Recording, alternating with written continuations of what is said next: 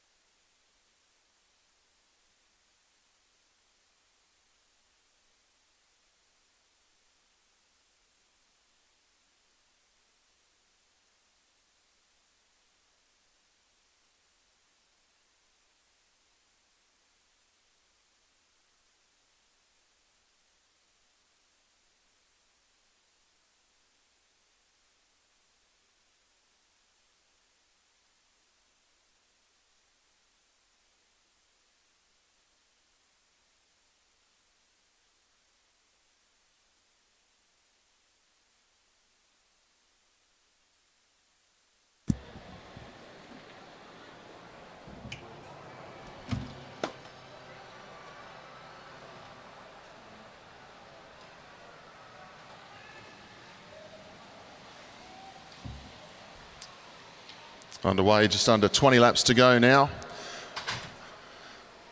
First heat of our junior men's under 17s. Great to see so many numbers. 35 entered, but only 24 spots available for the scratch race. And these guys have had the Omnium on day one.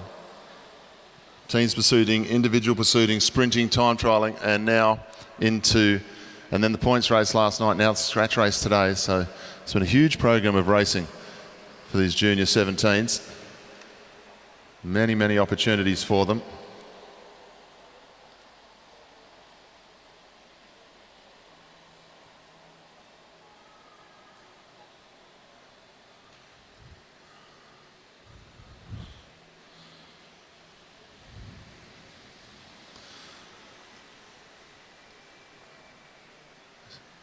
Caden Ruff leads down the back straight.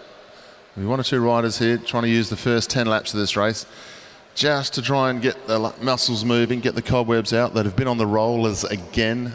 They've done more hours on the rollers this week to warm up, and the trainers, than they've probably done all season long. Such an important part of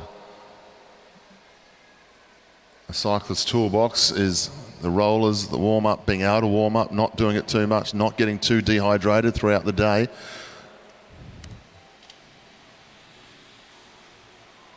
Lockie Oliver swings up now. Sam Washington from Western Australia as they head down the back straight.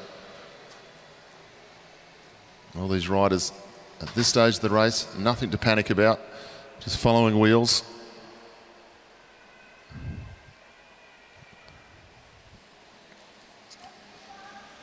Go through that time. Eddie Jorovic swings to the top of the track. Pace goes up, down the back straight again.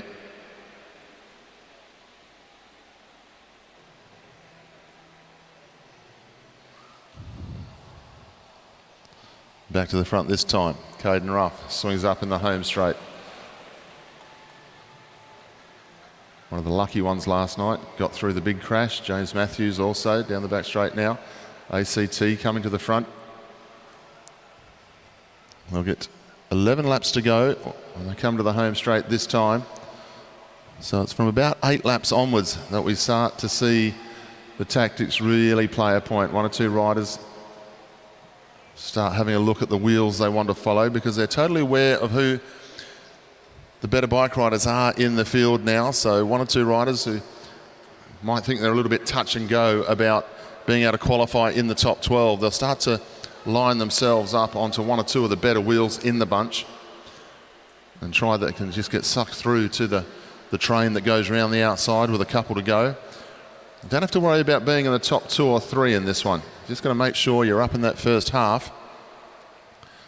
Consequently, if you are prepared to lead out 2 to 3 laps from home at a solid pace, 9 times out of 10 in a qualifier like this, the riders directly behind you will be quite happy for you to do so, because you're going to drag them through qualifying nice and easy. So different tactics to employ for the qualifying heats. 8 laps to go this time as they go through. This is where riders will start thinking about their position. They'll start to gather around each other, the better riders in the group. They head down the back straight. You see in the white helmet, third to last wheel there, Will Holmes of South Australia. Points race on him, individual pursuit, been going beautifully this last few days. And when you see them out on the track like this, it's hard to remember that this is only the under 17 group. They certainly don't look like little blokes, like young guys when they're racing. It's only when you get them on the podium, when they're presenting medals, that you suddenly realise you're dealing with high school students doing their absolute best, treating their lives like professional athletes at a very young age. It's very impressive to watch the commitment and discipline that these kids have. Washington leads down the back straight. They'll start to have a look at each other now. The pace washing right out of this race will make 1 or 2 nervous. You might get 1 or 2 dive bombs from the rear of the field. They go through this time, 5 to go. Very good to see Kai Galtman on the front of the bunch there, ladies and gentlemen, leading down the back straight. We saw the big crash last night, a number of riders involved. Kai Galtman will lead them into the home straight this time. Noah Mason up round his outside, then Lockie Oliver. I think it might be Gallagher from Victoria just on the inside of him as we look back down through the field. ACT riders, a little bit out of position. They're going to come through this time. Not far to go now. Will Holmes, the South Australian, making his way to the front of the group. Eddie Gyrovec on him as they go through this time. Hamish Clarkson, the Victorian, just getting pushed out of it. Washington moves forward. Now Will Holmes in the box seat. He can control the pace from here. There'll be one or two riders very happy with the fact that Will Holmes has gone to the front. 2 laps to go this time. 12 riders are going to qualify. That means the last 6 riders are the ones who are going to miss out.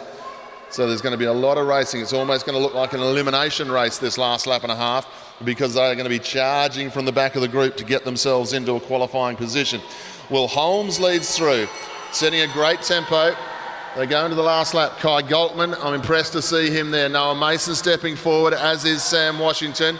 1 or 2 riders down the back really trying to race through. We watch the tail end of the field, looking for the first 12 as they go across the line. The first part are free. A number of riders in trouble there. We'll wait for the official result. But good to see everyone through that one safely.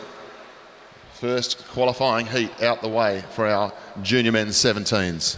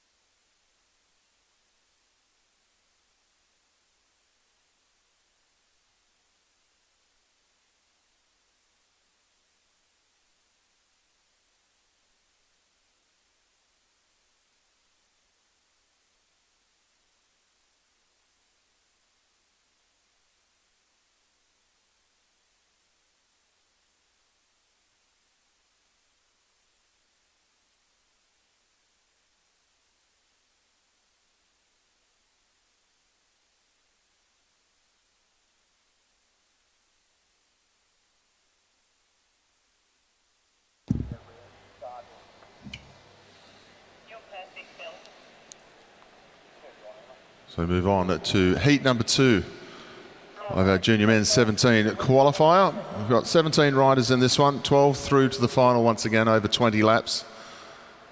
If you're looking for the results today, ladies and gentlemen, you can go on to our live results. And that web address is results.auscycling.org.au. Full program of events listed there today, and you'll be able to go back through the last couple of days, see all the times, all the qualifying rides for the last few days of racing. So you see the first 10, 12 riders there. So James Matthews was the 12th qualifier. So Mason Holmes, Galtman, Oliver Bland, Gyrovec, Washington, Hughes, Kalathunga, Gallagher, Caden Ruff at 11th, James Matthews at 12. Brown, Shelvin and Clarkson, Steedman, Tucker and McDonald. Unfortunately, the riders who miss out on qualifying in that first heat. We're underway, rolling lap to get us going for heat number 2.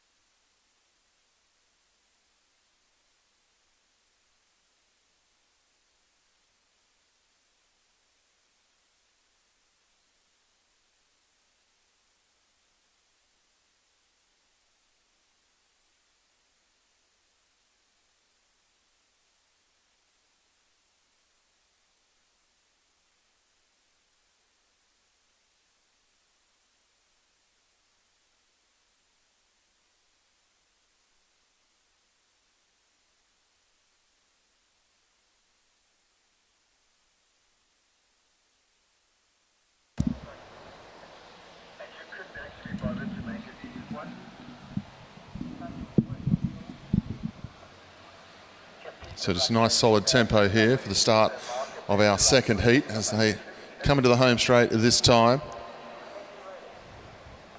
Big opportunity here for a number of riders who have raced for a few days, possibly without the luck that they've wanted in certain events.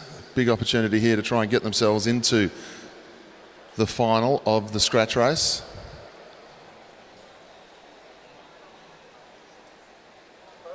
Always great to be able to roll out into the final of a national championship.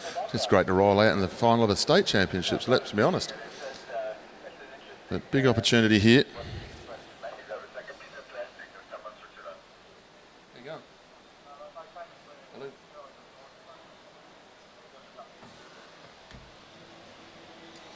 Jacob Steep, number 23 from New South Wales. Top of the track, just dropping back through the field now.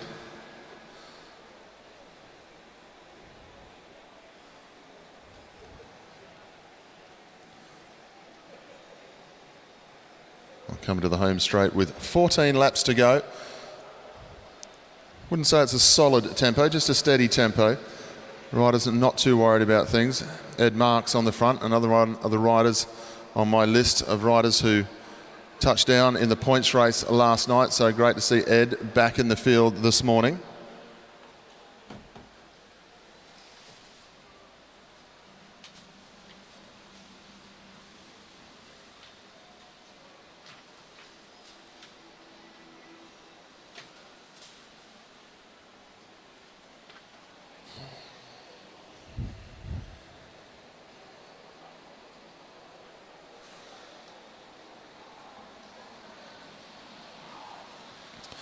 Pace going up just that little bit more as they go into the back straight this time.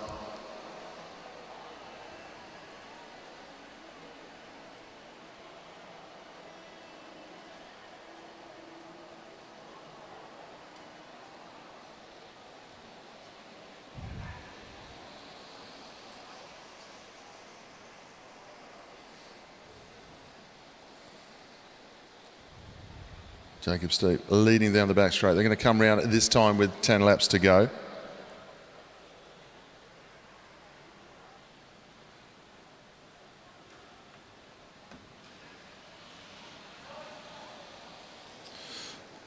Alex Eves, the Tasmanian, just dropping back through the field. Billy Somerville from WA swings to the top of the track. Back to see Ed Marks on the front. It's always good to see the guys bounce back the next day. Of course, we'll roll through this time.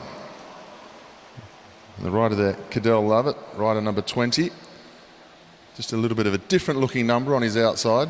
Damaged his number unfortunately yesterday in one of the incidents. So commissaires have allowed him to write his own number down and 20 there as they come into the home straight.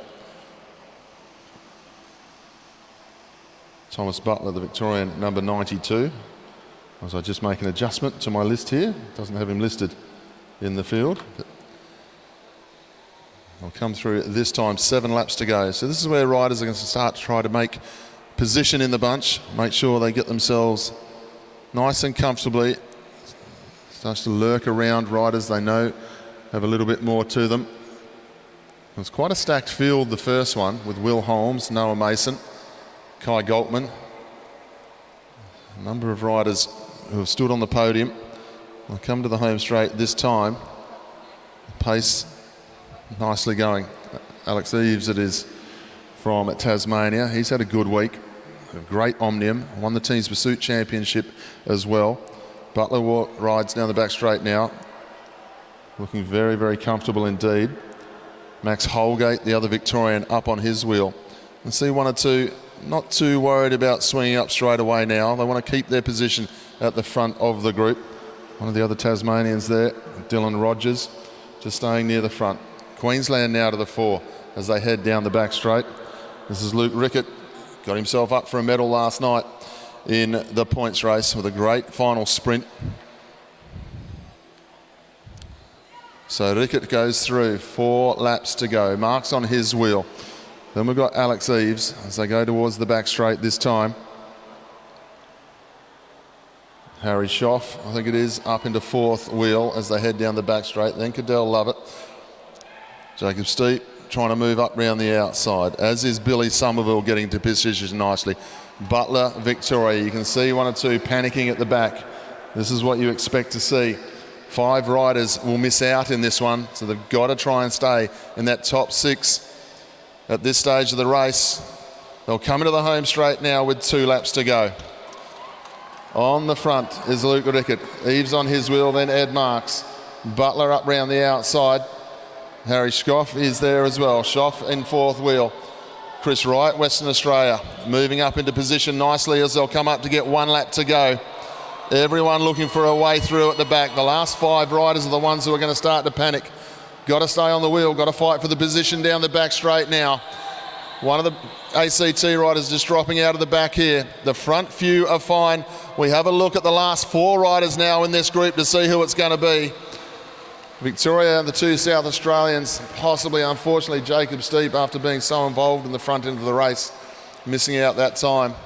We'll wait for the official result, but it looks to me like a couple of South Australians, the ACT rider, Jacob Steep, also from New South Wales, after doing some good pace making early on, just getting caught out of the pace line. Once again, everyone keeps it shiny side up for the first one here. That's what we want to see. I want to see a big day of racing from our junior men.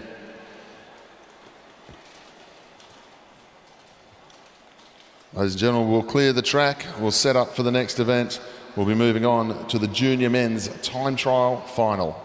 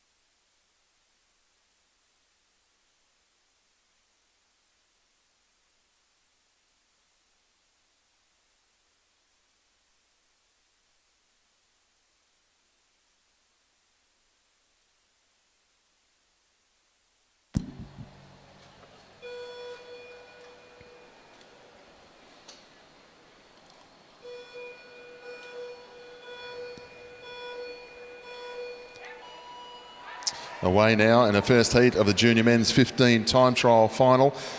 Blaisley from Tasmania going up against Lockie Stewart from Victoria. 2 laps, fastest 2 laps of the track that you can handle.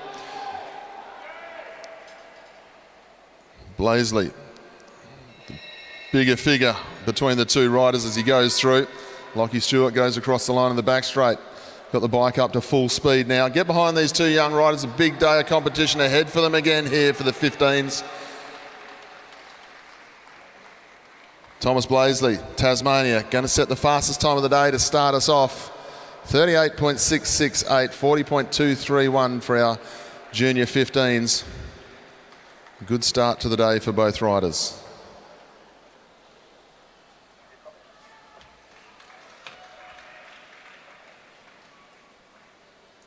Matt Pointer to Neil. Have you got the meta race screen working for the computer up here, mate? Yeah, I didn't get a chance to get up there. No worries, choose one.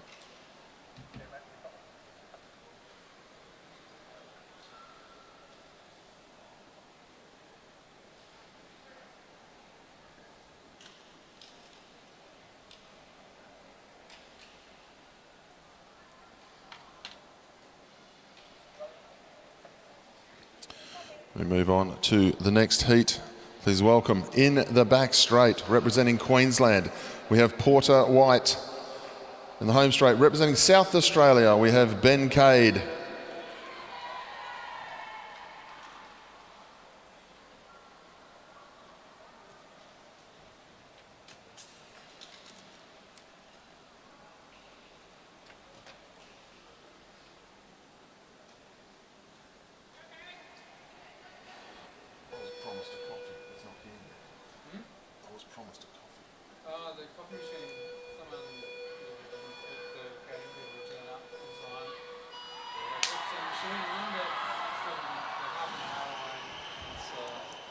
Away now in the home straight, Ben Cade. Porter White, who's had a very good ride in the individual pursuit here this week, going nicely. Cade though, the sprinter, really moving nicely as he comes into the home straight. Fastest time so far, 21.26. This could be the fastest time of the day as he accelerates down the back straight. Half a lap now to hang on to it for Ben Cade. But Porter White is rocking and rolling, but he's got the bike moving nicely into the home straight this time. Ben Cade will come up and stop the clock. Fastest time so far, 38.296. 39.548 for Porter White.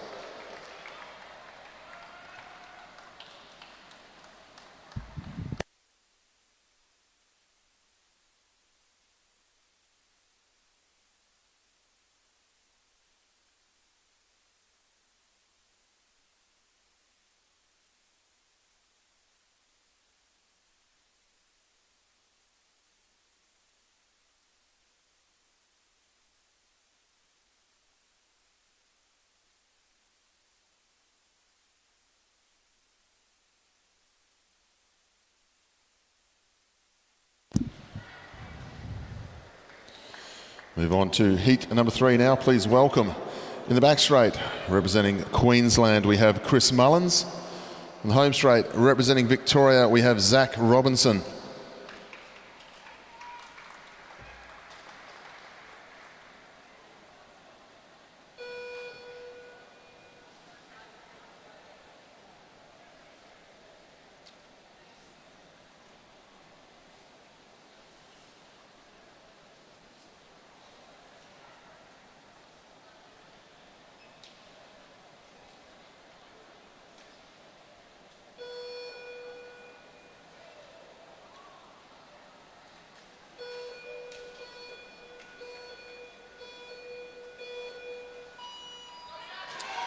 Nicely out of the gates, both of these young men here. They've got the time to beat of Benjamin Cade at the moment, 38.296. The Queenslander, Mullins into the home straight, leads Robinson and Victoria in this one, the first half lap. See where he is as he goes across the line and gets the bell. First at the moment for Chris Mullins, fastest start of the day by some way as well. Here he goes, Chris Mullins, half a lap to go. Can he get himself to the top of the leaderboard at this early stage of competition? Mullins moving nicely into the back straight. Can he get under 38? Yes, he can. 37.408 for Chris Mullins. 39.325 for Zach Robinson.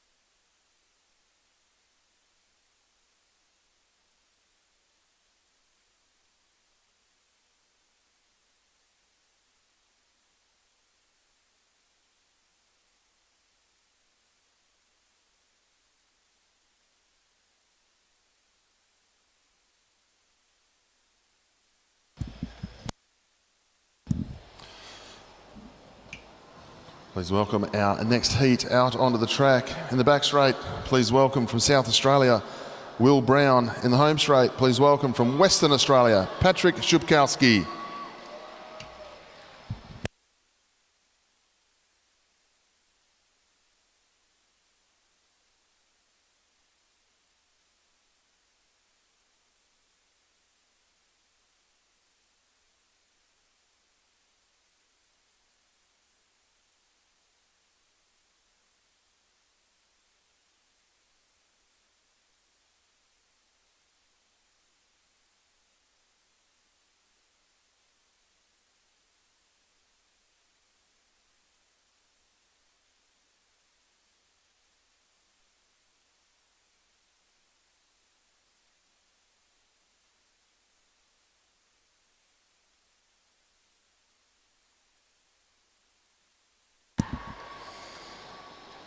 They come through this time, Patrick Shupkowski going nicely here, the rider from WA, second fastest to this point.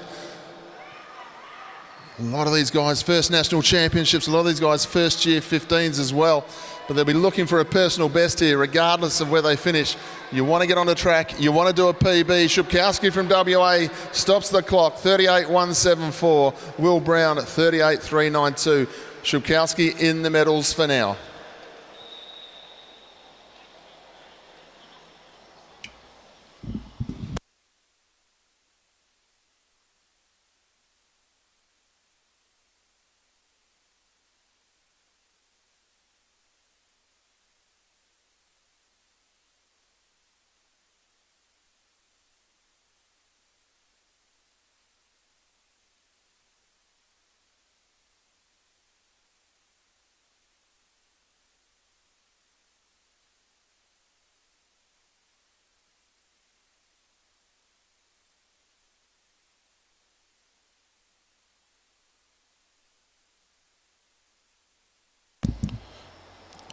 On to heat number 5, and we welcome in the back straight, representing New South Wales, please welcome Ben Coates. In the home straight, from Queensland, please welcome Sam Hilditch.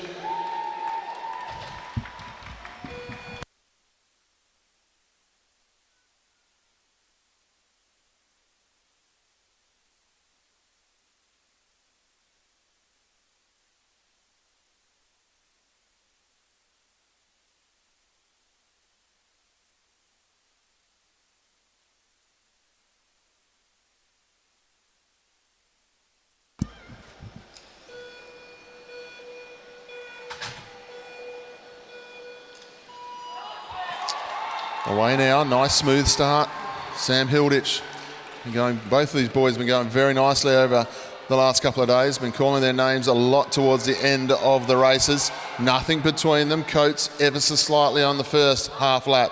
Sam Hilditch, the Queenslander, really starting to motor as he comes into the home straight. Still dead level. Hilditch and Coates. Coates slightly ahead, but nothing between them though. Here comes Ben Coates into the home straight, still neck and neck. This is a good contest between Queensland and New South Wales. Let's see whether they can stop the clock. How are they going to go against the rest? Hilditch goes across, 37.489 for second. Ben Coates, 37.61 for third at the moment. Put themselves right to the top of the ladder here in this junior men's time trial final.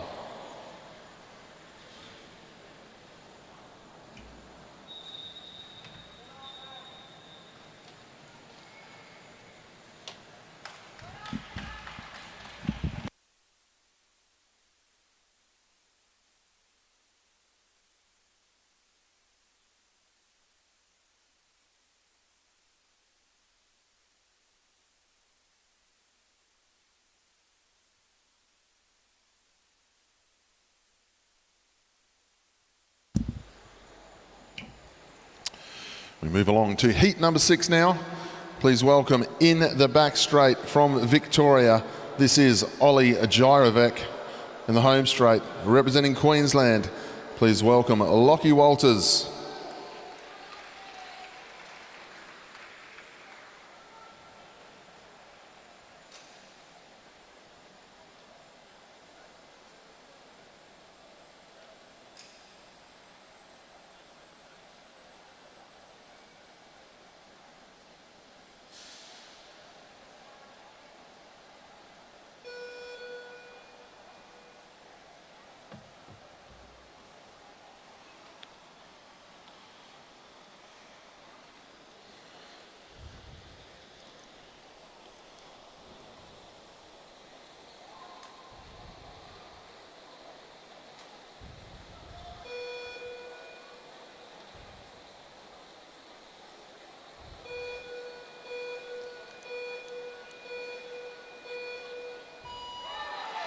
Away this time, Gyrovec the Victorian in the back straight, Walters the Queenslander in the home straight.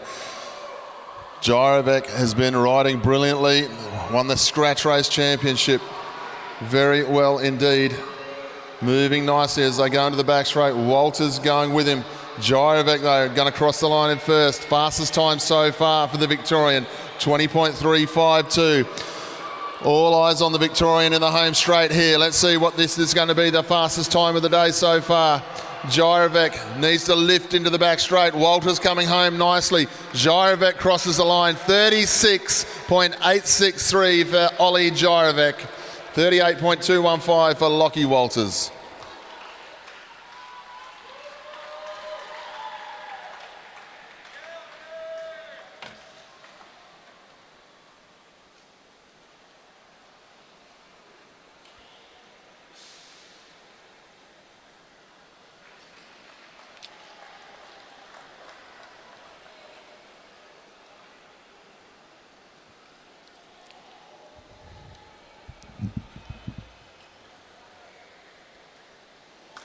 We move on to heat number 7 now, ladies and gentlemen.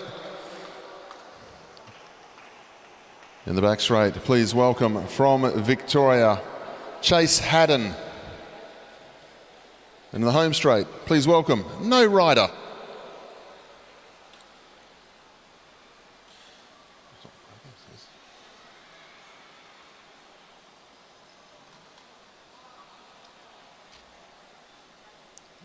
That's what the program says.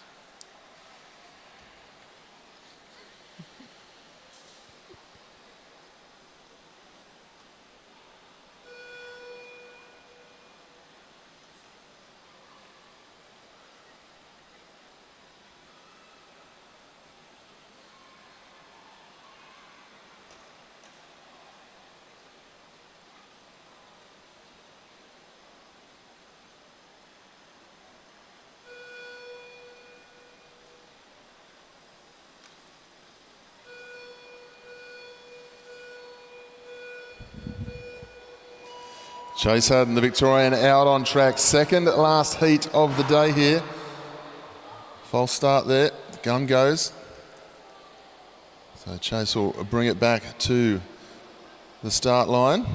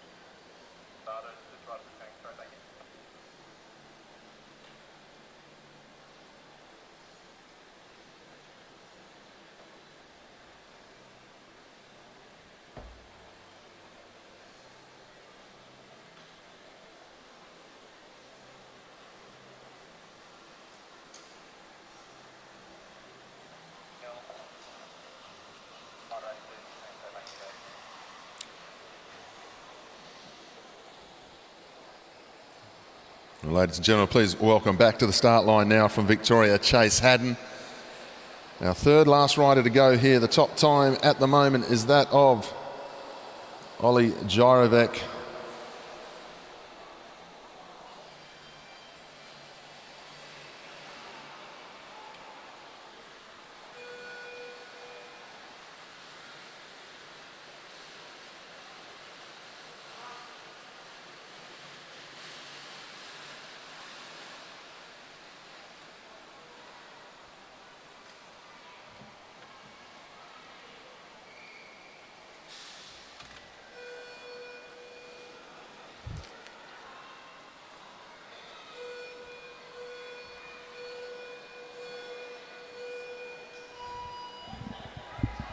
All good to go this time for Chase as he gets the bike away.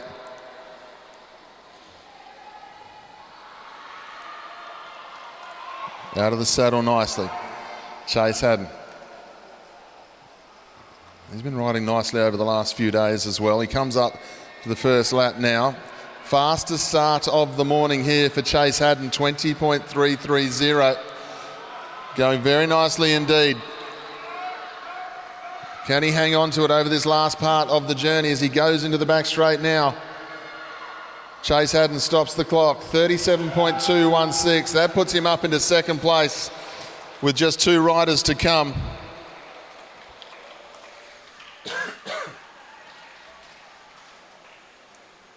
Matt pointed to Neil Hamey. Live results not updating.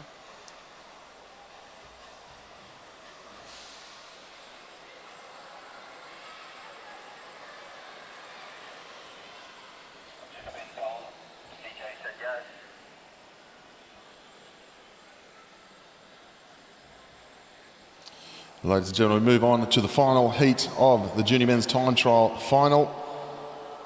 Please welcome in the back straight, the rider from the Australian Capital Territory is Angus Whittington. In the home straight, please welcome from South Australia, Hunter Wood. Our final heat, our leader at the moment is Ollie Gyrovec from Victoria, 36.863. Then Chase Haddon and Chris Mullins are our top 3 with 1 heat to go.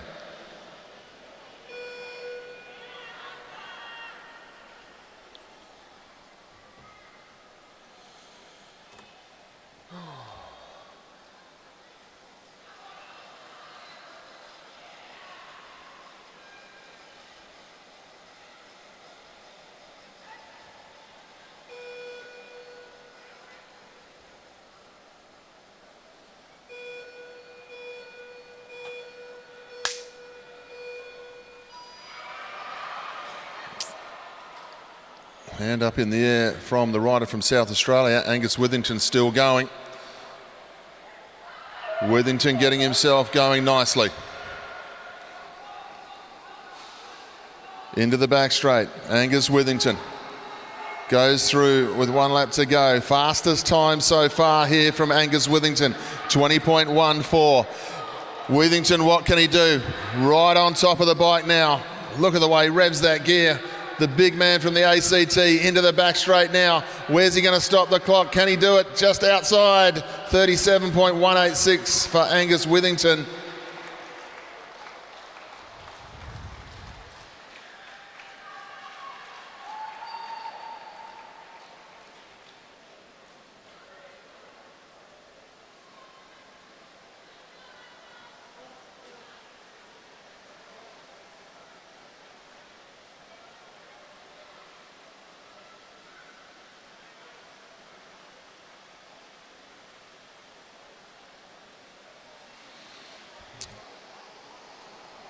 So as we saw there, Hunter Wood from South Australia seemed to have a mishap on the starting gate. Didn't affect the ride of Angus Whittington, thankfully. Good ride, he sits himself in second place, but Hunter Wood is being brought back to the start house now. And the bike going back in the gate. So we've got 1 more rider to go, and it will be Hunter Wood.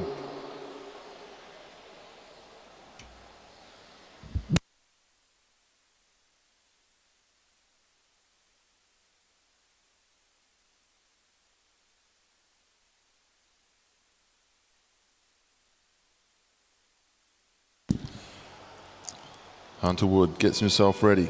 36.863, Ollie Gyrovec. Has to sit and wait just a little bit longer.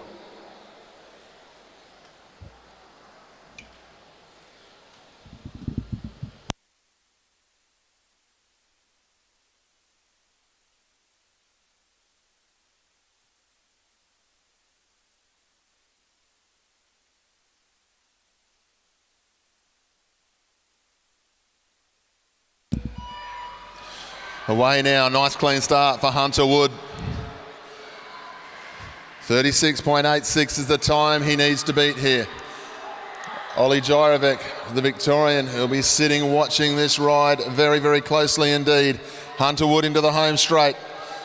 How does he go through the first lap? Fastest time, 19.884. We've seen a few fastest laps here. They haven't held on to it. Can Hunter Wood hang on to it now? The South Australian into the home straight now. Is he going to stop the clock faster than Ollie Gyrovic? He comes to the line. 36.347 for the national title. And Hunter Wood from South Australia takes the gold medal.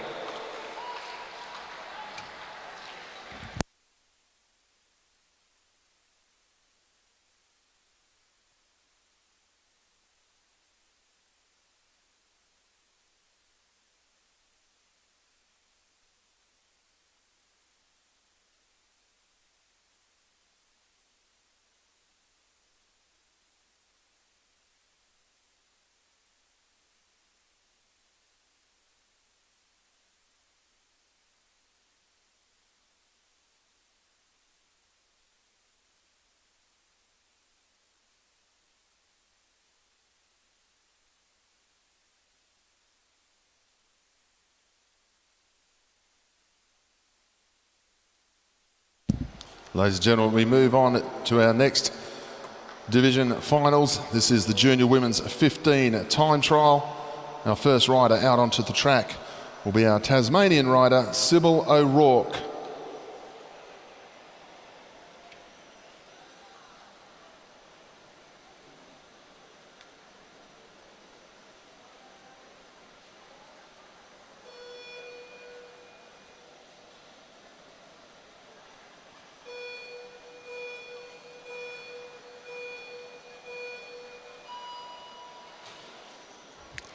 Sybil O'Rourke underway. Been riding very well the last few days. Had a bit of an off at one point as well. Gets out of the saddle, sits down now, gets on top of the gear. Going to set the first time for the Junior Women's 15s. Coming up, 1 lap to go. 23.441. This will be the time to be able to, all the other riders to gauge how they think they're going to go here this morning. Half a lap to go now for Sybil. She comes through the bend. Tasmanian into the home straight. Give her a round of applause as she finishes off. Always tough to be the only one out on track. 41.756 for Sybil O'Rourke.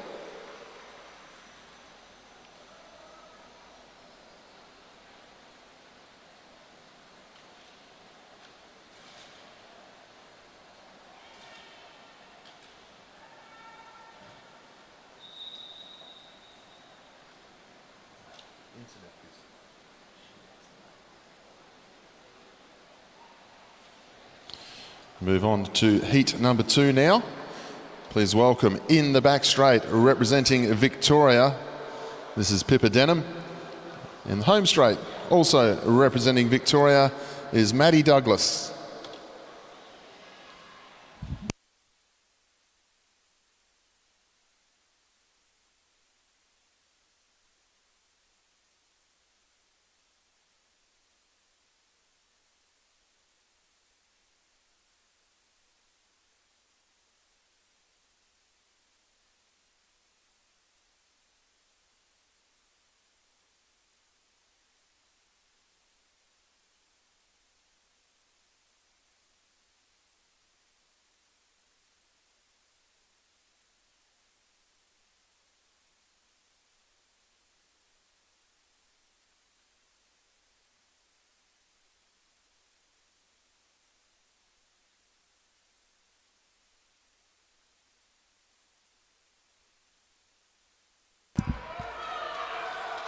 Two Victorians underway this time. Maddie Douglas in the home straight. Pippa Denham starting in the back straight.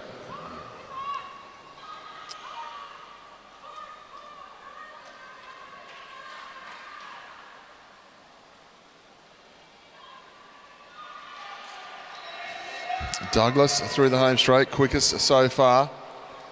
Third fastest for Pippa Denham. Sybil O'Rourke keeping herself up into the top two with her time earlier. Douglas though, coming through the bend and into the home straight this time, setting the fastest time so far. Douglas coming up now. She'll stop the clock.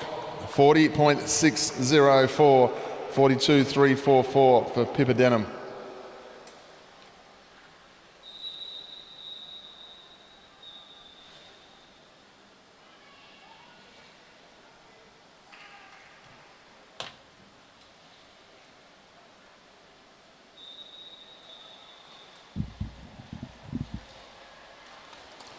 We move forward to heat number 3 now. Please welcome in the back straight, representing Queensland, this is Megan Moore. And in the home straight from South Australia, please welcome Paige Squire.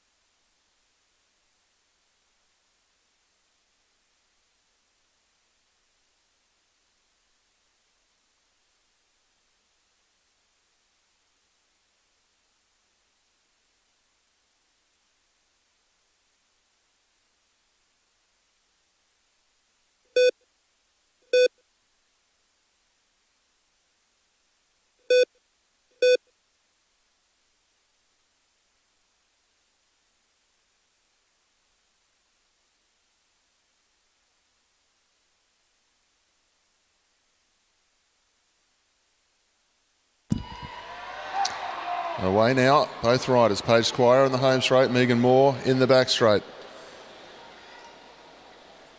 See Megan Moore, got the tri-bars on, the pursuit bars. Straight into them nicely, nice and smooth.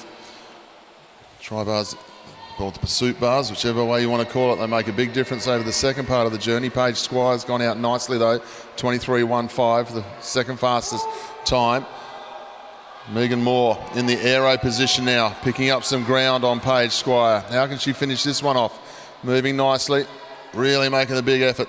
Paige Squire into the home straight. They're going to hit together. Megan Moore just 41.837 as opposed to 42.238 for Paige Squire.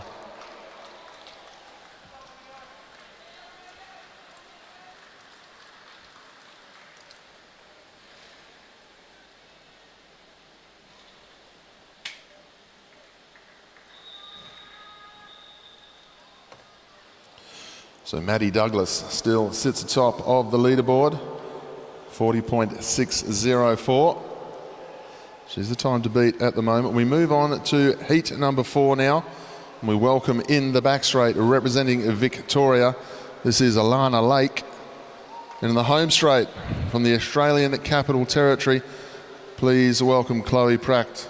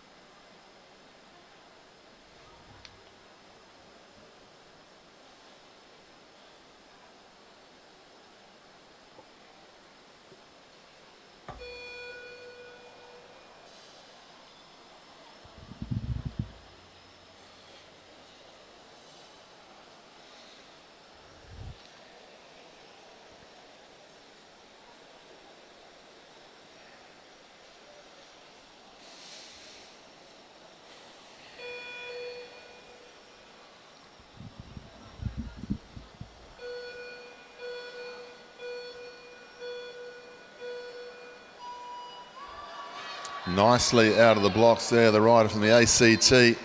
Very smooth indeed. Victorian coming into the home straight this time. Alana Lake getting the bike up to speed. Chloe Pratt goes across. First half lap nicely. Stayed out of the saddle a long time. Really got on top of that gear and she's moving smoothly down the home straight. Alana Lake got herself going beautifully now. Chloe Pratt's time second fastest so far through that first lap. They're going to be very level this time as they go through, almost locked together. Alana Lake really moving well over this second part of the journey. Pratt and Lake into their start-finish lanes now. And they go across the line. Chloe Pratt, second fastest. 41.234, 41.558 for Alana Lake.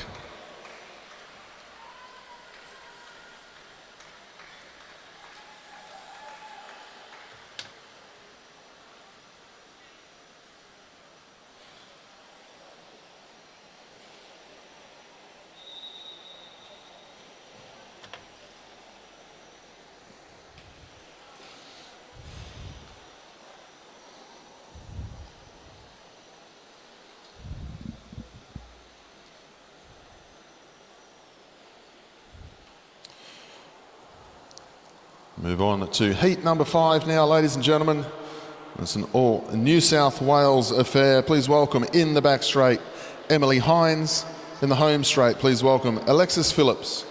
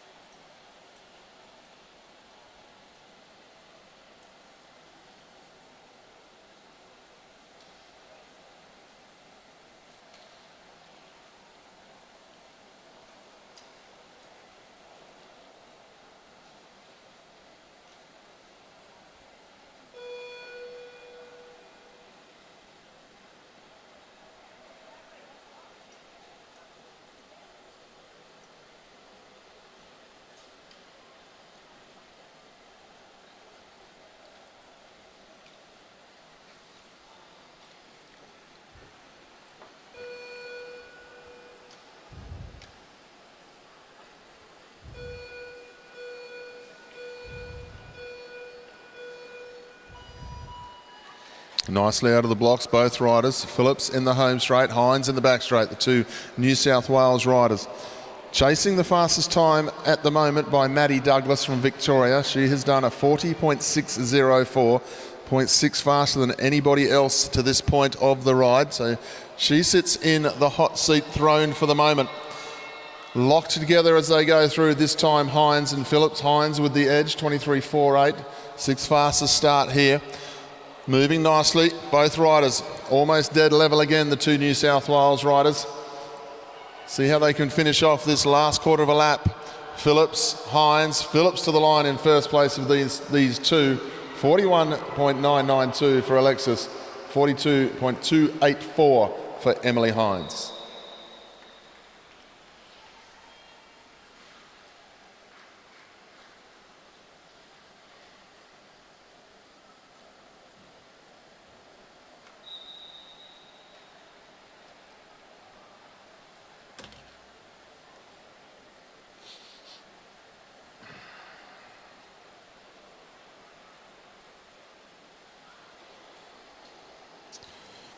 We welcome onto the track now, heat number 6. Please welcome an all Queensland heat in the back straight, Chloe Buckley, and in the home straight, Isabella Potts.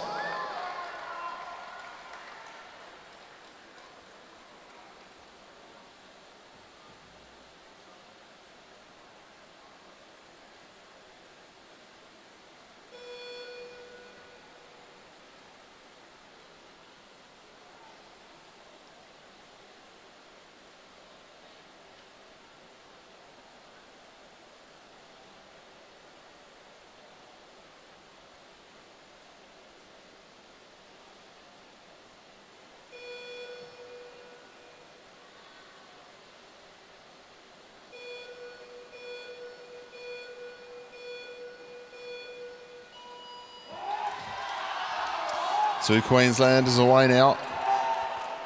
40.604 is the time to beat here. Both of these riders capable to be able to get themselves near to this time here. Into the home straight now. Isabella Potts, fastest time so far, 22.241. Isabella Potts down the back straight. Going to be strong over this last half a lap. Is this going to be the fastest time so far for Isabella Potts as she comes into the home straight? We look towards the scoreboard, hits the line, 40.273, just edges out the time of Maddie Douglas. Isabella Potts goes to the top of the leaderboard.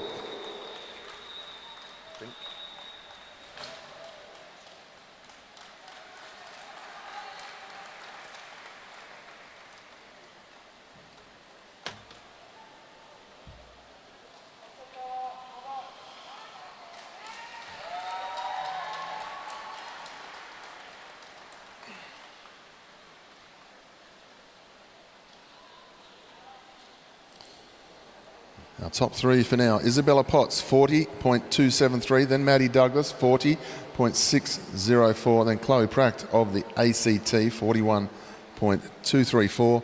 We move on to heat number 7, and we welcome in the back straight, representing New South Wales, Elsie Apps, in the home straight, representing Queensland, Maddie Smith.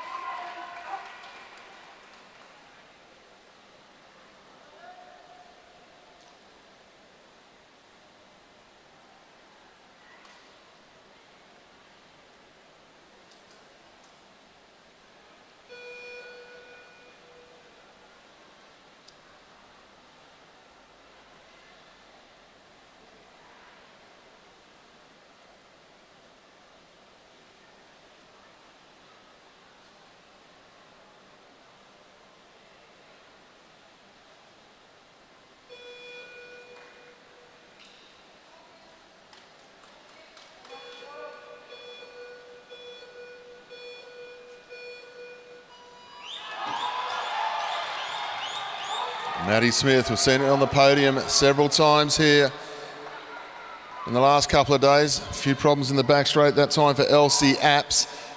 But Maddie Smith is well and truly moving nicely. She'll come into the home straight this time. We'll have a look at what her first lap can be.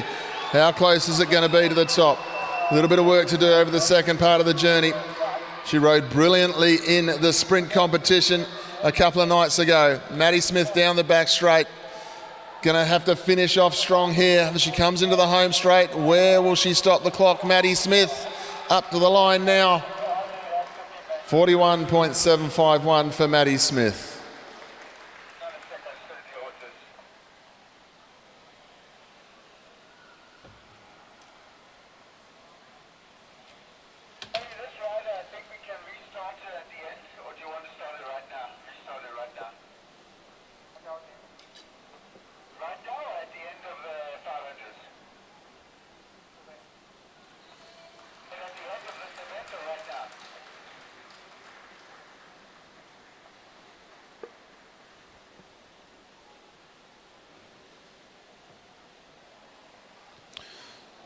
So we had a false start there for Elsie Apps. She'll be moved to now be the final heat.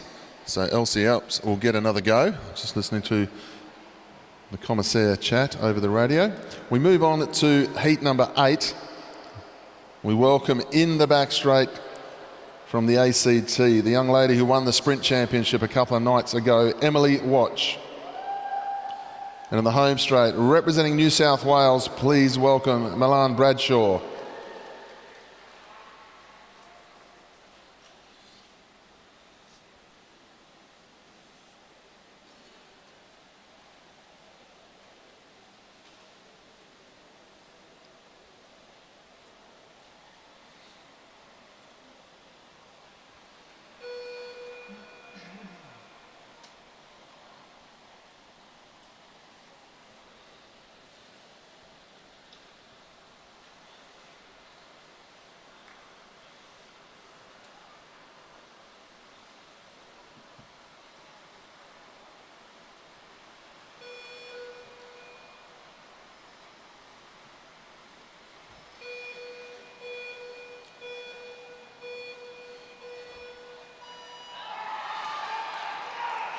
Away now, heat number 8. The time to beat is that of Isabella Potts of Queensland, 40.273. And it's the ACT rider that we're going to have our eyes on here because she was the fastest qualifier in the 200 metres qualifier for the sprint. She then made her way into the final and she beat Maddie Smith in the final. She goes through the fastest time here, Emily Watch, 21.31. Half a lap to go for the rider from the ACT. She's moving nicely through the 200 as she goes into the back straight. Where's she going to stop the clock? Emily Watch comes down, hits the line, 38.869. Milan Bradshaw also gets herself into second place as well with 40.258.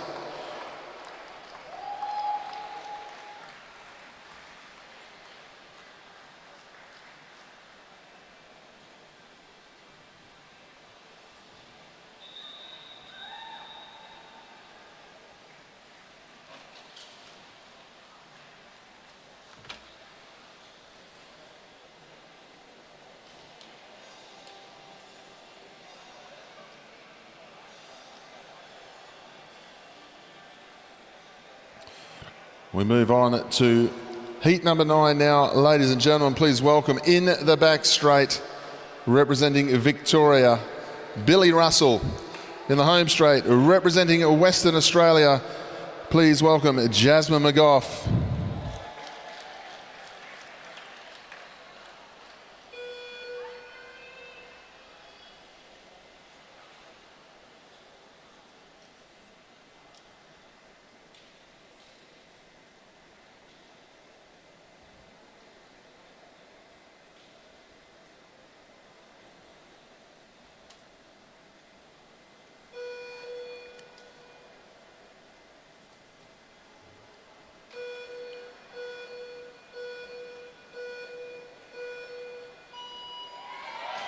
Jersey McGough underway, Billy Russell in the back straight.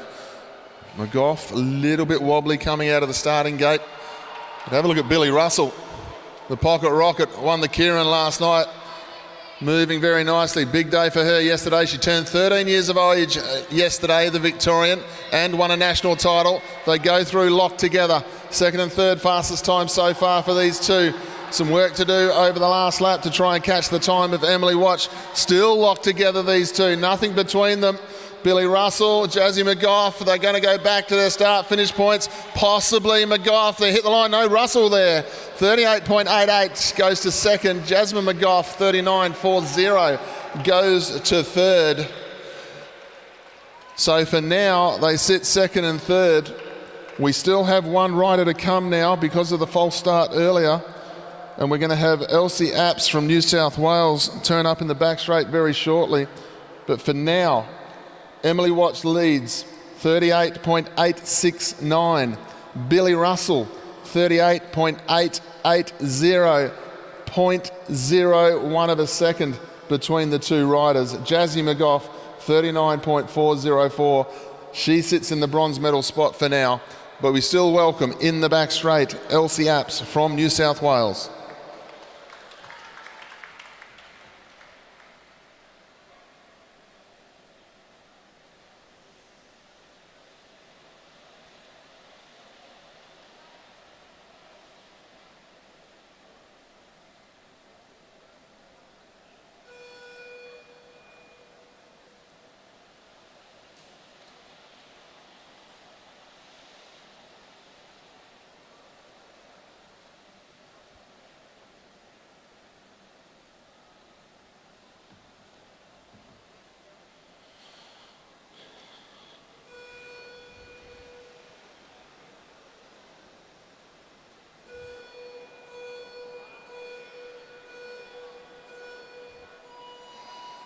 Elsie Apps away nicely this time out of the blocks.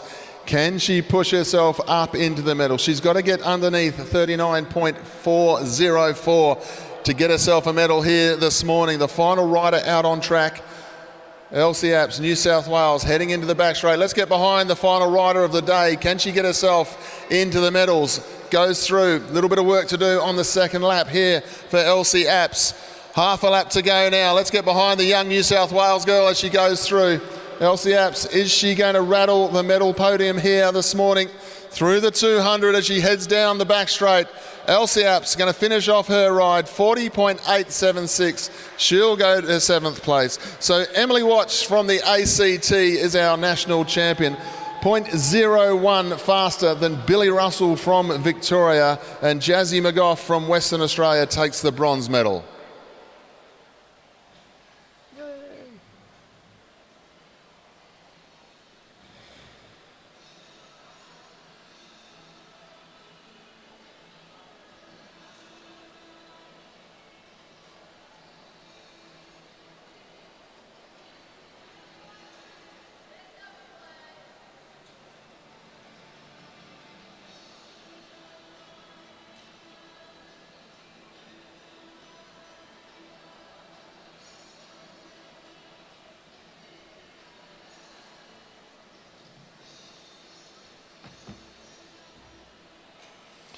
Ladies and gentlemen, we move on to our next event of the day.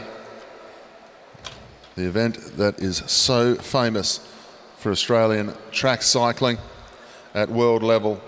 We welcome out onto the track the elite men teams pursuit qualifying start list, and heat number 1. We welcome to the track the team of Western Australia: John Carter, Stephen Hall, Connor Lay and Jack Lightfoot.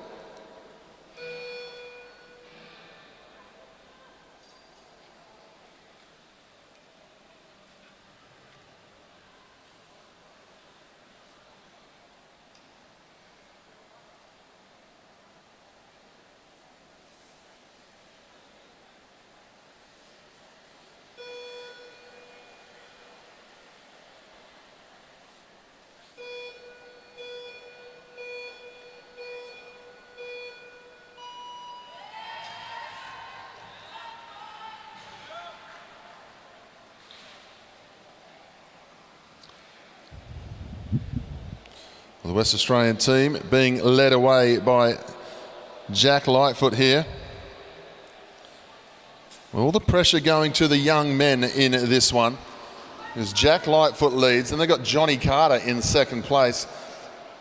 Then Connor Lay is the third rider, Australian individual pursuit champion, Oceania pursuit champion, and then the man with the experience, Stephen Hall, in fourth wheel. So a big ask of the two young riders, taking on the two toughest spots in teams pursuing, the starter and the second spot. Anyone who's ridden a teams pursuit in the days will know that they are the toughest spots to hold down in a teams pursuit. The starter has got to get them away, but it's the second rider in the line. They're the one who set the tempo and get the team rolling. Now, what is going to be the plan of Connor Lay for the West Australian team here? Because Connor Lay, you'd try and use him if he's got the legs, almost Filippo Ganna style of Italy. Try and leave him on the front for as many laps as possible and have the other three just keep the pace up. That's how strong Connor Lay can be. But he does have a big week of racing here. They head down the back straight, the West Australian team. We did talk about it last night, of just the depth that we've suddenly got in the elite men. 24 riders in last night's points race. We've had a number of years here at national level where we've had only 3 teams in the team's pursuit. But I'm very happy to see on the start list today, we've got a team from Western Australia, Tasmania, South Australia, New South Wales, Queensland and Victoria. All of our states represented here today, except for, of course, 1 or 2 of our smaller states. And they're well represented in other divisions and disciplines.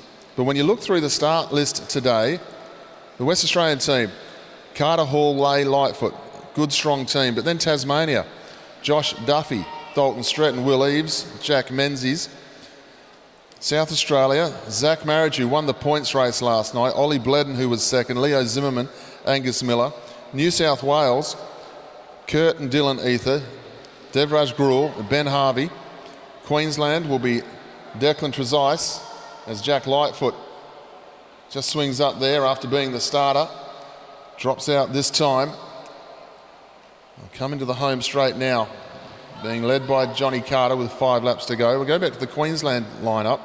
Trezise, Walsh, Moriarty and Kane Richards. And then Victoria, Agnoletto, Frisley, Reba and Villani.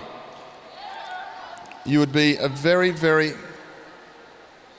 good coach, if you could pick the absolute best team out of that 6-team lineup, each team has a couple of very, very top-level cyclists and everybody else on the front end of the A-grade groups here in Australia. So this could be a very, very good contest. I'm not going to stick my neck out and decide who I think might win this one, because all of these teams, I feel, are very evenly matched at the moment.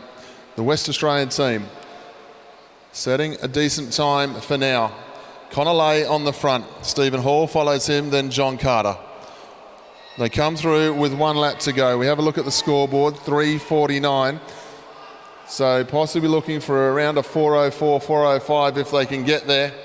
Hall on the front, into the home straight now. They'll fan out across the track. We have a look at the clock. They end up with 4:03.861, just under 60 kilometres an hour. Well, that is going to be the yardstick for all of the other teams to follow. They've put themselves in the mix there, the West Australians.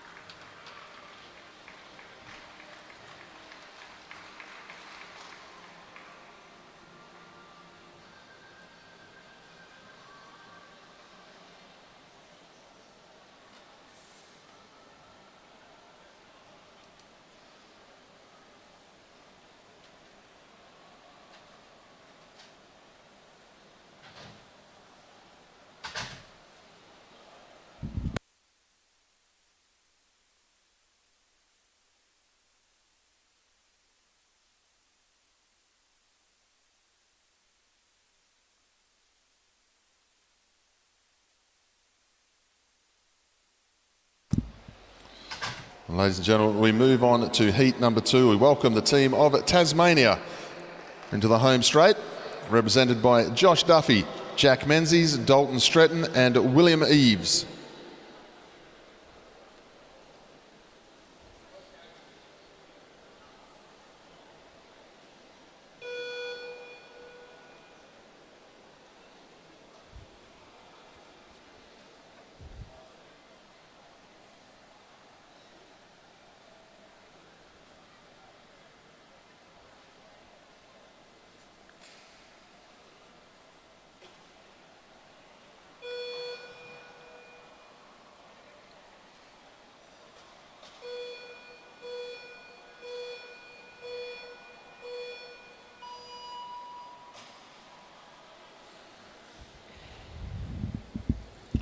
Tasmania get themselves underway and start rolling into it down the back straight.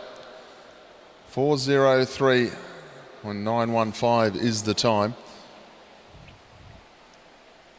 from the West Australian team. Of course, a number of these teams, quite honestly, just coming together for this championships. A number of riders in each team live in other parts of Australia year round. Connor Lay, Josh Duffy, they're in South Australia as part of the high performance unit. New South Wales pretty much all together, Queensland, but with the road programs and different programs that these riders undertake these days, gone are the days of 4 to 6 week training programs for a state team to come together and do the team's pursuing work. So just goes to show the skill level and talent level of these riders to be able to throw themselves together for a national championship. The Tasmanian team moving nicely through that first kilometre. We'll have a look and see how they're tracking compared to the West Australian team. Second fastest time at the moment, so a little bit off the pace. Not always a worry this early on though. They'll be riding to a schedule. We've got Matt Gilmore, coach of the Tasmanian team, calling to them. Huge amount of experience with the state teams and national teams. Former world champion himself on the Velodrome. Giving back to the Tasmanian Cycling Federation with all of his knowledge and expertise as Tasmania come through this time. Tracking second at the moment.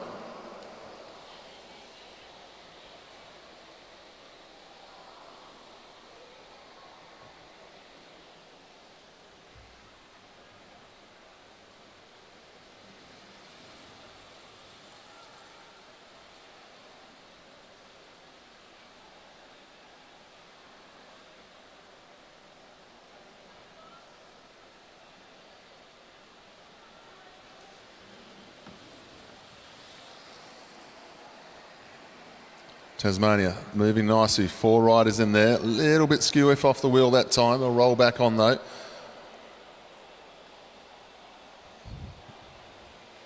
Six laps to go for Tasmania. Still tracking the second fastest time. So the coach, Matt Gilmore, starting to ask his team for just a little bit more over this last part of the journey. Moving nicely as they come into the home straight once again. Will Eves swings up, goes to the back of the group. They're looking sharp, the Tasmanian team. They'll come up with 4 laps to go this time. We'll have a look at the time. 3:07. So a bit of work to do. They lose one rider that time. I think it might have been Dalton Stretton, the rider who swung up. We'll check the numbers as they come through this time. Got a bit of work to do over this final kilometre. Tasmania still moving nice and smooth though, just off the time of the West Australians at the moment. It was indeed Dalton Stretton who was the rider to swing up and not take part in the last part of the journey. He's having a very good summer though, on the road and so forth, and in the track racing, Dalton Stretton. They go down the back straight, still moving nicely. See what they can do as they come up with 1 lap to go for Tasmania. Let's get behind them, let's call them home. Tasmania trying to set the fastest time they can. It's a little bit off the pace of the West Australian team as they go through. Half a lap to go, trying to get themselves inside the 4:10 mark. They'll come up, fan across the line. 4:09.772 for Tasmania. WA sit top of the leaderboard for now.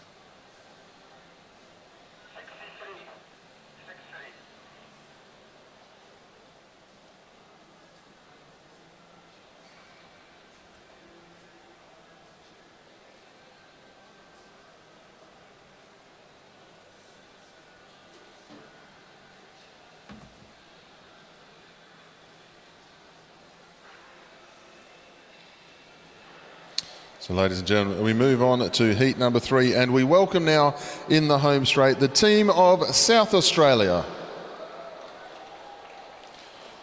Represented by Zach Marriage, Oliver Bledin, Leo Zimmerman and Angus Miller.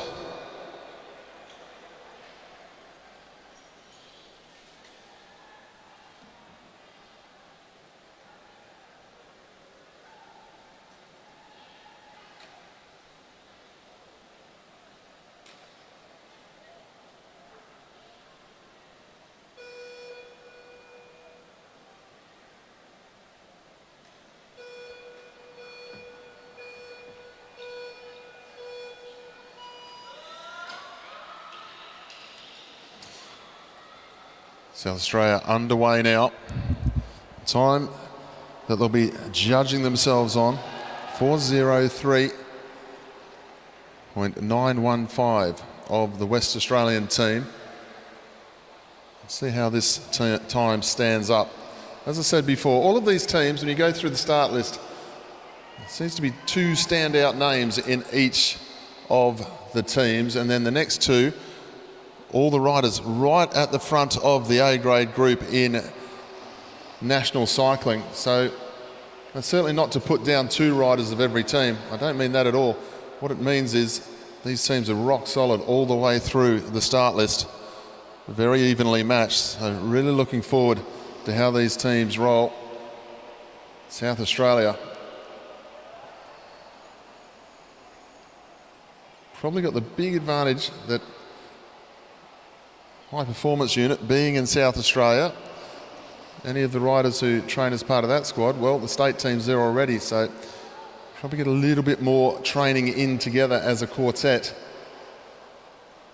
They'll come through this time with 11 laps to go. They're up on the time, well, they were up on the time of Western Australia. They're just sitting around the second position at the moment.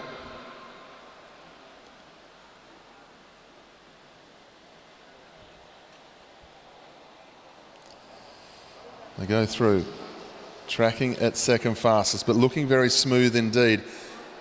It's a big ask for these track endurance riders because we had a very late night last night at the end of the elite points race.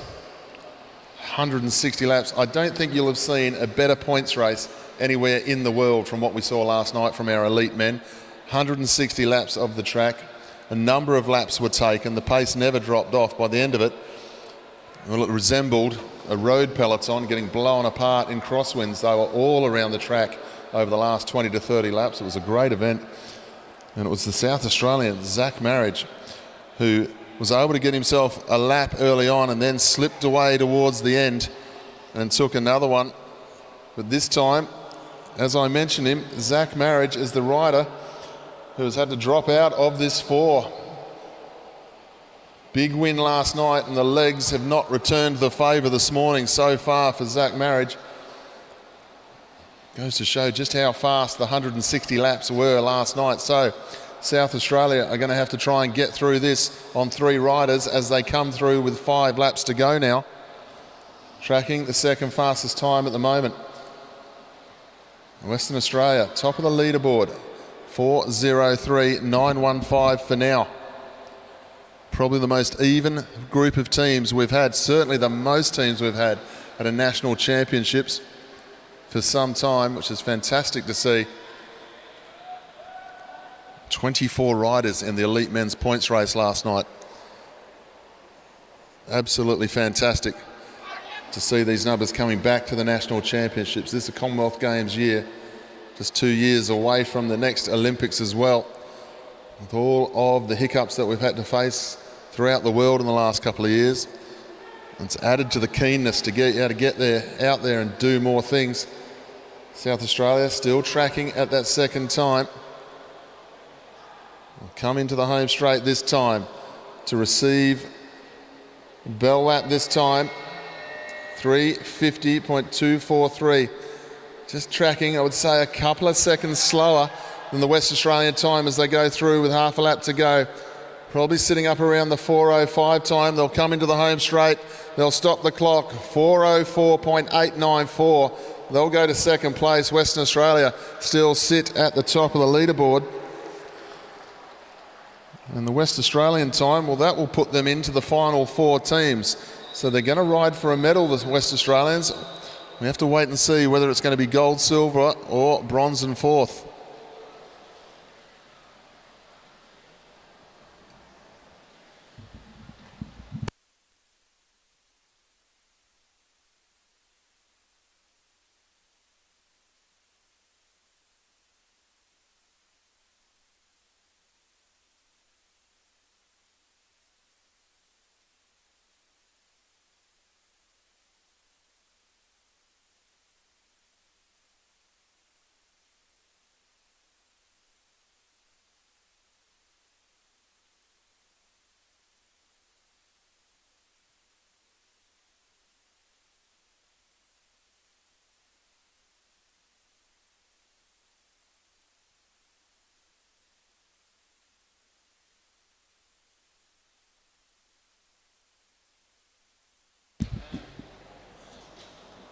Ladies and gentlemen, we move on to heat number 4. Please welcome in the home straight the team from New South Wales.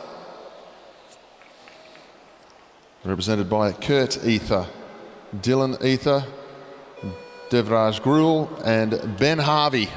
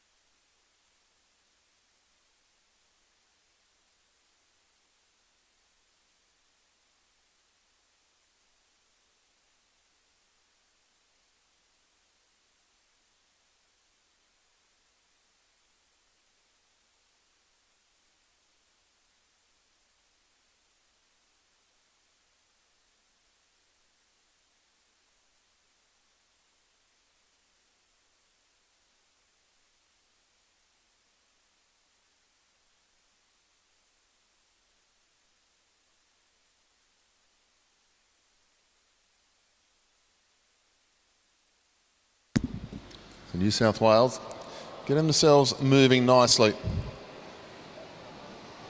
Tracking third fastest through this first kilometre. First kilometre, not always something to worry about too much when we're looking at the times in these qualifying rides. It really is through the second and third. That's where we'll really find out how these teams are going. Some of the teams will start fast. Other teams will just roll into it so they don't blow each other apart. Try and really be as strong as they can over the second part of the journey. 4:03.915 for the West Australian team so far. So they're going to find themselves in a medal ride-off today. We just wait to see whether it's going to be for a bronze medal or whether it's going to be gold and silver at the moment. As I said before, the two young riders in that team, Jack Lightfoot starting off and then John Carter in second wheel. Big ask for two young riders. They got the team moving nicely.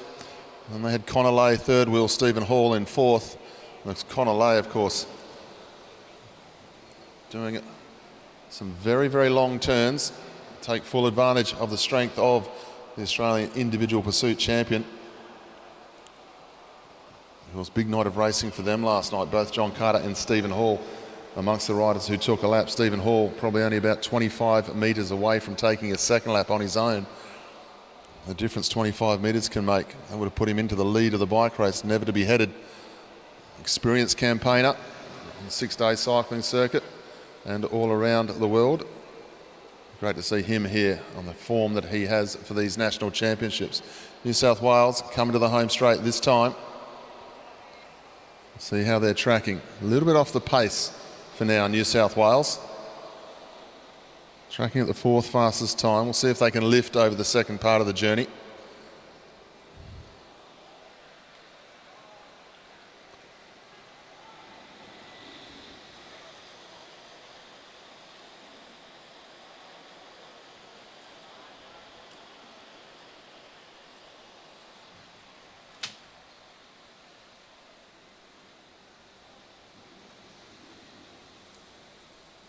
Matt Pointer to Chief Com.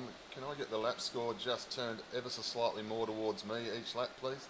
Thanks, Robin. Appreciate it.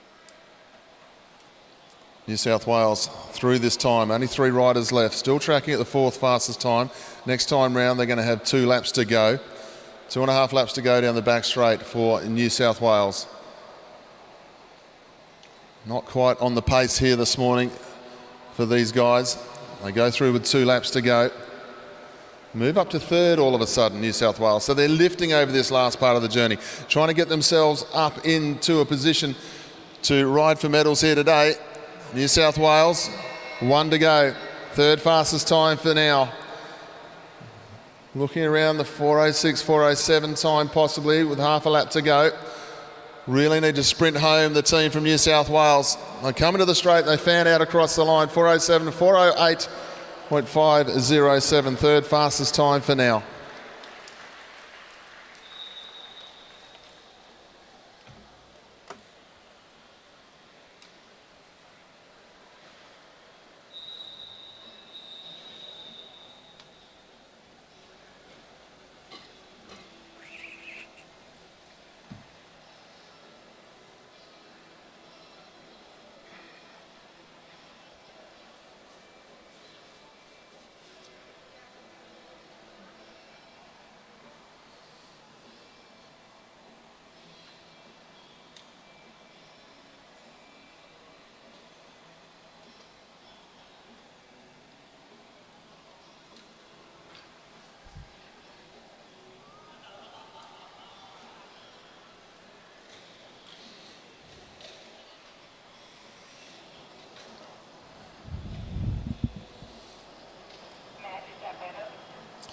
Ladies and gentlemen, we move on to heat number 5. Please welcome in the home straight the team from Queensland.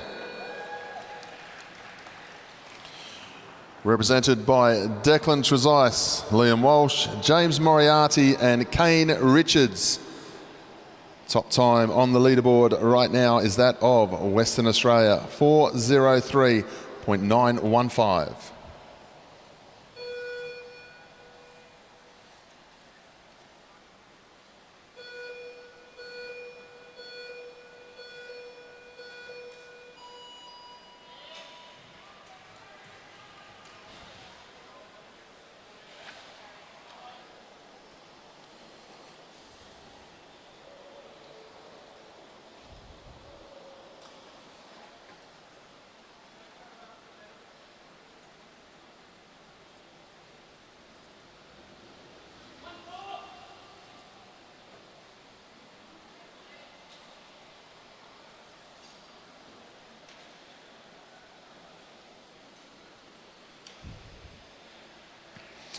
Queensland settling in nicely.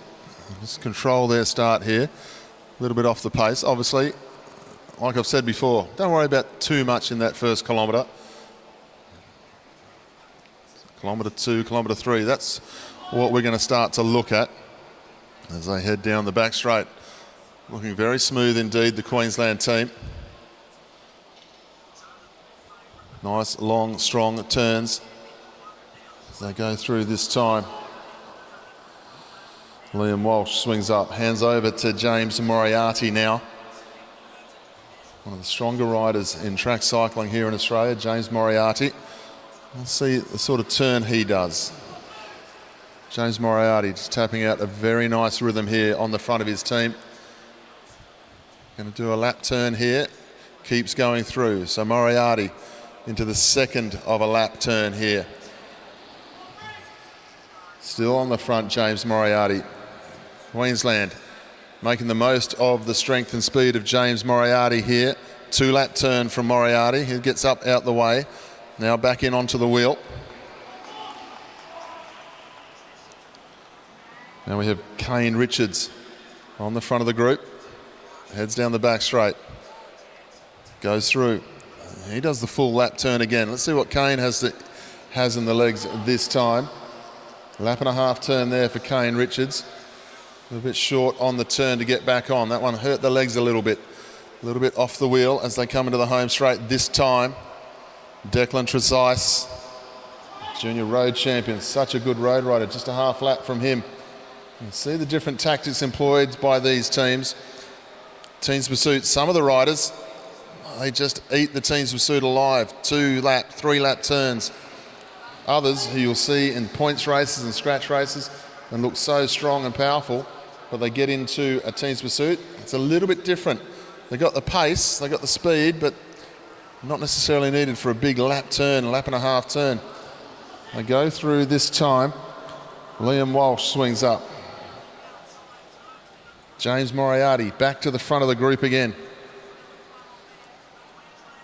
Trying to set the solid tempo here as they go through with 4 laps to go. 3:02.705 Queensland. They're tracking the fastest team at the moment, and they're tracking the fastest team by a good couple of seconds over the West Australian side.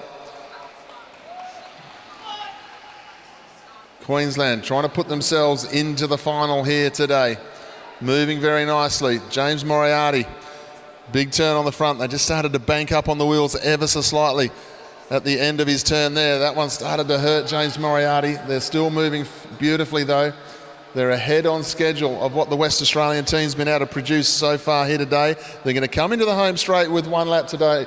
Get behind the Queensland team because this team is looking to try and get underneath 4 minutes if they can. It's going to be close. They're possibly sitting around a 4:01 at the moment. Half a lap to go for Queensland. They come into the home straight, all 4 riders together. This is impressive. 4:01, 4:02.351 in the end, just inside the time of the West Australian team. So Queensland go 3, and they are going to find themselves in a gold medal final ride-off later today. We wait for Victoria still to ride and see who Queensland will meet. But put your hands together for Queensland. They've made their way through into the final.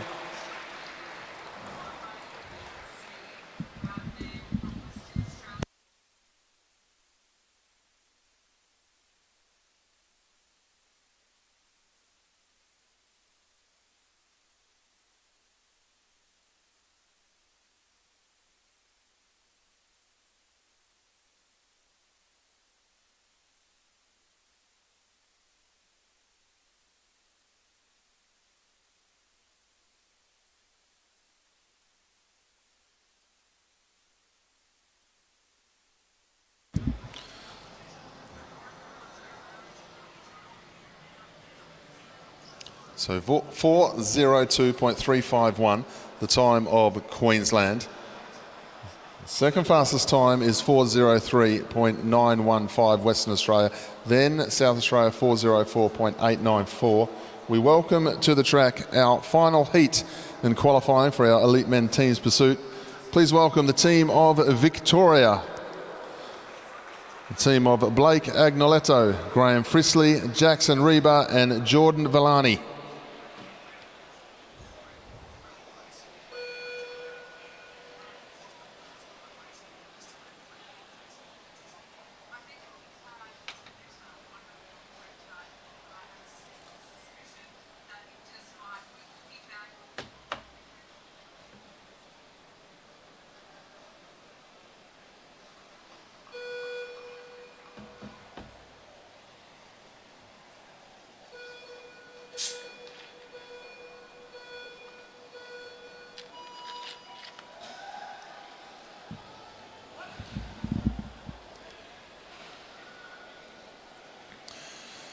So Victoria getting themselves going here. They have the advantage of knowing all the times of all the other teams here. They'll roll into it.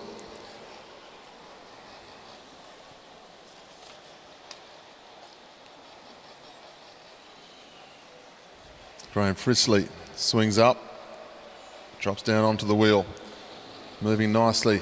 Fastest start of the day here for Victoria. None of our teams underneath 4 minutes yet. So I think you'll find the Victorians going to be a fairly simple schedule. Try and get as close to that 4 minute marker as they can. They're going very nicely through this first part of the journey. I'm not surprised though with some of the speed that they have in this team. Agnoletto and Frisley just alone, two of the fastest track riders in the track endurance background. Very good juniors, now moved up into the senior ranks. Of course, with events like 6 Day Cycling Melbourne and Brisbane a couple of years ago, before we went into lockdown with COVID and so forth, these guys were right at the forefront of those events moving forward in the junior ranks. Those races are all starting to come back into the world of cycling. Lots to look forward to for our track cyclists around the world.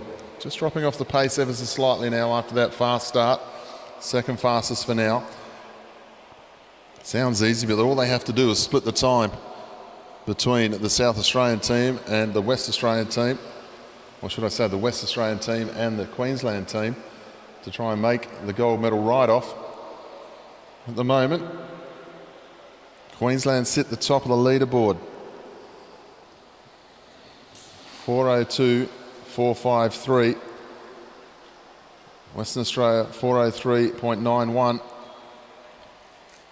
So just over a second for the Queenslanders in front of Western Australia. And Western Australia about a second in front of South Australia. Can Victoria get themselves above WA and get themselves into the final? They'll come through this time with 6 laps to go. Now have a look at the time. They're tracking second fastest at the moment. Just inside the time of the West Australian pace at the moment. The WA boys will be watching the clock here as they try and warm down, get that ride out of their legs. Now Victoria go to the number 1 spot. So we're going to see some good contests here in the finals later today. We'll see how Victoria finish off here at the moment. They're starting to lift. They want to make sure they make this final here today. They're hovering between the first and second fastest time at the moment. which just sits inside the time of the WA team, who sit in second place at the moment. That was a bit of a bigger turn. They're starting to hurt a little bit, the Victorians. They have to swing up quickly. Reba had to get out the way. Jackson Reba, you can see the gap starting to open as they get into the last part of this ride. And I'm only talking the difference of a click of the fingers between the times.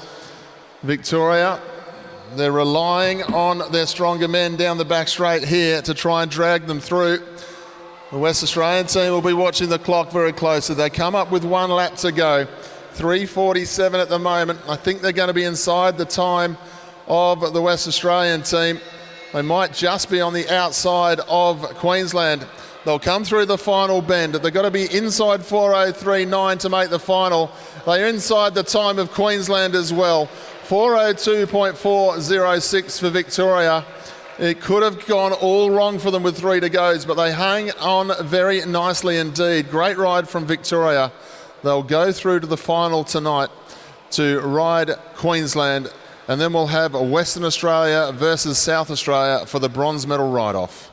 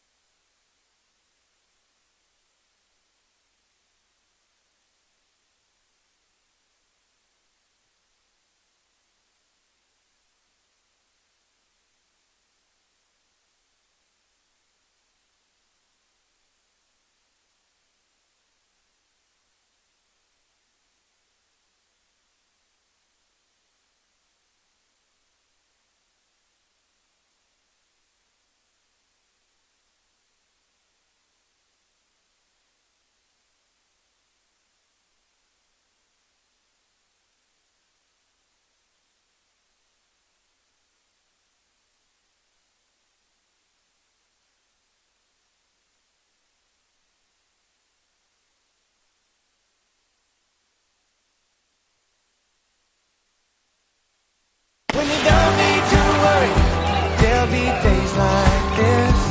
When no one's in a hurry, there will be days like this. When all the parts of the puzzle start to look like they fit.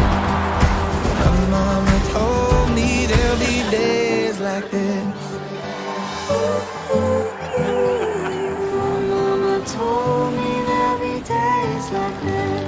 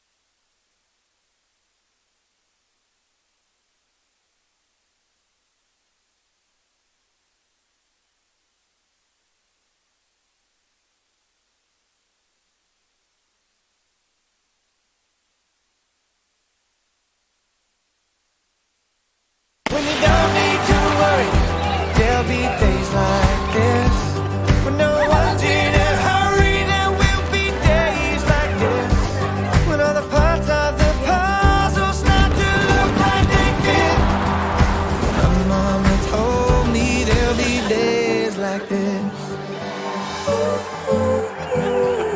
My mama told me there'll be days like this.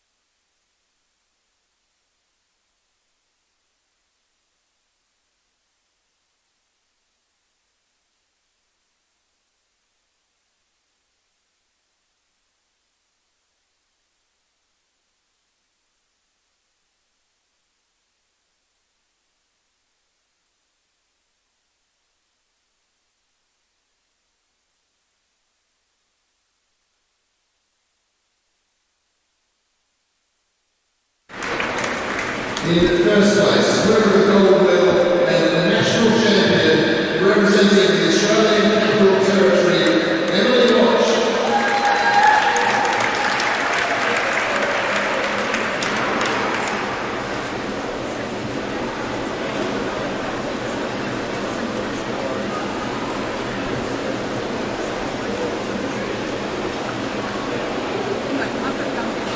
Ladies and gentlemen, please show your appreciation to our national champion and medalist.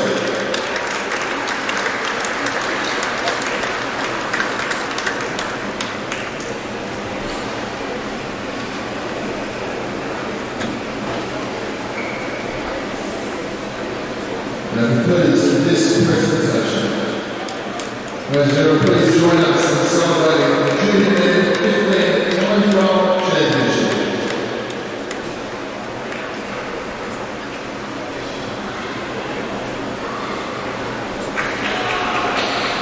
In third place, winner of the bronze medal representing the Australian Capital Territory, Angus Whittington.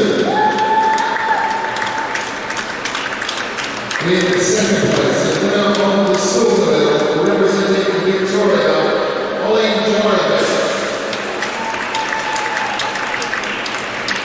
In first place, winner of the gold medal and the national champion representing South Australia,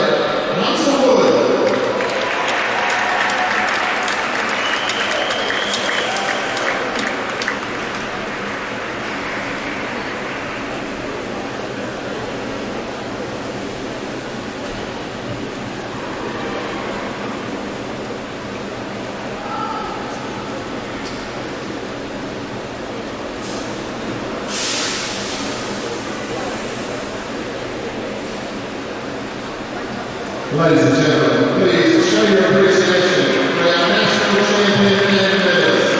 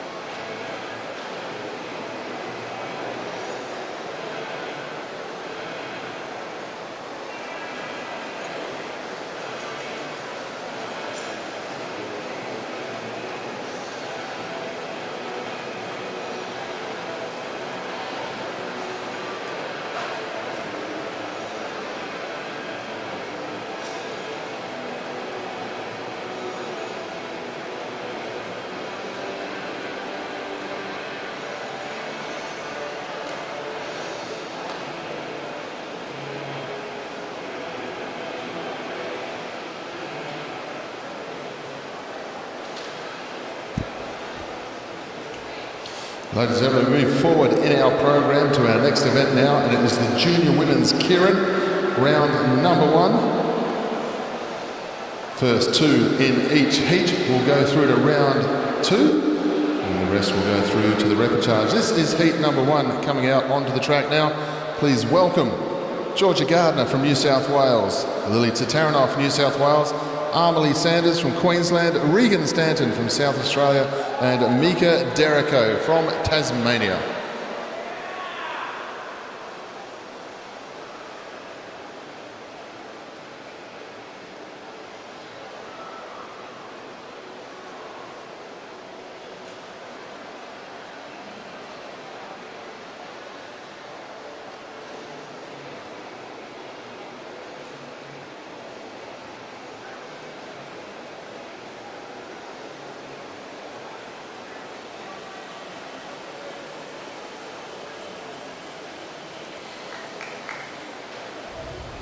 Final instructions complete, and the motorbike is on its way.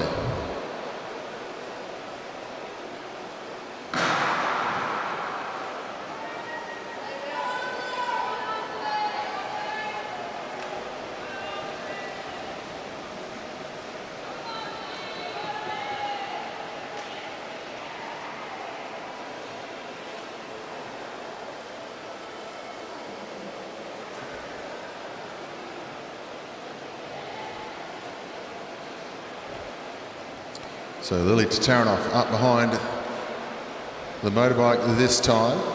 Victorian on her wheel. Charlotte Slattery wasn't on my list earlier. Sorry, apologies. So I welcome Charlotte Slattery onto the track. Just an inclusion into heat number 1. And we have the Queenslander, Armely Sanders. We go back through the group. Regan Stanton from South Australia. Georgia Gardner, the bright yellow helmet. Made us all hold our breath in one of the races last night when there was a crash and we saw Georgia Gardner's helmet. I think it was just have a piece of it break off. I thought the worst, but she's all good. Mika Derrico on her wheel as they head down the back straight now with 2.5 laps to go. Lily Tataranoff, time trial and sprint champion and team sprint champion here this week. So Tataranoff looking to take the 4 if she can here today. She leads through. Just want to get through this one and get through to the next round if she can. They lead down the back straight. The charges now start to move up round the outside of Tataranoff, but she had her head turned right the entire time, keeping a good eye on what the rest of the group was doing. 1 lap to go. Tataranoff with Stanton up round the outside, and now Sanders down the back straight. Tataranoff and Sanders, they're the ones who are going to go through at this stage. Everyone else is going to find themselves into the repechage because Sanders has done the right thing. She's followed the strongest, fastest wheel in the bunch. Tataranoff crosses the line into the next round along with Armely Sanders.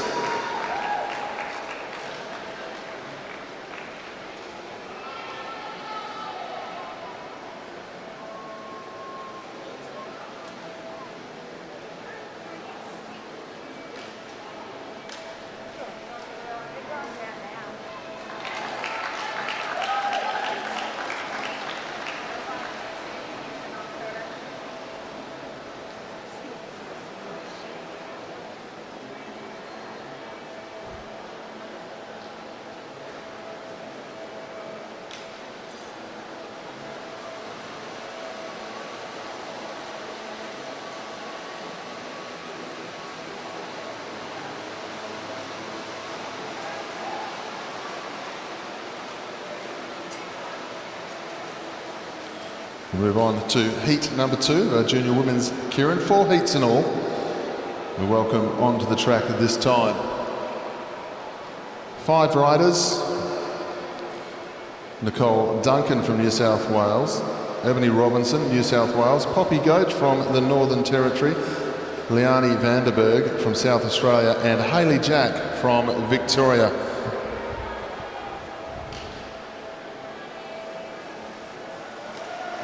Did have Alexandra Larson from Queensland on my start list, but she's an omission from this one.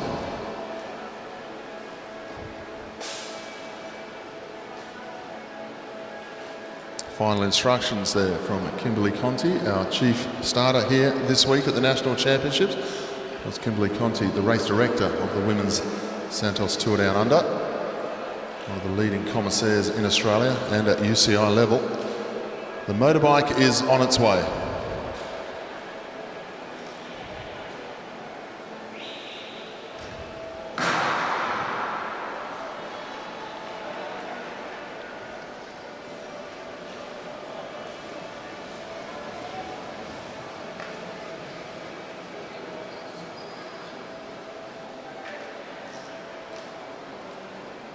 So Poppy Goat from the Northern Territory is the rider who's drawn the #1 position. She'll lead for the first lap. For those of you who might not have seen the Kieran racing before, who's joining us on our online feed, we welcome all of our viewers. Thank you for your comments. I know we've got a number of people around Australia watching our feed here today. I've been talking to a number of parents from Western Australia watching the Teams Pursuit qualification. Former national champion of Great Britain, Dennis Lightfoot, joining us on the feed, watching all the action, sending us some nice messages. The way the new Kieran rules work, I might say new, for about the last 10 years now, you draw for positions on the first lap, but you have to stay in that position. If you draw 1, 2, 3 or 4 or 5, that's where you go for the first lap. You're not allowed to improve your position in that first lap, and of course we saw that happen last night, which resulted in a disqualification to one of our elite women. Motorbike pulls out after 3 laps, and they've got 3 laps to go to the finish. 2.5 now for our riders. Vanderberg from South Australia, just up to the outside of our Northern Territory competitor, Poppy Goat. They'll come through with 2 laps to go. Robinson, very smooth, up round the outside. Need to spend some money on an extra pin for her skin suit though, as the numbers flapping around. Ebony Robinson out of the saddle. Just wants to make sure everything's nice and sorted out as she comes up to get 1 lap to go this time. She's got Nicole Duncan up on the wheel, but Nicole Duncan's going to take her on. The 2 New South Wales riders side by side. Clever piece of bike riding there from Duncan. Has a little bit of a look over the shoulder, realises she doesn't need to force herself any further forward. Going to make the Victorian come 3 wide. This is a good piece of riding here by New South Wales. Great ride by Nicole Duncan and Ebony Robinson. You saw Duncan as she went through the 200. She knew they were comfortable from that space. Everyone would have to go 3 wide around the outside to get round. Perfect racing.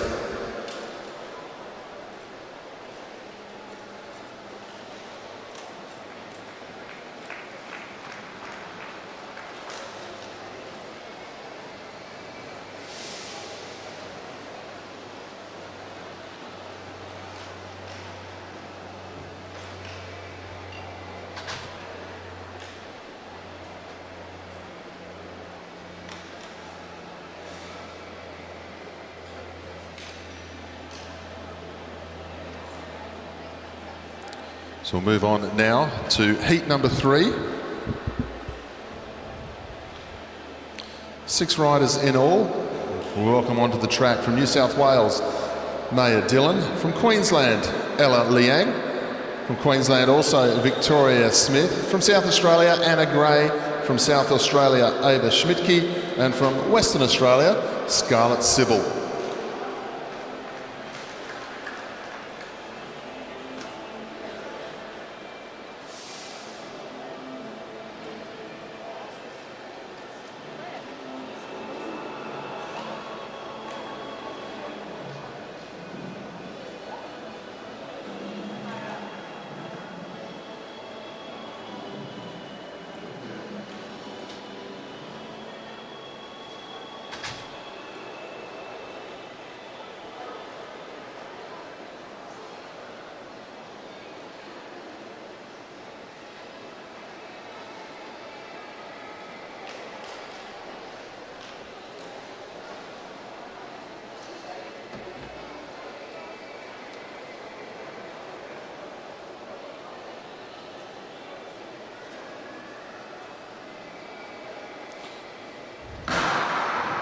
Underway now. 6 laps of the track, looking for the top 2. Everyone rides themselves into position. Victoria Smith is the rider who has drawn front spot, so she'll move up behind the motorbike. Taking her time to do so. Says to the rest of the group, we'll go at my pace, thanks. Rides herself up to the back of the bike now. Just sorting themselves out there. Kimberly Conti, our chief starter, keeping a good eye on what everyone was doing through that first lap. It's very important as a cyclist in this situation to know the rules of Kieran racing. You can't be nonchalant, you need to know the rules, you need to go to the line. Can't rely on your coach for this one. You need to know what the rules of racing are, so make sure you don't hurt yourself by doing the wrong thing. Ella Liang up round the outside of Scarlett Sybil. That's okay, but if she wants to push in, she has to know that there has to be a full bike length between the two to be able to drop down into the gap. Now there seems to be a bike length there, so she'll be able to drop down nicely. Motorbike comes out. Ella Liang on the front. Scarlett Sybil up into second place. Top two will go through. Good position at the moment for Ella Liang, just dictating terms to everyone. They'll get 2 laps to go this time. Let's look over the shoulder. Riding this at her pace. Scarlett Sybil laying off nicely. You lay off ever so slightly. Keep your one eye to your right-hand side so you don't get boxed in. The idea is just lay off ever so slightly so you can accelerate towards the wheel in front of you and then get up around the outside. Sybil hasn't been able to do that because she's allowed Victoria Smith to put her into the box here as they go through 200. She'll fight her way out of it though, because Ella Liang goes from the front. Sybil, the West Australian, now taking them on as they go through the bend. New South Wales up round the outside beautifully. Maya Dillon will qualify in first. Scarlett Sybil will get herself through to the next round comfortably. Everybody else will go into the repechage.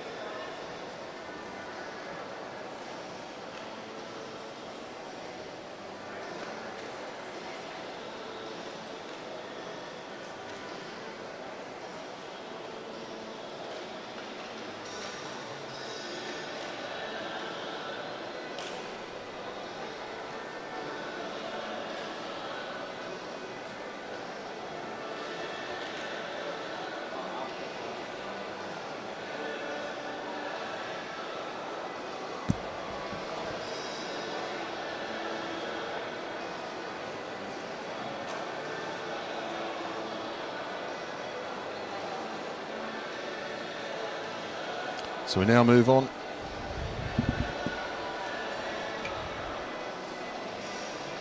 Junior men's Kieran, round number 1, heat number 1 now.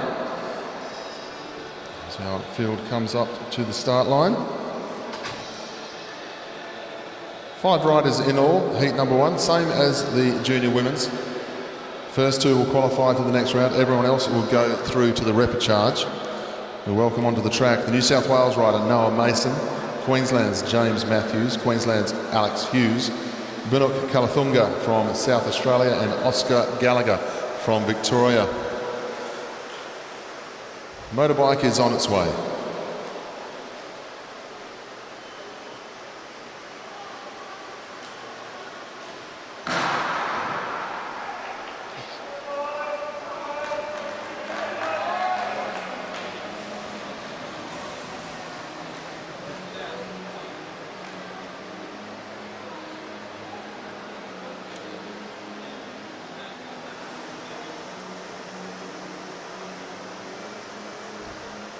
Noah Mason up behind the bike, having a good couple of days.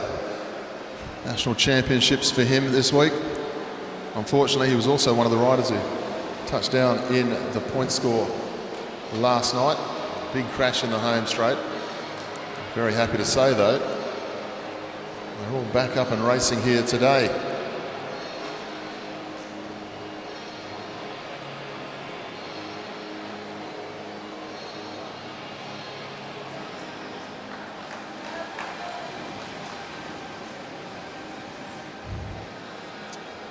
So Mason leads down the back straight on the back of the motorbike. It's going to come out this lap, the motorbike. Kulathunga from South Australia up on his wheel. Then we have the Victorian Oscar Gallagher laying off a little bit. He's not going to run the risk of getting boxed in on the wheel, giving him plenty of space to be able to move out. Has a look over the shoulder. The whole idea, like I said before, you need to lay off so you've got the opportunity just to turn your handlebars and move out if anyone tries to attack you from behind. He's caught underneath the wheel a little bit now because Noah Mason has washed the pace off at the front of the group. Quite happy to lead it out, Noah Mason, but he's going to lead it out on his terms with a lap and a half to go. Kulathunga from South Australia can't believe his luck that he's drawn second place, and he knows he's got Mason to follow. So he's going to try and chase that wheel. He's not even going to attack that wheel, but Gallagher is as they go through with 1 lap to go. Oscar Gallagher up round the outside. Noah Mason's got some work to do down the back straight because he's getting himself out of position here because Gallagher caught him on the hop and got round the outside. Good piece of riding from the Victorian and the Queenslander. They'll go through to the next round automatically. Oscar Gallagher saw that the pace wasn't going quick enough on the front, took full advantage of it there as they went through.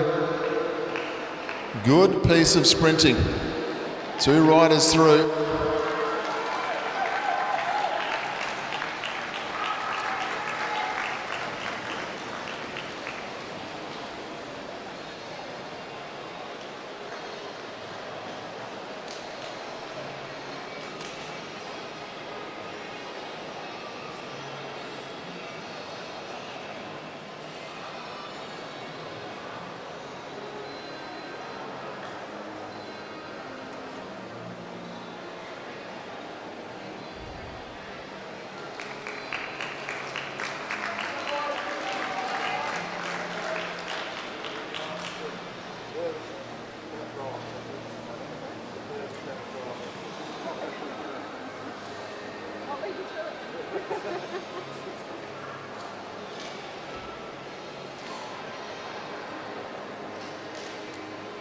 Alex Hughes and Oscar Gallagher, the 2 riders who qualify straight through to the next round. Everyone else coming back through the repechage there. We've got 6 more riders coming out onto the track now for our next heat. Ed Marks of the ACT, Jacob Steep from New South Wales, Harry Schoff from Queensland, Caelan Tucker, South Australia, Jonas Shelverton from Tasmania, and Chris Wright from WA. Once again, first 2 will go through. Everyone else will get a second chance in the repechage.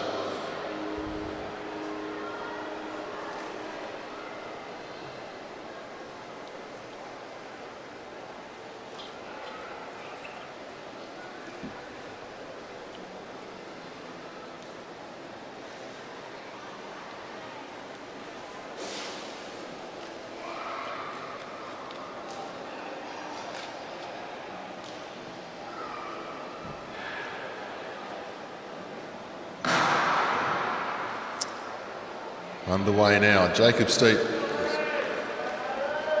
has drawn the number 1 spot. He'll go up behind the motorbike.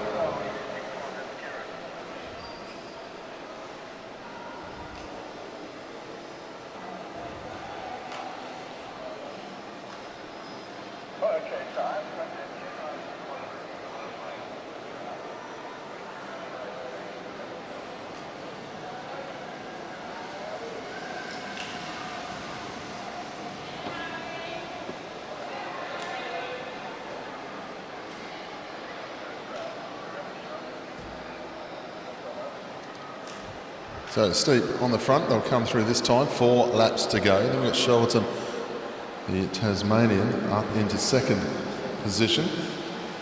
He's doing the right thing, having a good look to see what everyone else is doing. Some riders choose not to look in the Kierans these days. They take the attitude, we've got 3 laps to get it going, I'm in second place. But I really do believe it's better to be attentive the way Shelverton did. Really want to keep just a glance every now and then, making sure you see what's happening behind you. Harry Schoff, the big Queenslander, on the wheel, 3rd wheel. They'll head down the back straight. Jacob Steep, unlucky to miss out and making the final of the scratch race a bit later. He's doing a lot of work in the qualifier earlier. They'll come into the home straight this time with 2 laps to go. The Tasmanian leads, New South Wales, then Schoff of Queensland. Then the ACT rider, Ed Marks. Good to see him back on the track today after touching down last night in the points race. He now moves up round the outside. The West Australian, Chris Wright, trying to get himself up round the outside, but Marks will lead through with 1 lap to go. Shelverton has done the right thing from Tasmania, kept himself in that second spot. They head down the back straight looking for 2 spots. The Queenslander Schoff up round the outside, trying to get the better of the Tasmanian. Marks rides them all off through the bend. Ed Marks will take it. Shelverton will go second. They'll qualify through. The rest will go through to the repechage.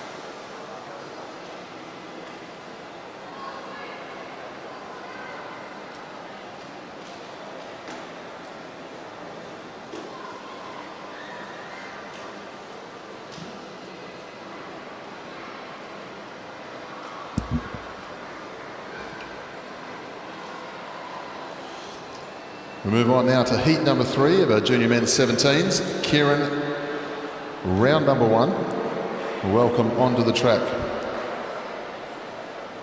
If they can balance. 6 riders in all. Angus Steedman from the ACT, Liam Galtman from New South Wales, Luke Rickett from Queensland, Kai Arbery from South Australia, Tate Ryan from South Australia, and Billy Somerville from WA.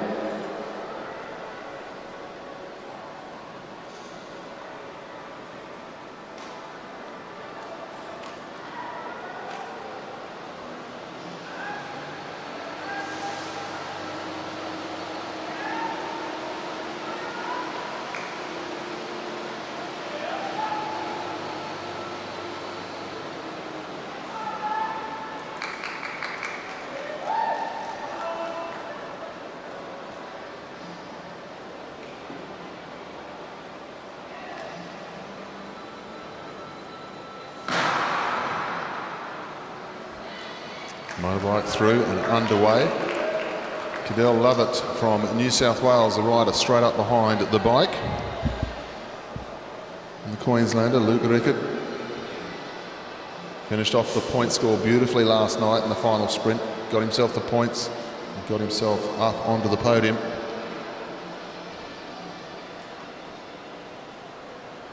We go back to the South Australian in third wheel here, rider number 67, Tate Ryan. A good couple of days of racing.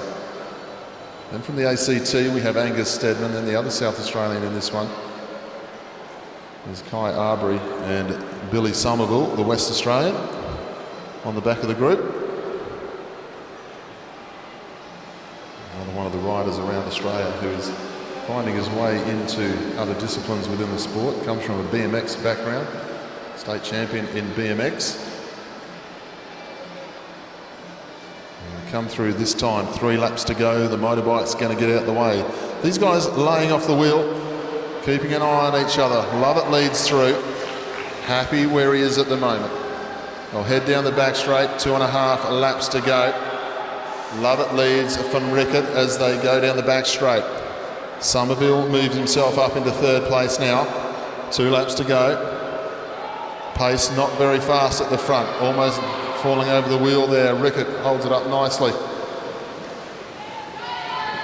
Lovett very slowly at the front. 1 or 2 riders thinking about what they're going to do next. Now they're out of the saddle. Everyone getting a little bit mesmerised, just looking at the wheel in front. Now Lovett gets on with it, starts to lift the pace. Luke Rickett will be happy with this. Ryan trying to get up around the outside of Somerville. Somerville following the wheel of Rickett down the back straight. Good sprinting here from all the boys as they come through the bend. Rickett, look at the pace of Tate Ryan up round the outside. That was a strong ride, but Luke Rickett will take the ride very nicely indeed. That's the qualifier, 2 through straight away. The rest will come back to the repechage. Somerville up into third place.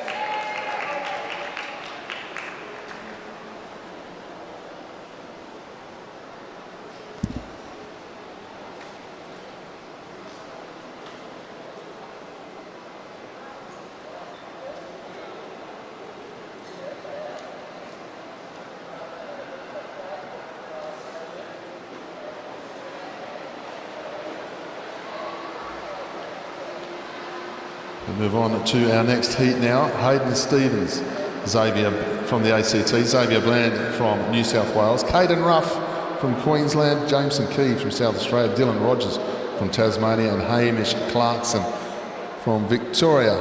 There's our 6. There's our previous heat. Leaving the Velodrome now, the motorbike on its way already.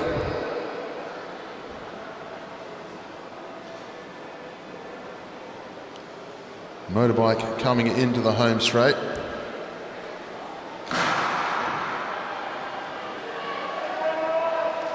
And I must say a very big thank you once again to our local Queensland crew, Bear Liang and his crew, for bringing us the live pictures of our day's racing here today. Big thank you to the messages we're receiving from people around Australia and around the world. And I have to give a birthday shout out to Rosalie. Happy birthday, Rosalie, watching us on the live feed. 21 again. Xavier Bland on the wheel. As they go down the back straight, Dylan Rogers, the Tasmanian, on his wheel. Then Caden Ruff. He managed to get himself through the turmoil of the crash last night, dodging riders as they slid either side of him. There's actually a very good photo of it. It's a good photo for Caden. It's not a good photo for anyone else in the picture, but Caden's got a big smile on his face. One for the pool room. They head down the back straight. Xavier Bland up onto the back of the motorbike still. The bike's going to pull out this time with 3 to go. Bland leaves. Rogers up on his wheel, then Ruff. The Victorian is Clarkson. He was going nicely last night. From the ACT, Hayden Stevens, and Jameson Key from South Australia. It's been going nicely the last couple of days as well. They'll come through this time with 2 laps to go. Bland having a look over the shoulder. Got a sticky plaster on the outside of the knee. A number of these kids do now. Down the back straight, everyone trying to move forward. Ruff in good position as long as Xavier Bland can hold them off. Ruff holding his position nicely up round the outside, the Tasmanian. No space for the nervous here as they go through with 1 to go. Bland opens up. Intelligent bike racing from Caden Ruff there in second wheel. He's backed the sprint of Xavier Bland and just stuck to that wheel. He's going to qualify himself through with Xavier Bland. That was classy riding there by the young Queenslander. Great ride by Xavier Bland, New South Wales. You can see the attacking riding coming around the outside. The young Queenslander just followed the wheel. He backed the sprint of Xavier Bland. He's seen how strong he is from a long sprint, followed that wheel through, and then all of the traffic dispersed. Xavier Bland leads through, qualifies, so does Caden Ruff. Everyone else is going to come back through the repechage.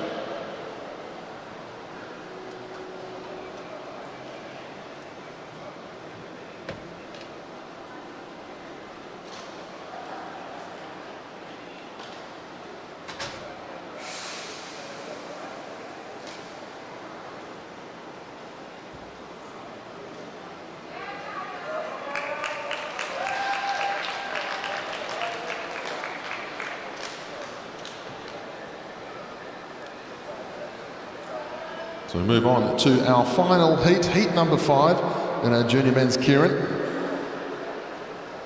We welcome our riders out onto the track, 6 in all, representing the ACT. Please welcome Bailey McDonald. Queensland's Mitchell Louis, Tasmania's Nicholas Broxham, the 2 Victorians, Jack Edwards and Eddie Gyrovec, and from Western Australia, Sam Washington. Final instructions from Kimberly Conti. And the motorbike will be underway shortly.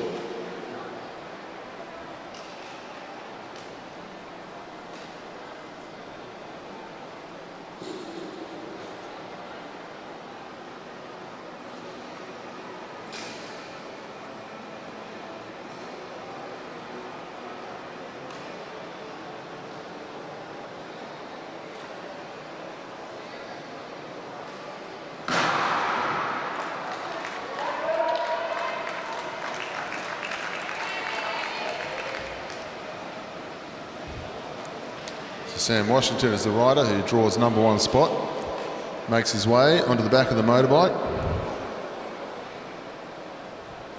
How it's changed in the way we start these Kieran races. We used to always draw for position, but it used to be a time trial start for the riders who wanted to make sure they were up the front. Now with the rule, you draw for position, you just ride into your position on the first lap. Ever-changing rules of bicycle racing. More people, more officials who look at the racing after races at World Championships and Olympics. Video playback has a lot to answer for. Slow motion replay as well. The ongoing saga of changing rules in sport as they head down the back straight. 3.5 to go. Motorbike going to pull out this time as they come into the home straight. Sam Washington leads the way, having a look over the shoulder.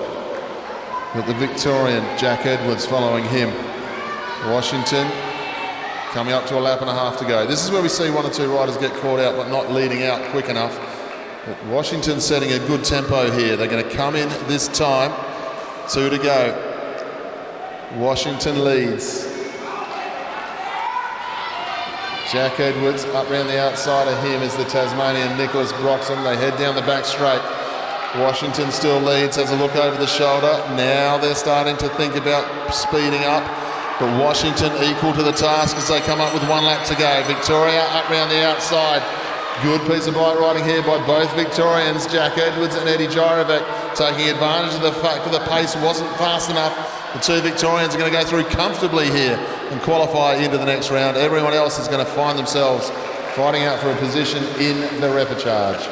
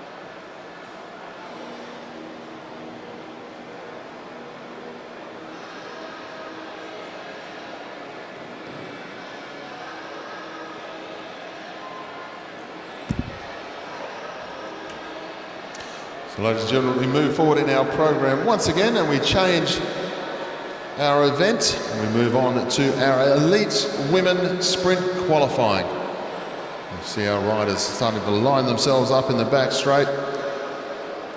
13 riders in all for our qualifying here.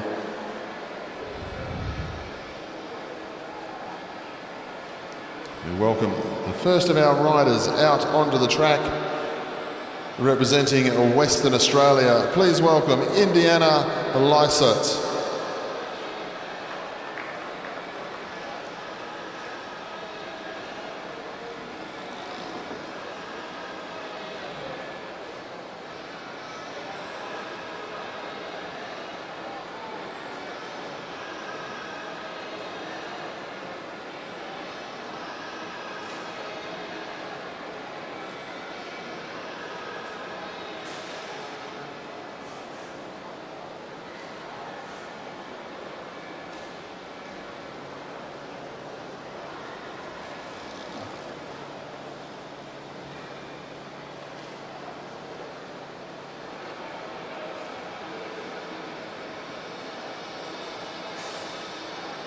Indiana Lysett building up pace nicely.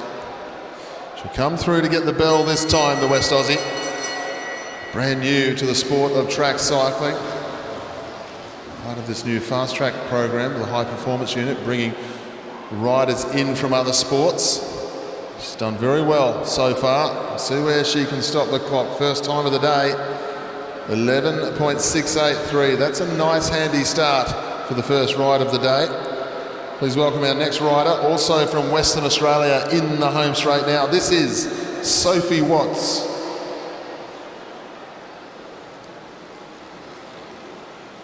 So Indiana through the first 100, 5.777, then finishing off with 11.683. So we should be relatively happy with that. She's there and thereabouts to a PB there. Now we have Sophie Watts in the home straight.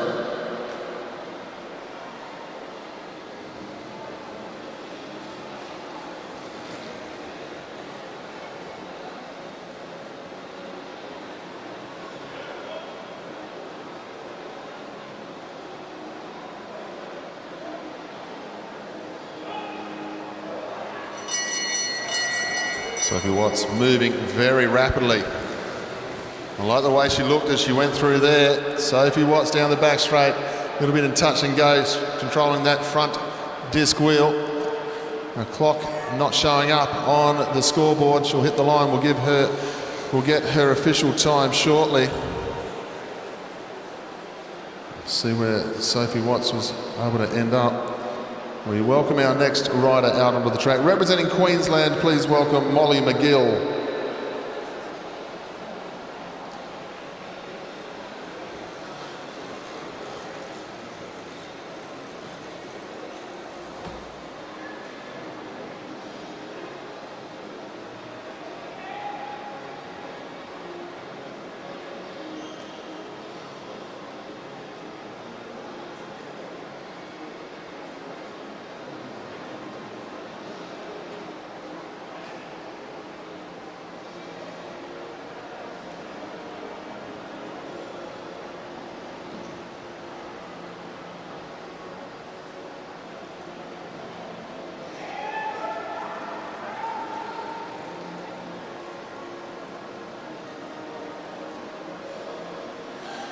McGill building up speed nicely here as they come into the home straight.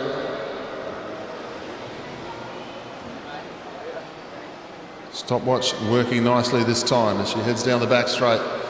Quickest through the first 100. How can she hang on to it up the home straight? She looks nice and smooth and strong. 11.614, fastest time so far. We wait on the official result of Sophie Watts' time from WA. We haven't got that yet. We welcome our next Queensland rider onto the track. This is Danica Blinko.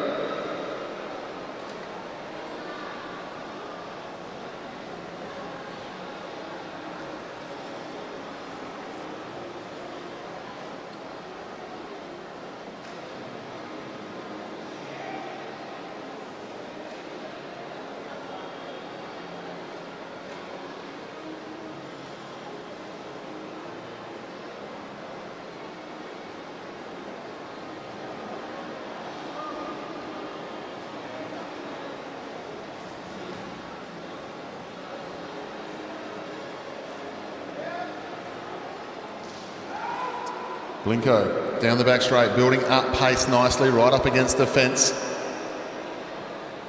Double Campagnolo disc wheels in the bike, looks fantastic. On the Argon, dives down, strong through the 200, right up to speed here. We'll have a look and see how she's travelling through the 100 metres to start with. Third fastest, bit of work to do in the home straight. Danica Blinko going to come through, stop the clock, 11.704. They're very, very close at the top of the leaderboard. A new rider, another Queenslander, please welcome Jackie Manglamore in the home straight now.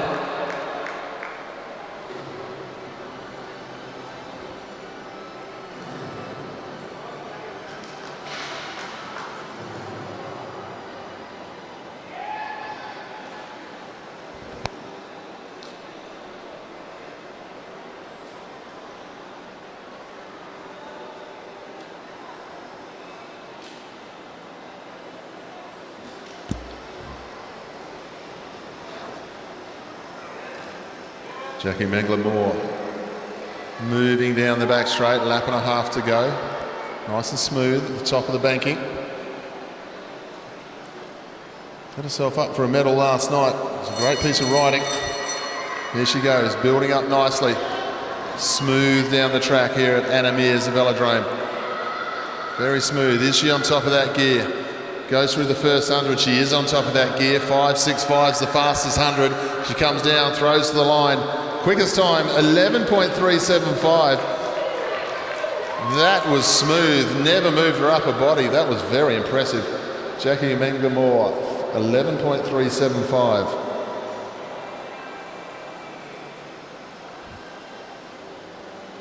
Welcome to the track from New South Wales. Please welcome Selena Ho.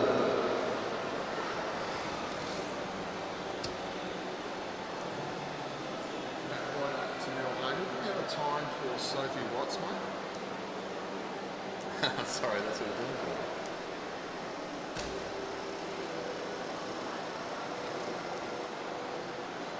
Selena Ho, top of the banking, just concentrating at the job at hand.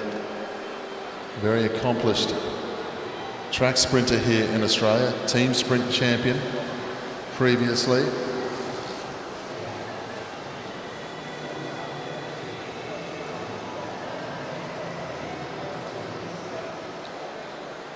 Selena Ho picking up speed nicely here. Out of the saddle. Here we go. What can Selena produce here today? 11.3 is the fastest so far from Jackie Manglamore. Selena Ho down the back straight on a very big gear. She'll go through the first 100, moving nicely. A little bit quicker than everybody else at the moment. Can she hang on to it up the home straight? Hits the line, 11.414. Takes her into second place. I'll just recap on one of the times that we didn't know earlier. Sophie Watts of WA. She's in third spot with 11.463 for Sophie Watts, so that's a handy time. Our next rider out on track, also from New South Wales, just rolling down the back straight now, is Eliza Bennett.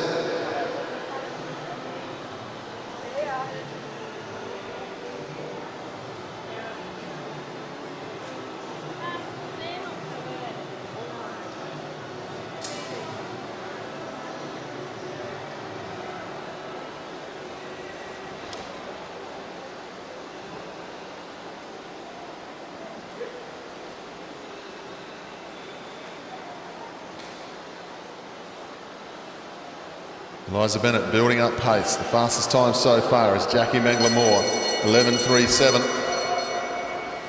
Bennett into the 200 metres now as she heads down the back straight. We'll see how she goes through the first 100.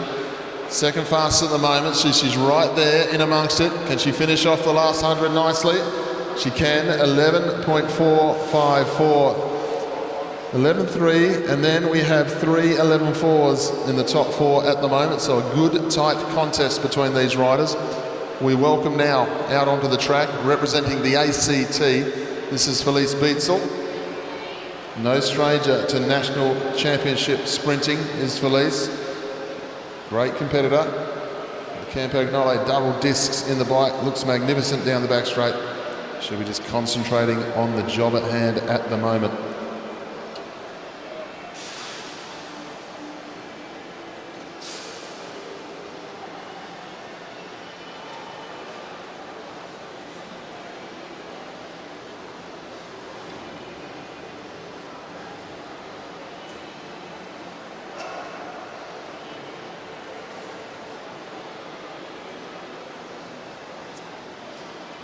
Felice Bietzel, she's on a big gear, really trying to reef that bike around, getting on top of that gear here. Wants to set the fastest time she possibly can.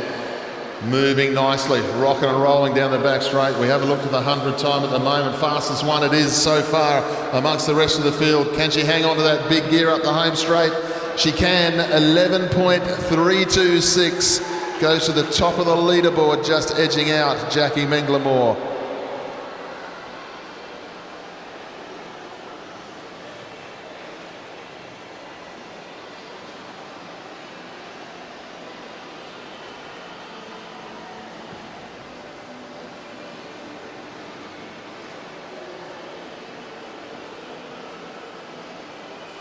Our next rider out on track now is Kalinda Robinson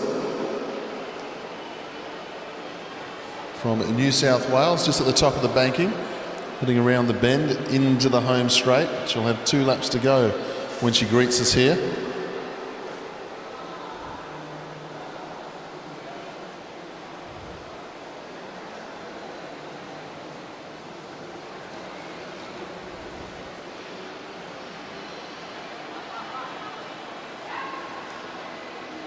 So Kalinda Robinson building up pace very quickly indeed. Much longer lead out sprint. Seems to be well in check with their gear as well. Just tell when the riders have picked the right gear, just seem to handle it that little bit better. But is it a big enough gear to get the pace out? She goes through the first 100. 5.516, fastest through the 100 for now. How does Robinson finishes off? She finishes off beautifully, 11.304. Just gets herself inside the time of Felice Bietzel. This is going to be a great sprint contest, the way these times are coming out. 11.30, 3.2, 3.7, 4.1, 4.5, 4.6. That's the top 6 at the moment. Nothing between our top 6 competitors at the moment. We welcome rolling down the back straight at the moment from South Australia. This is Ella Sibley.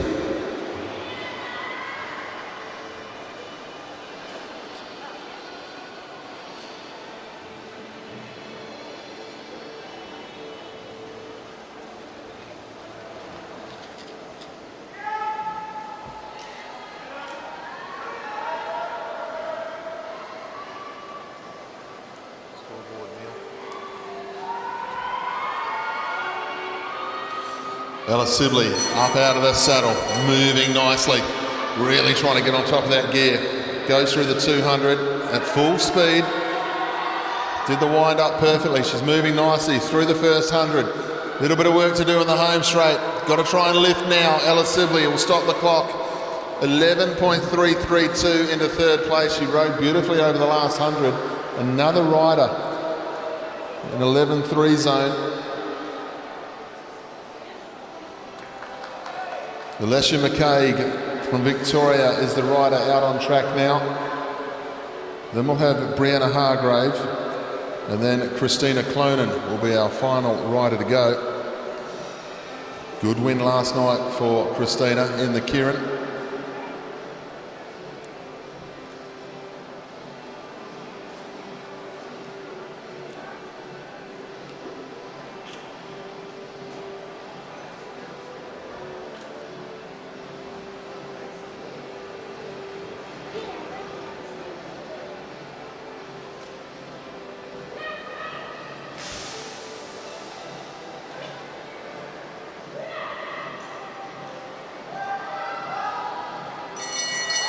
McCaig building up speed nicely. Very smooth through that first 200. Have a look at Alicia McCaig as she goes down the back straight through the first 100. Just outside the fastest time, but she's still moving rapidly. How can she finish it off? 11.31. My goodness me, it is close at the top. Our next rider who's going to come in to the home straight, please welcome Briana Hargrave from South Australia.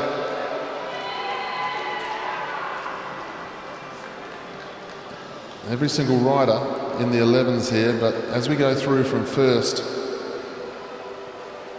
11.30, then it's 3.1, then 3.2, then 3.3, then 3.7. That is how close it is for the first 5 here today in the women's elite sprint contest.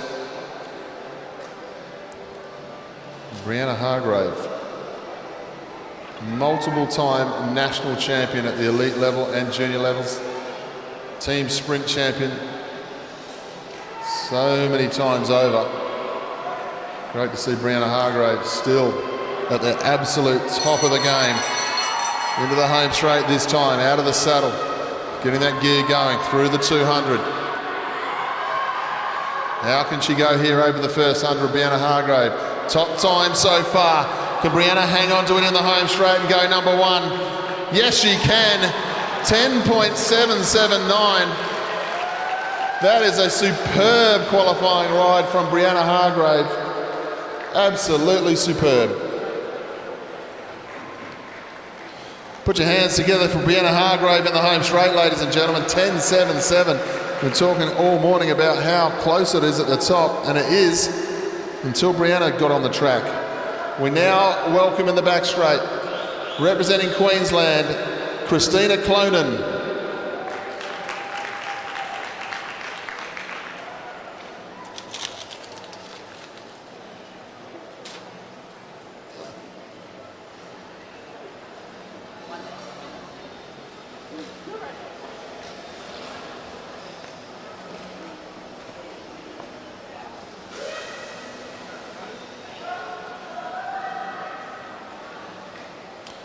Here we go, Queensland. Christina Clonan. She won the Kieran last night. Building up pace, the defending champ. What can she do here? Through the 200. She's got to beat 10.77 to go to the top of the leaderboard. She's moving beautifully. Through the first 100, she's the fastest.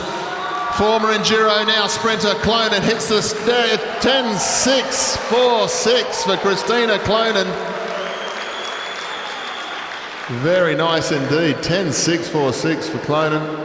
Goes to the top of the leaderboard. Put your hands together for the Queenslander home track and moving very sharply.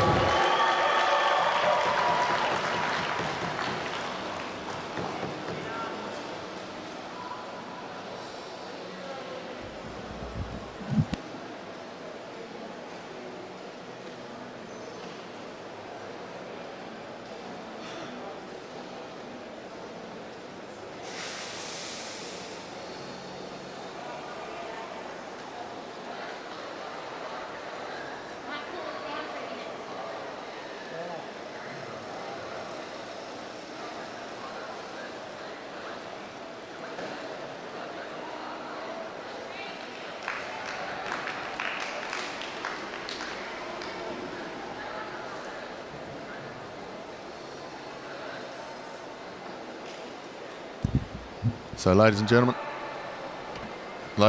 please welcome onto the track the team of Jess Gallagher and Caitlin Ward, setting a time in their para trial here. Got to set a time today because these athletes doing more than one sport, and they're setting the time here because they are unable to be here for the para championships, so the coaching staff allowing them to set a time here today. Let's get behind our para tandem as they go through now. Caitlin Ward, Jess Gallagher on the back. Powerful down the back straight, the Victorian pair. Through the first 100, 5.44. Here we go. How can they finish off the time? Setting a time, 11.070, 65 kilometres an hour if you don't mind. A big thank you to the commissaires to make sure that this team were able to set their time here today. Round of applause for our Victorian para team. That's a good time.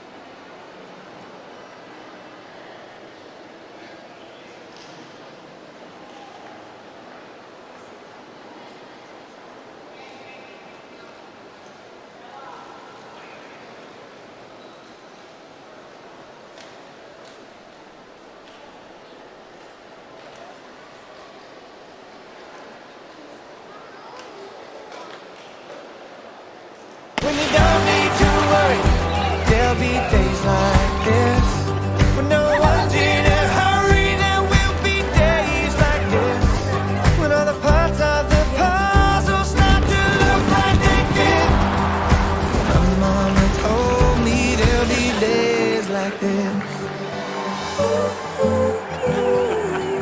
Mama told me there'll be days like this.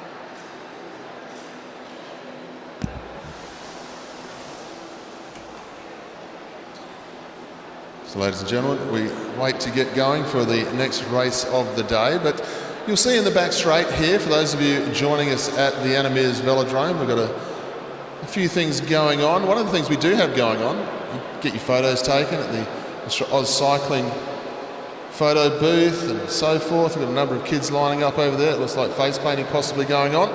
But we also have a velo bike in the back straight.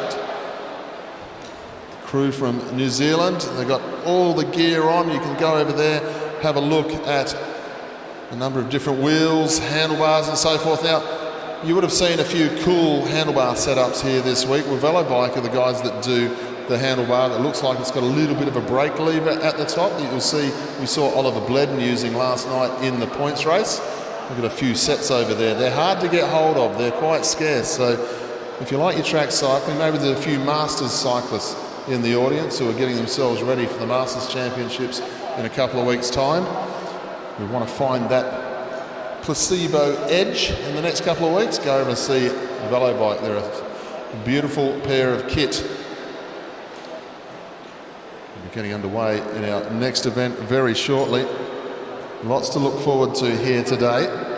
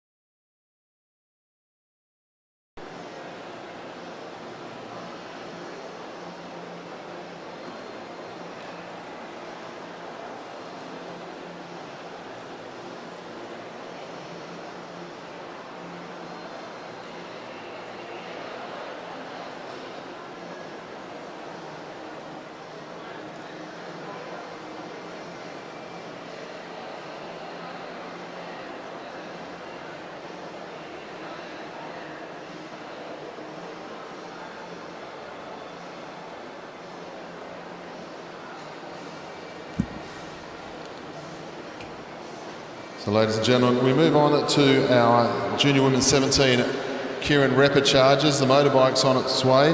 Just going to update you on Christina Clonan from Queensland. Christina Clonan, in her 200 metre qualifying ride, has broken the Australian Championship record with 10.64.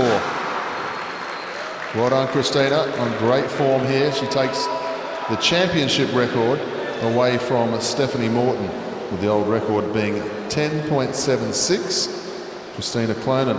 The transition from track enduro to sprinter is working. 10.64, well done.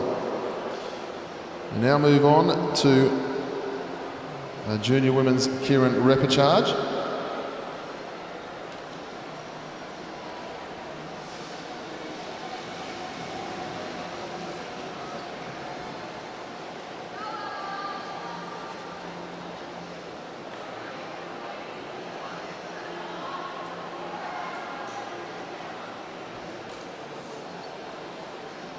So the first three will go through from this round, from the Repper charge into round number 2. So the first three of the junior women.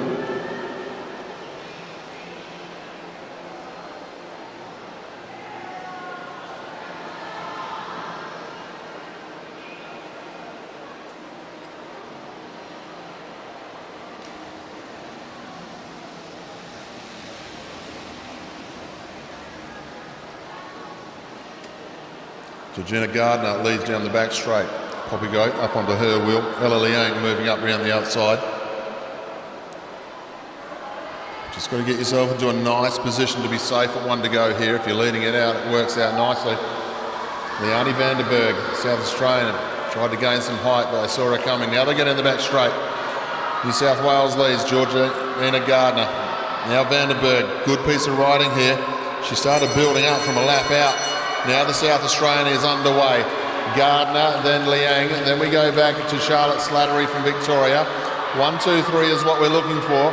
Georgina Gardner having a look over the shoulder, seeing where Ella Liang is. Slattery's opportunity underneath possibly. They're coming to the home straight. Vanderberg, South Australia, then New South Wales. Liang gets through into third place. South Australia, New South Wales and Queensland will get through to the next round.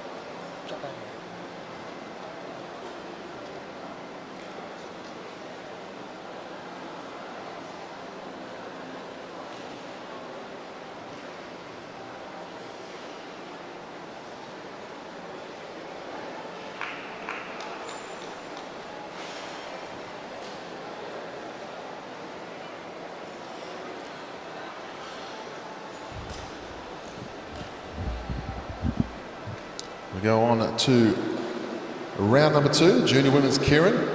Looking for the first three again to get through to the next round.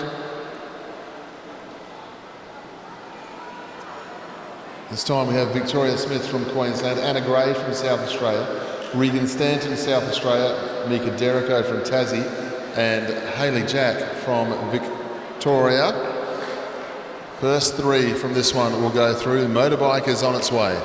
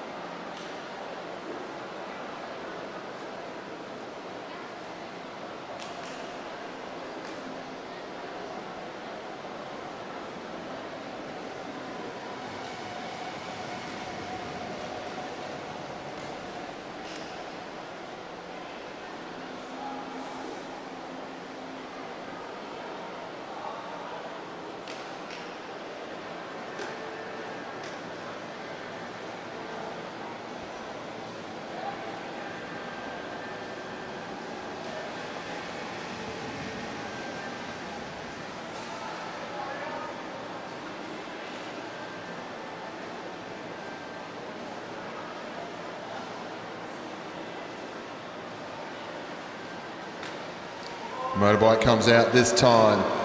Victoria Smith, Queensland, leads the way. Unfortunately, 2 riders are going to miss out on this one. 3 go through to the next round. Smith down the back straight. Hayley Jack following her. The 2 South Australians, Gray and Stanton, and Mika Derrico on the back from Tasmania. 2 laps to go this time. Smith leads. Hayley Jack quite comfortable there in second wheel, giving herself a little bit of space. They move to the back straight. Jack has a good eye on where Derrico is, the South Australian, moving up the inside as well. Jack wasn't ready for that one, but she's covered. Smith leads, look over the shoulder. Hayley Jack moves as well, so does Derrico. Hayley Jack, the pocket rocket in the middle, just trying to hold a position. They're all looking for a way out, and Smith's just getting on with the job on the front there from Queensland. Smith, Jack, South Australians next.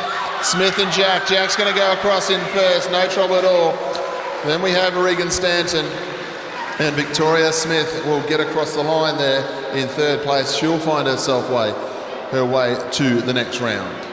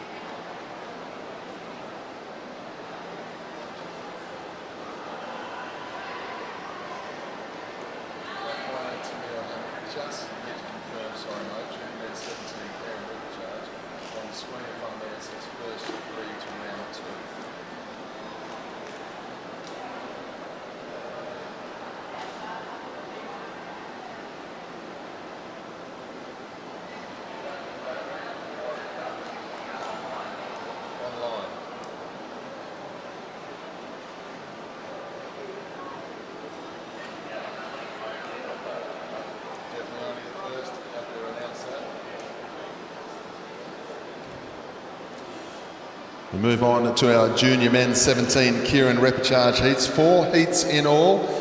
First place only going through to the next round.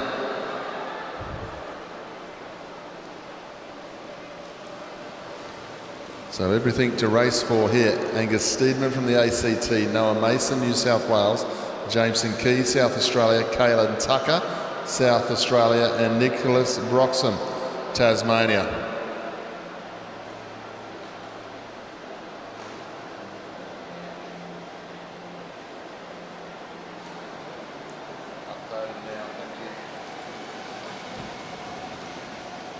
First rider only will go through to round 2. We've got 4 heats of the junior 17s here.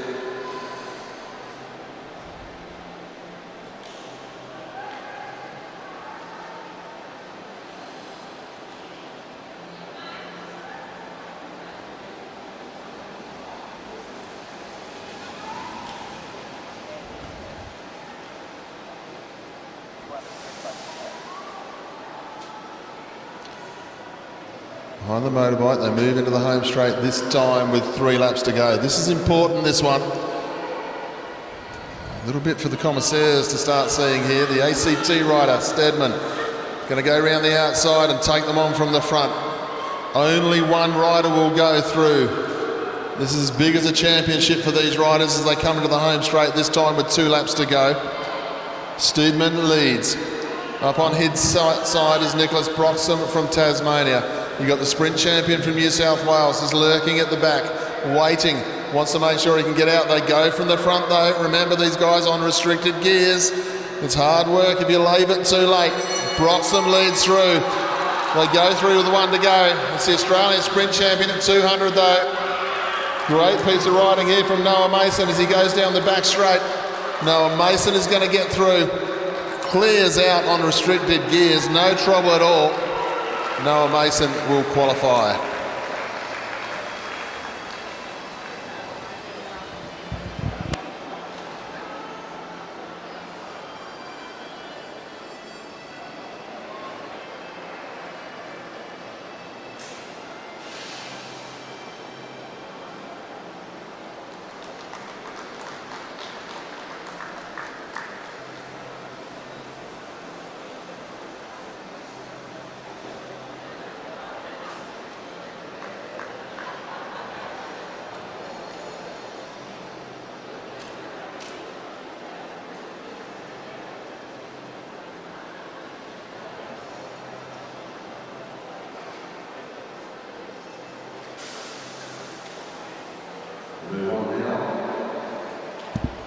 Move on now to event 128B. So this is the Kieran repechage, trying to get into round 2 of the junior men's 17 round 2 basically. This is the repechage to get in there.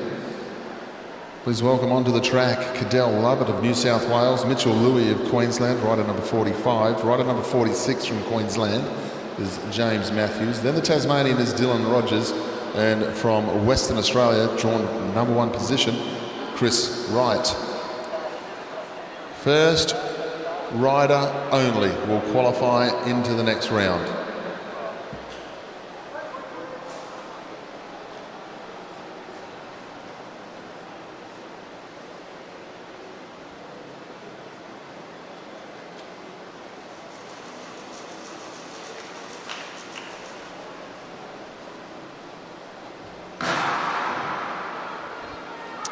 Underway this time. Chris Wright from Western Australia will go up behind the motorbike.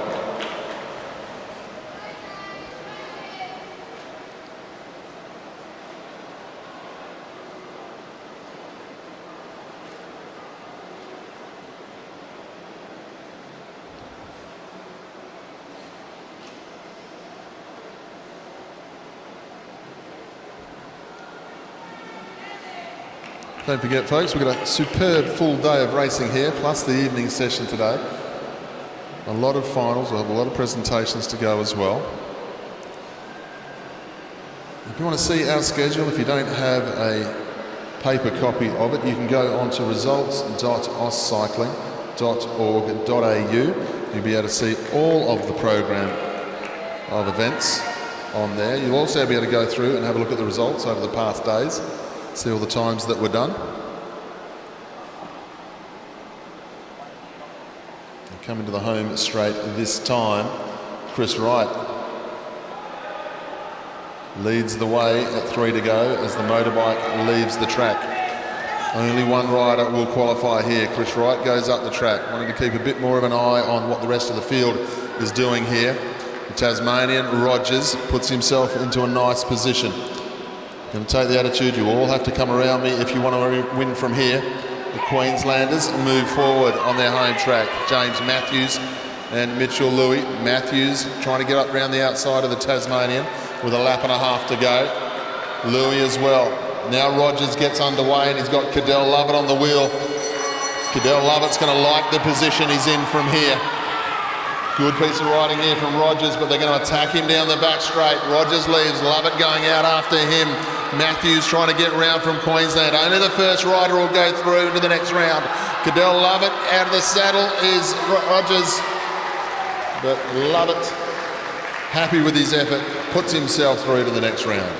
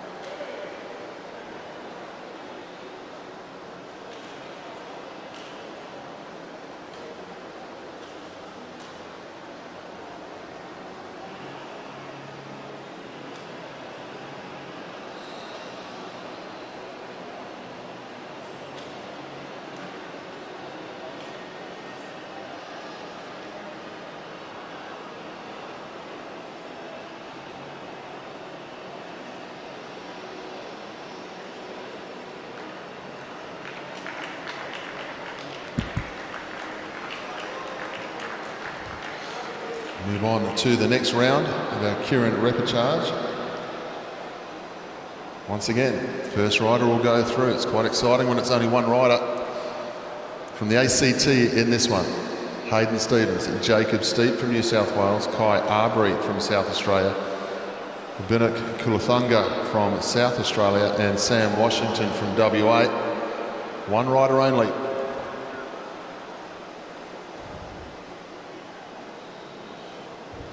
The motorbike is on its way from the back straight.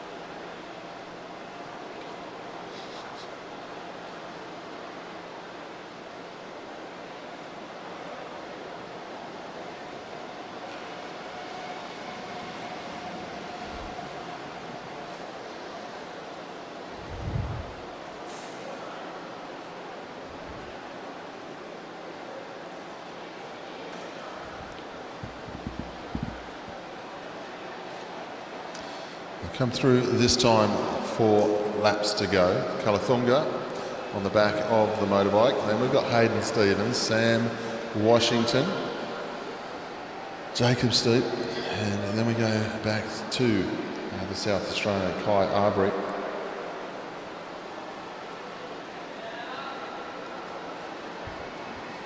Good pace from the motorbike there as it pulls out this time. The South Australian leads through as they head down the back straight. A few nerves for 1 or 2 here. Of course, our junior 17 men, well, today they've got the Kieran and they've got the scratch race all happening today. We've already had the heats of the scratch race for these guys. Now they're trying to make just the round 2 of the Kieran, so another full day of racing.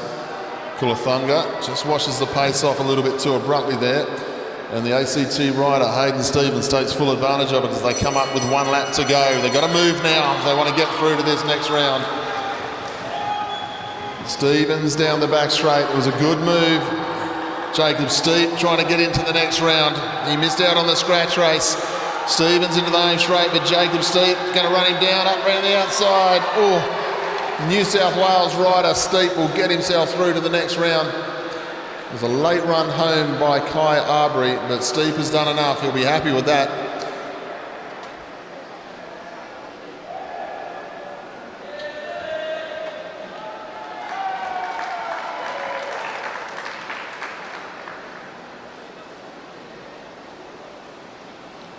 So we've got one more heat of our junior men 17 Kieran repechage to come out onto the track. We're looking for one more rider to get themselves into round number 2.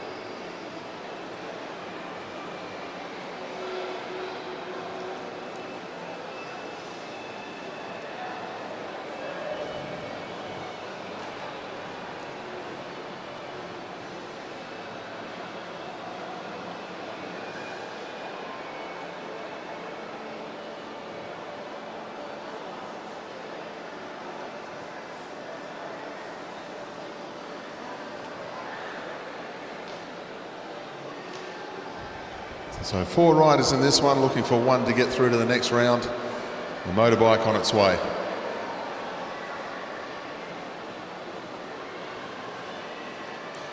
that point it's a nil. Just looking at the elite women's sprint. So the way I'm reading it is first round, second round, third round, sorry, heats are all walkovers.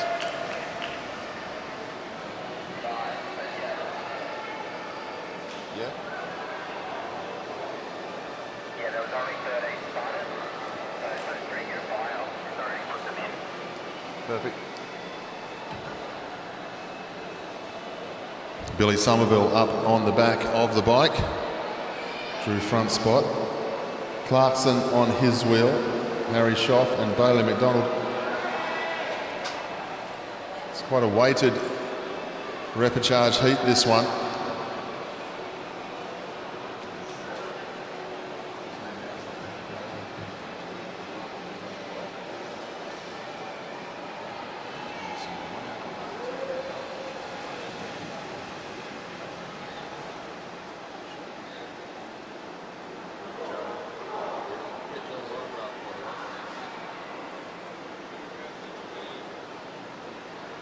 Into the home straight this time. Motorbike will drop out the way. The West Australian on the front having a look over his shoulder. Billy Somerville leads down the back straight. Then we've got Clarkson on his wheel. Then Schoff and McDonald. Important couple of laps here for these young men. Want to get themselves across the line in first place. Head down the back straight. Victorian laying off. Somerville has a look over the shoulder. Takes advantage of the situation now. Gets on with the job at hand. Now they run at Somerville into the home straight. Somerville's got to get going. Victoria out of the saddle around the outside. Clarkson goes through the 200. Somerville trying to fight off Schoff as they get in the back straight. Victoria leads. Queensland trying to come home. But the Victorian's going to be too hard, too fast from here. Clarkson will go across and qualify himself into the next round.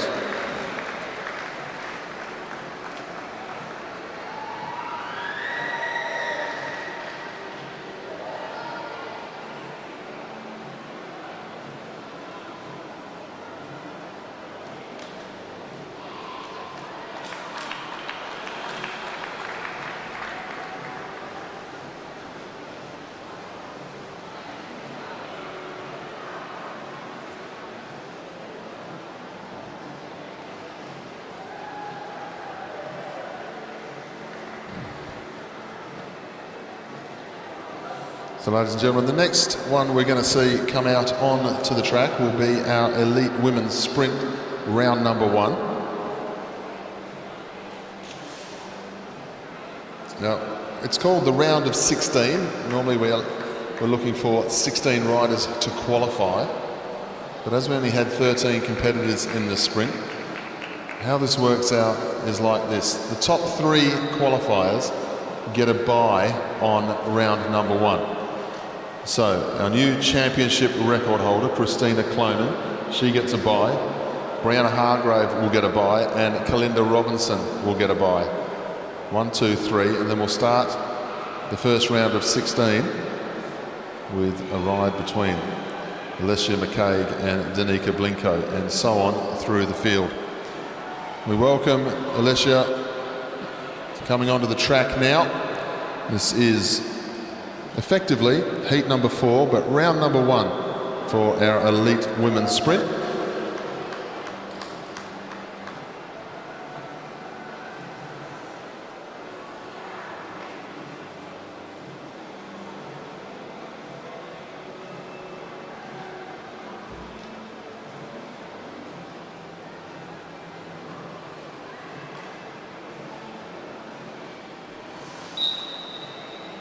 McCaig will lead away this time against Danica Blinko, so 4th fastest qualifier against 13. As we've seen in a number of different sprint rides over the last couple of days, I think the only competition that stuck to the qualifier was our elite men. 1 through 8, they all went through as you'd expect them to. Every other sprint round we've had upsets. Not across the board, but certainly 3 or 4 in each, where the slower qualifier has moved into the next round before the faster qualifier. We go through this time, 2 to go. McCaig keeps an eye on Blinko as she goes round.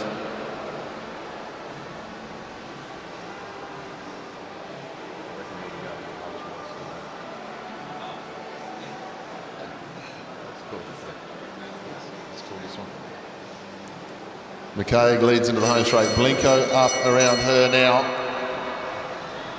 McKay keeping a good eye on it. Playing some respect down the back straight. Alicia McKay doesn't want to get caught out by the Queenslander. Queensland cyclists are known for being very, very fast. They come into the home straight. Blinko's done a good ride there. McKay's got it in hand though.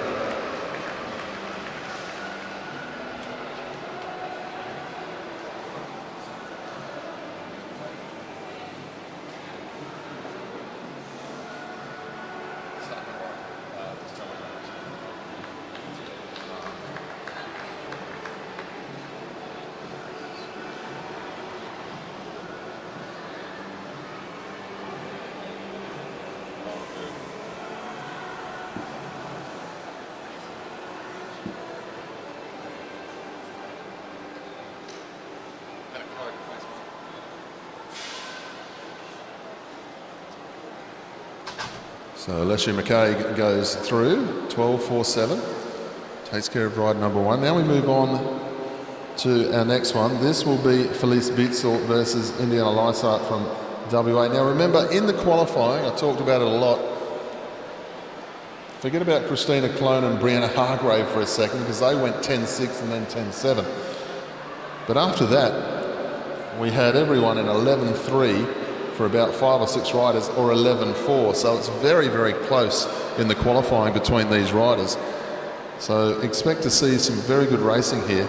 I do expect to see 1 or 2 seeds just change around a little bit. This one, Bietzel versus Lysart. So Bietzel is the rider who will have the experience here. She rides away very quickly indeed, because the West Australian rode her first state championships just a couple of months ago. Hasn't been in the sport very long at all. And Bietzel, different tactic here, speeding up. Lysart, not ready for that fast start. She's been watching the other racing and seeing how everyone rolls around quite slowly for the first couple. It's new to her, new to the sport. This is all about getting the experience here. They come in this time with 1 lap to go. Lysart laying off way too far at the moment. Bietzel going to take care of this one as they go through the 200. Felice Bietzel going to be happy with the way she's gone through this one. This one will take care of her through to the next one. No trouble at all. Indiana, better for the experience, better for the run.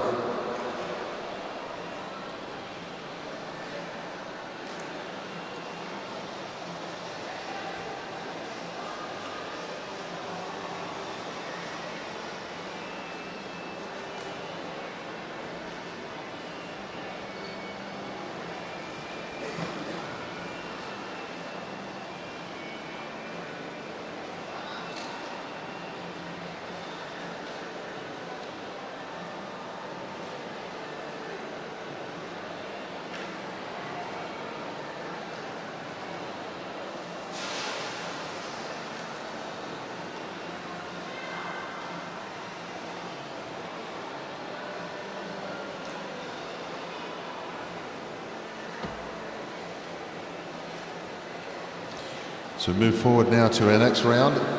This is heat number 6. This is Ella Sibley versus Molly McGill. And this is where all of our times really start to get close and tighten up. There's not even a click of the fingers between these riders. So expect to see some good racing. Experienced campaigners, these two. Ella Sibley, the quicker qualifier, but only just.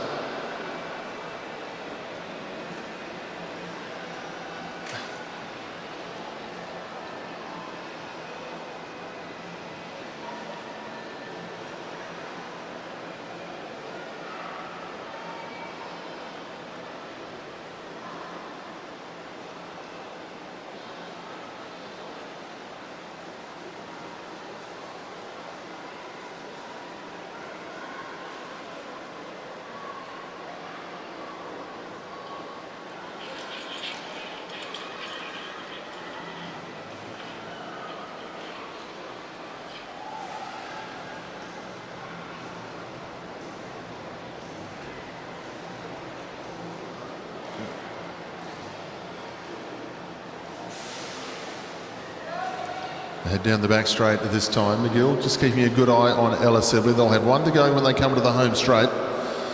Sibley laying off a long way. McGill gets underway now. Committed to going early. Going to have to go with everything now. They head down the back straight. Ella Sibley closing fast. They'll come up into the next bend. They're now up to full speed. Molly McGill trying to hold her off as they come into the home straight. But Ella Sibley cruises around the outside and goes through to the next round.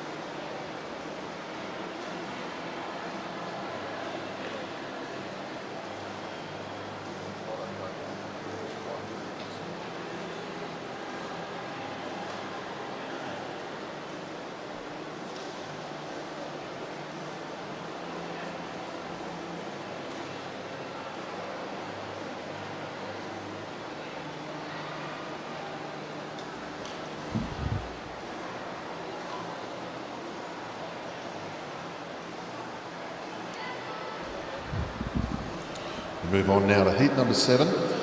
Representing Queensland, please welcome Jackie Manglamore. Representing WA, please welcome Sophie Watts.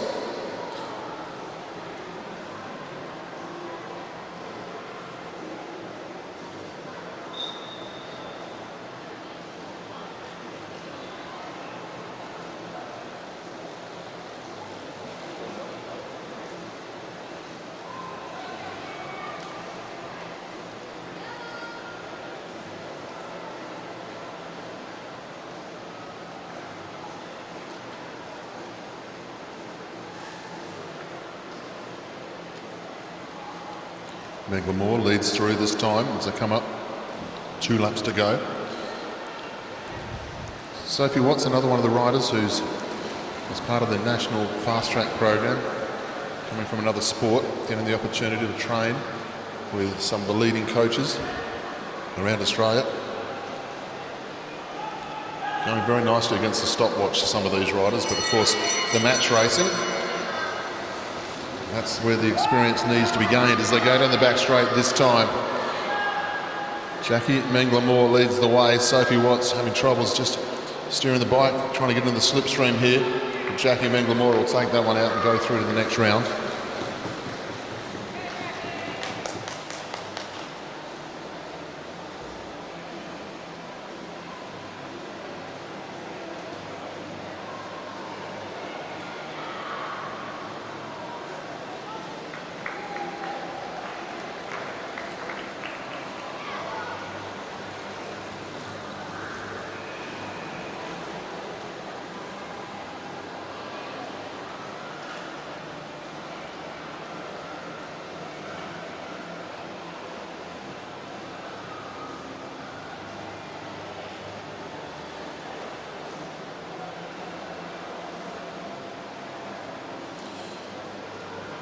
So we now move on to our last heat in the women's elite sprint, first round.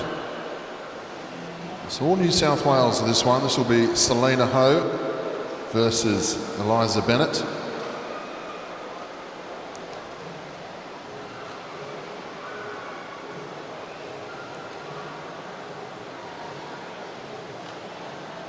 good to see Eliza Bennett back in the sprinting realm, former national under-19 champion, pre-COVID-19, so pre-COVID a couple of years ago.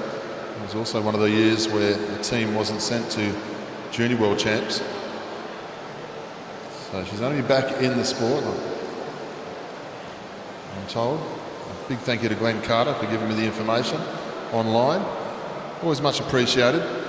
If you know a little background story about one or two of the riders, but Eliza Bennett, under-19 champion, didn't get the opportunity to go to a Junior World Champs, and then we had COVID for a couple of years, so didn't get on a bike for a while. Now she's back into it, back on the bike. and finds herself in a good situation here going up against Selena Ho. There's absolutely nothing between these two in qualifying, so this should be a good contest. Bennett leads the way, keeping Ho up the top of the track. They'll know each other pretty well too. They go through with 1 lap to go now. Selena Ho keeping a good eye on where Eliza is here. Now they go in with 200 metres to go. Needs a bit more pace down the back straight. Selena gets up around the outside. Eliza out of the saddle, gets on top of that gear and fights back on the inside here, Eliza Bennett. Selena Ho trying to get to it. They go to the line. Selena Ho, I think, just by a tyre's width as they go to the line. Good contest there between the two New South Wales riders.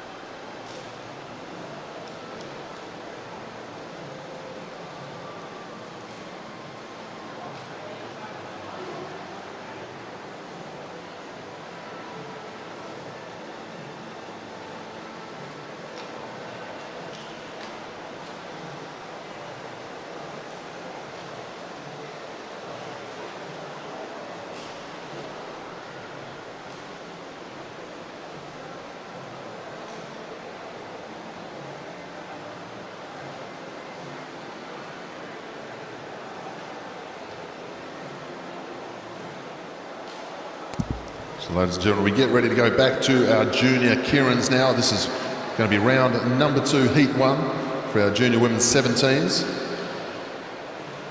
They'll be onto the track very shortly.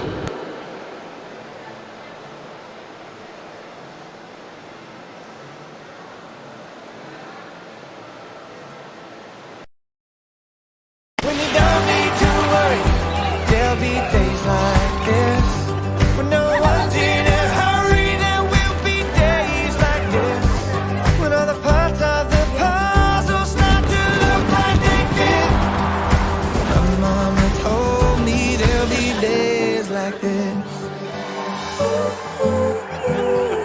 My mama told me there'll be days like this.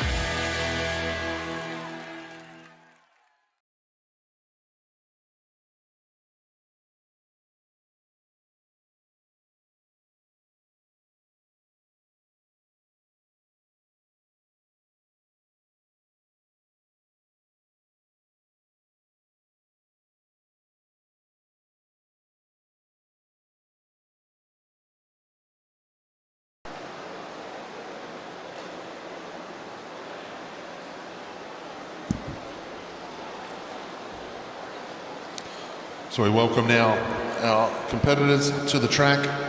Junior Women's Kieran, round number 2, heat number 1. We welcome Ebony Robinson from New South Wales, Lily Chatarinov from New South Wales, Ella Liang from Queensland, Regan Stanton from South Australia, Leonie Vanderberg from South Australia, Scarlett Sybil from WA, and we're looking for the first 3 to go through to the 1 to 6 final, the race for the gold medal.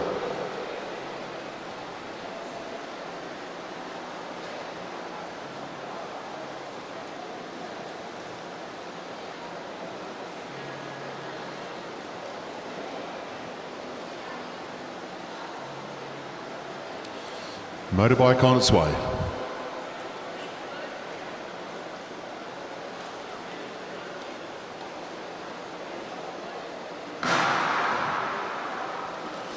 Ella Liang draws a front spot and she'll move up behind the motorbike.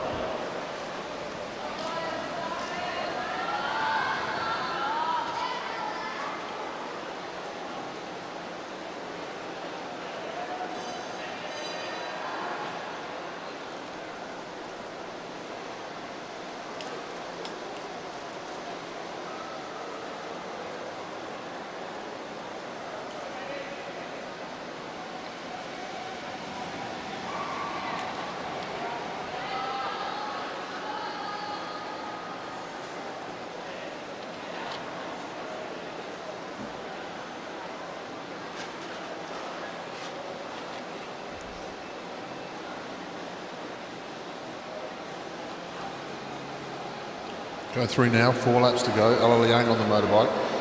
Then it's Scarlett Sybil up into second wheel. Then you've got Tataranoff and Nicole Duncan. Sorry, you've got Ebony Robinson from New South Wales. Liang down the back straight. Sybil, then Tataranoff. Robinson up on her wheel. Then Vanderberg's Stanton, Scarlett Sybil up into second wheel. Liang leads the way, riding good pace this time on the front, making sure he doesn't get dive bombed. Going to have to keep a look over the shoulder of these riders as they go down the back straight. Sybil in a good position though. Going to have to look at the action up around the outside from Tataranoff. Tataranoff quite happy with the situation at the moment. Out of the saddle, Tataranoff. Robinson. Sybil trying to get round a little bit. Rocking side to side, nearly knocks herself into Robinson. The 2 New South Wales riders are okay. Liang trying to get herself through here. Ella Liang needs to accelerate up the home straight, and she does so easily to get up into third. Tataranoff and Robinson cruising, and Liang gets herself through in third place. She'll go through to the final.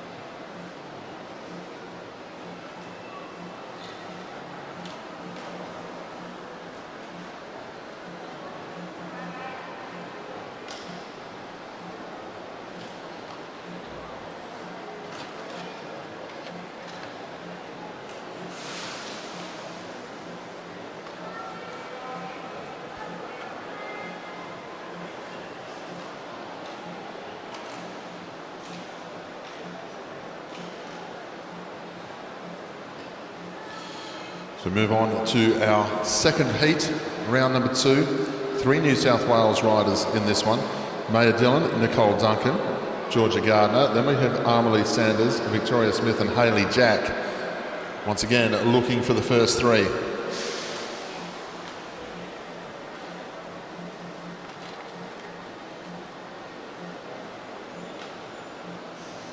Motorbike on its way now.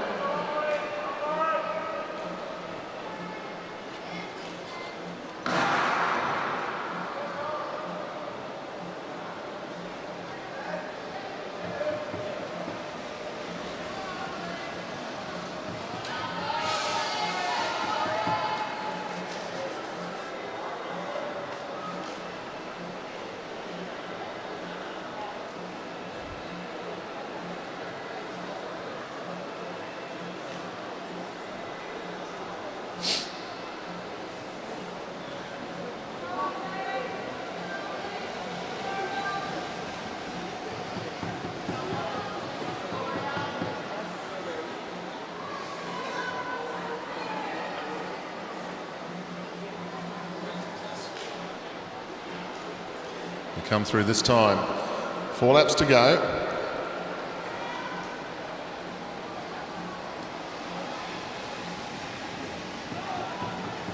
2 Queenslanders, 3 from New South Wales, and the little pocket rocket on the back there, Hayley Jack from Victoria.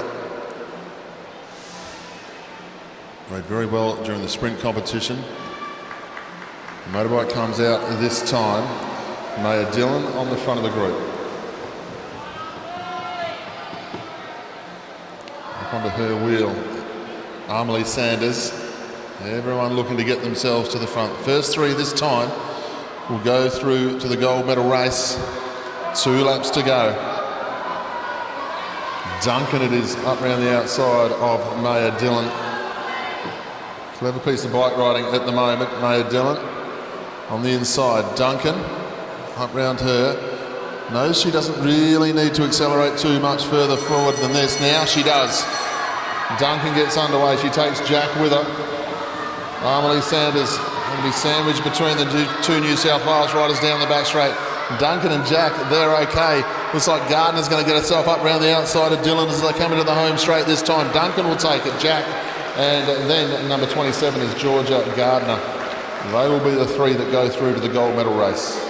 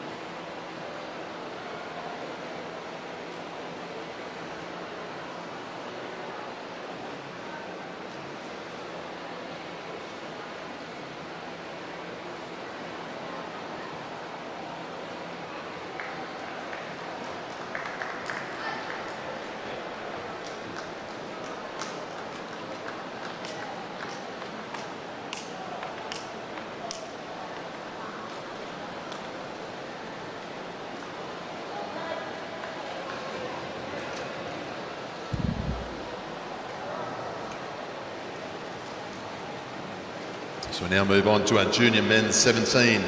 Kieran, round 2.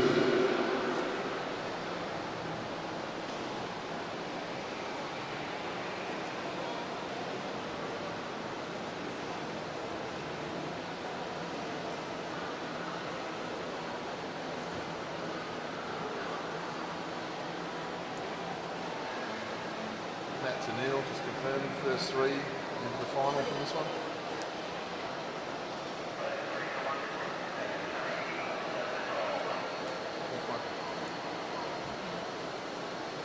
So final instructions for our riders from Kimberly Conti. First 3 riders will go through to the final. Next 3 will go through to the ride-off for 7th to 12th. We have Noah Mason, Jacob Steep from New South Wales, Luke Rickett, Caden Ruff, Alex Hughes from Queensland, then Jonas Shelverton from Tasmania, Jack Edwards from Victoria. First 3 get the chance to race for gold.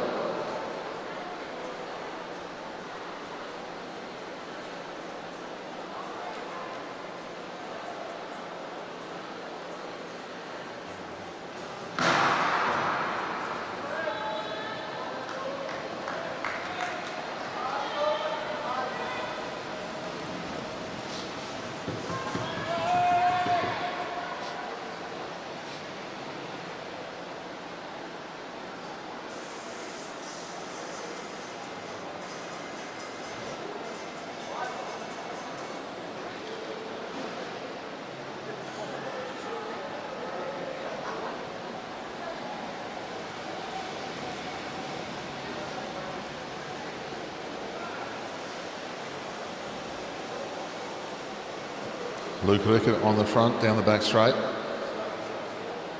Caden Ruff, happy with drawing 2nd spot. Knows how to ride position nicely. Noah Mason, the sprint champion. We go back to the Tassie boy, Shelverton, then Jacob Steep, Alex Hughes, and then the Victorian on the back, Jack Edwards. They're going to come through this time with 3 laps to go. They'll lose the motorbike. Luke Rickett leads from front spot. Not worry too much about being on the front here. Knows he has to be in the top 3. Let everyone else do the work to try and make position. Ride good tempo from the front. Caden Ruff, he's in the position. Lays off a little bit, goes slightly higher than the wheel. That's what you like to see. Noah Mason doing the same. Just giving themselves a little bit of room. In case they get caught out, they can still move. Mason lays off again. Rickett now starting to go from the front. Mason moves, and Rickett sees him coming, so does Hayden Ruff. How can they go through this one? Luke Rickett's got to start moving a little bit quicker than that down the back straight. Going to try and hold off Jack Edwards. Noah Mason's all fine at this stage. They go into the next bend. Jack Edwards can't come down the track yet. Luke Rickett's going to push his way through the gap. He'll get up into second. Noah Mason will qualify across the line in first. Luke Rickett up into second, and then Jack Edwards goes across in third.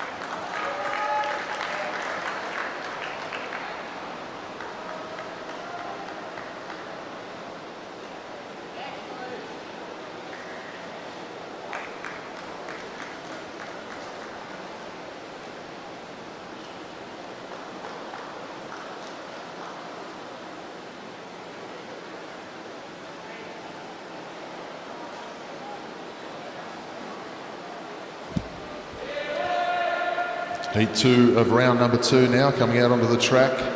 Junior men's 17. From the ACT, we have Ed Marks, Xavier Bland from New South Wales, Cadell Lovett, New South Wales, Tate Ryan from South Australia, Hamish Clarkson from Victoria, Oscar Gallagher from Victoria, and Eddie Gyrovec from Victoria.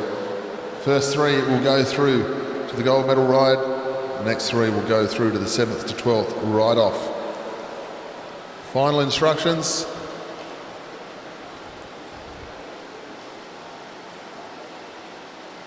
And now the motorbike is on its way.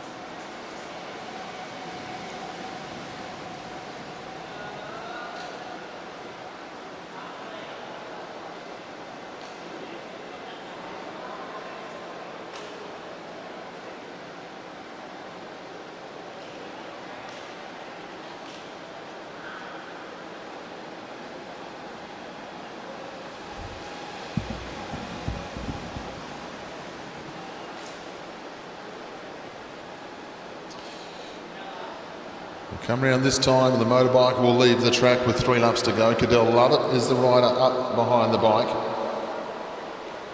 We'll go through this time, Hamish Clarkson on his wheel. Gallagher, Oscar Gallagher, and then Eddie Gyrovec down the back straight. The Victorians doing the right thing here, making sure they get position before they come up to 2 laps to go. Gallagher, Gyrovec, the ACT rider Marks up round the outside. Lovett and Bland in a spot of bother just at the moment. Need to get out of that area as they head down the back straight. The South Australian, Tate Ryan, decides he needs to move forward. Now the Victorians taken on from the front. Tate Ryan with pace around the outside of Gyrovec. Then Ed Marks up into third wheel. Everyone chasing that third wheel now as they head down the back straight. Good pace here from Xavier Bland. Bland trying to get up round the outside. Tate going to ride from the front. Gyrovec and then Marks, the New South Wales rider, couldn't quite get there into third place. Tate Ryan gets through. Eddie Gyrovec and then Ed Marks. They'll go through to the gold medal ride. Look forward to a sensational final very shortly.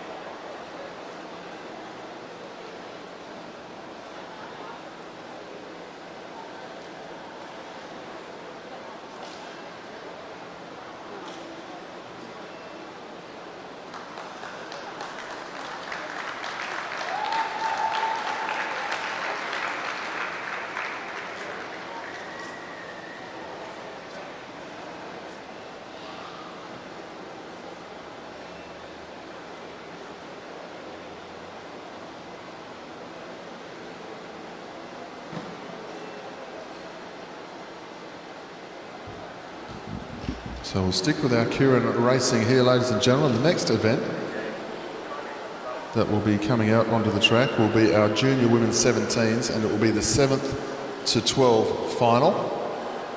Followed by that will be the 1 to 6 final. Then we'll have the same for the junior men 7 to 12, and also the Kieran final 1 to 6. After that, we get back into the elite women endurance races, and we'll be starting off the first race of the elite women Omnium today. That'll be happening between now and the end of this evening's session. So we've got 4 junior Kierans coming, and then the first race in the elite women's Omnium.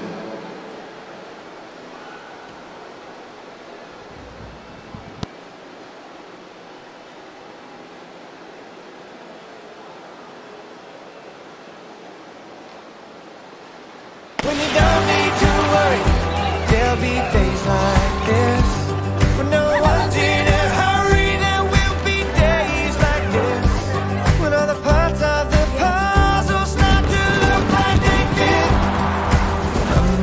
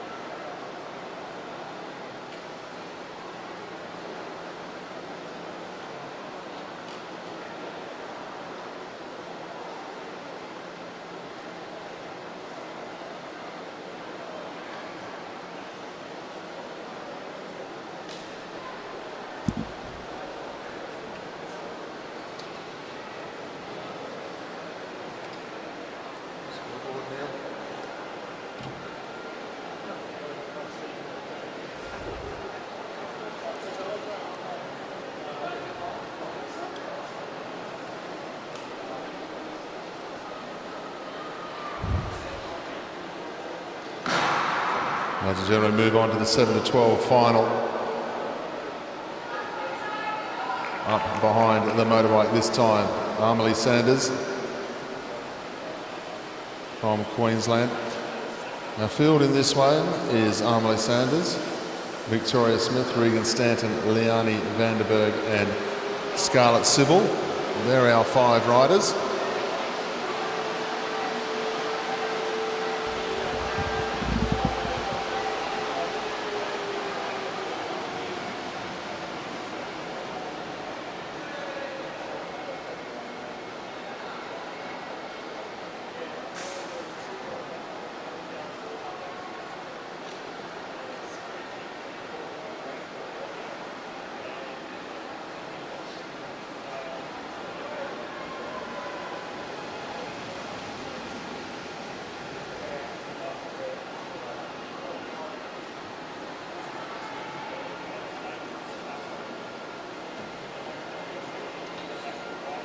Into the home straight this time. The motorbike will get out the way. Sanders from Queensland will lead the way.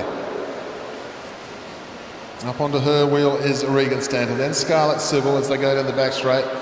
Leonie Vanderberg and Victoria Smith from Queensland. 2 laps to go when they come through. This one for 7th place in the nation. Scarlett Sybil moving up round the outside. The West Australian. Sanders now still has a look over the shoulder, sees what everyone else is doing as they head down the back straight. Stanton it is up into 2nd place. Sybil moving backwards a little bit here as they come into the home straight.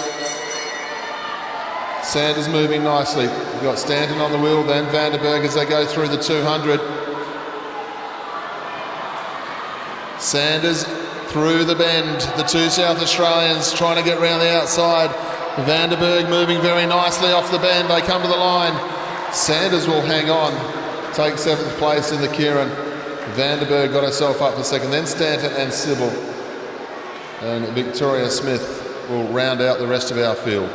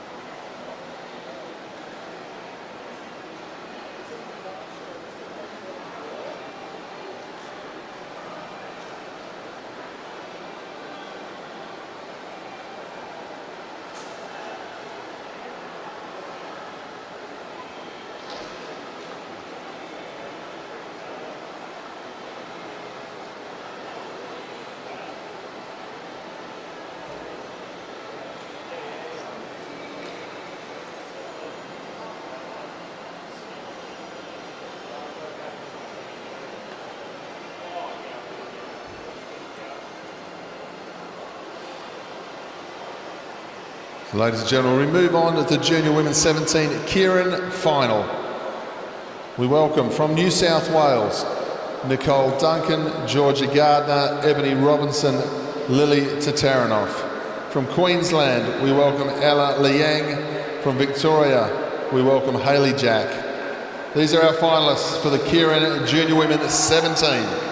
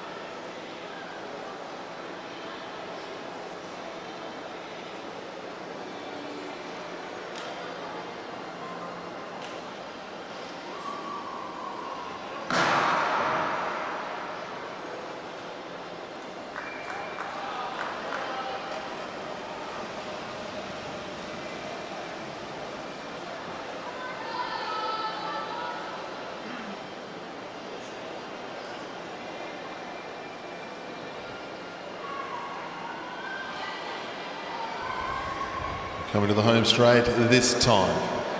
Lap 1 number now down.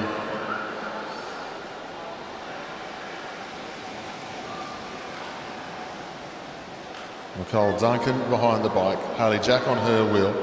Then Ebony Robinson. Then we go back to Ella Liang, Georgia Gardner and Lily Tataranoff.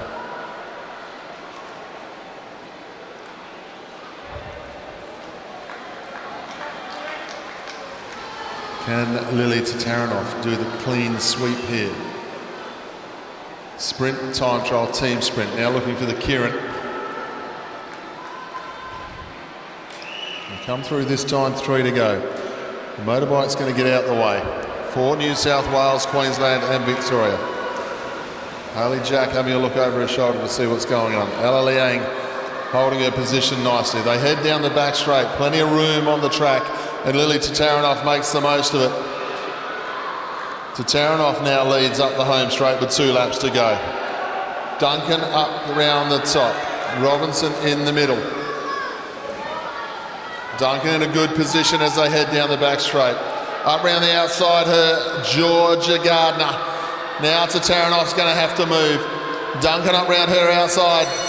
These two know each other very well. It's going to be a drag race with 1 lap to go. Tataranoff slightly in front down the back straight. Duncan then Robinson. Haley Jack trying to get amongst the New South Wales riders. Duncan strong around the outside, but the shorter way home might play dividends for Tataranoff, and it does. Lily Tataranoff takes another national championship here this week. Duncan into second, Robinson into third. A clean sweep for New South Wales once again.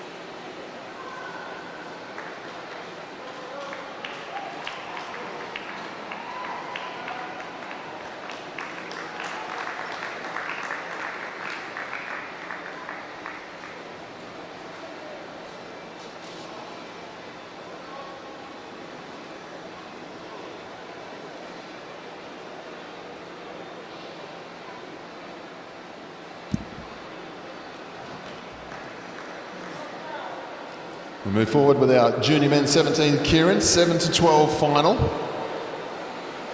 Xavier Bland, Cadell Lovett from New South Wales, Caden Ruff and Alex Hughes from Queensland, Jonas Shelverton from Tasmania, Oscar Gallagher from Victoria.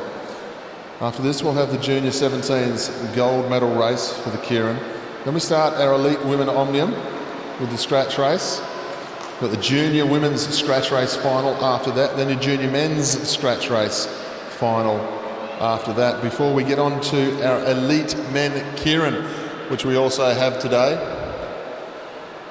I hope you're enjoying being here at Meares Velodrome. I hope you're enjoying the live feed coverage of the day session today. A big thank you, Bear Liang and the crew, for bringing us the live feed here today at Meares Velodrome. The motorbike's on its way.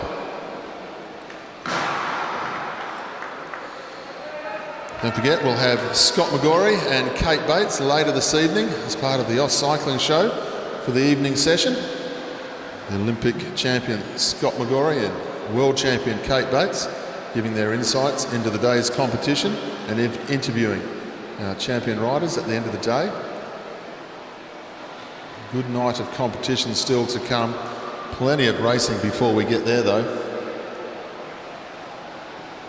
We've got the men's team's pursuit final today as well. Elite women omnium, elite women sprint. We've got the scratch races for the juniors. Plenty of racing to keep everyone interested here today. They're coming to the home straight this time with 4 laps to go. Caden Ruff on the back of the bike. Alex Hughes up on his wheel. Then Jonas Shelverton. Bland and Lovett from New South Wales. And then Oscar Gallagher.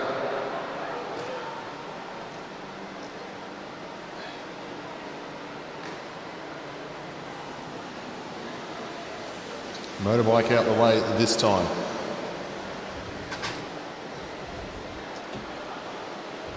Hayden Ruff keeping a good tempo down the back straight. You just want to keep a good enough tempo that if anyone does decide to step out from the back of the bunch, they're really going to have to make a big effort. So you keep a good enough tempo in this situation to make them think twice about doing it from 3 laps to go. Now they get in the back straight. 2.5 laps to go. New South Wales on the charge. Nice piece of riding up round the outside. Fully committed now with 1 lap to go, Xavier Bland. Absolute full commitment. Caden Ruff leads down the back straight. Alex Hughes goes to him now in the back straight. Gallagher coming as well, but Xavier Bland is going to take 7th place in the 7 to 12 final. Gallagher, Hughes, then Shelverton, Ruff and Caden Lovett over the line.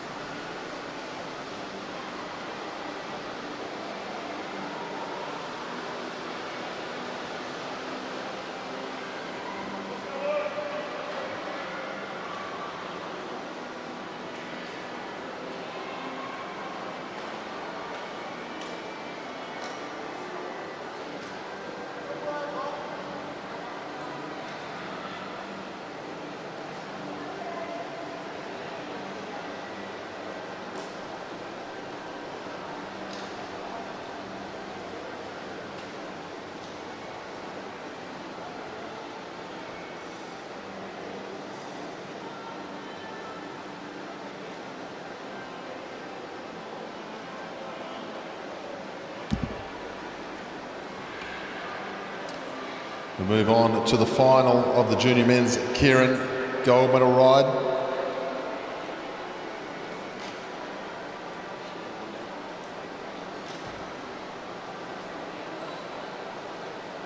Welcome our field out onto the track. Ed Marks from the ACT. Noah Mason from New South Wales. Luke Rickett from Queensland. Tate Ryan, South Australia. Jack Edwards from Victoria. Eddie Gyrovec from Victoria. The motorbike is on its way.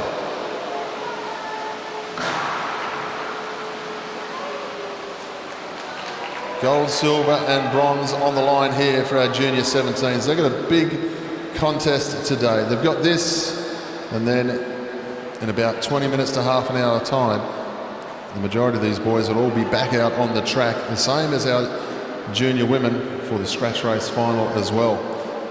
So plenty to look forward to, and after that we'll have the elite men's Kieran. So we're seeing them all out on track today. We're seeing our top endurance riders, our top sprinters, all of our juniors as well. A great day to be here at the National Championships at the Meares Velodrome.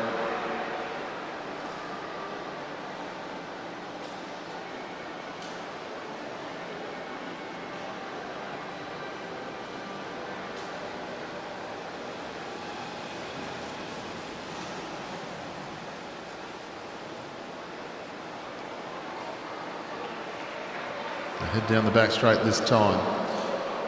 Jack Edwards just laying off in second place. The motorbike will pull out this time. Action stations now as Noah Mason moves himself up and gets himself into position.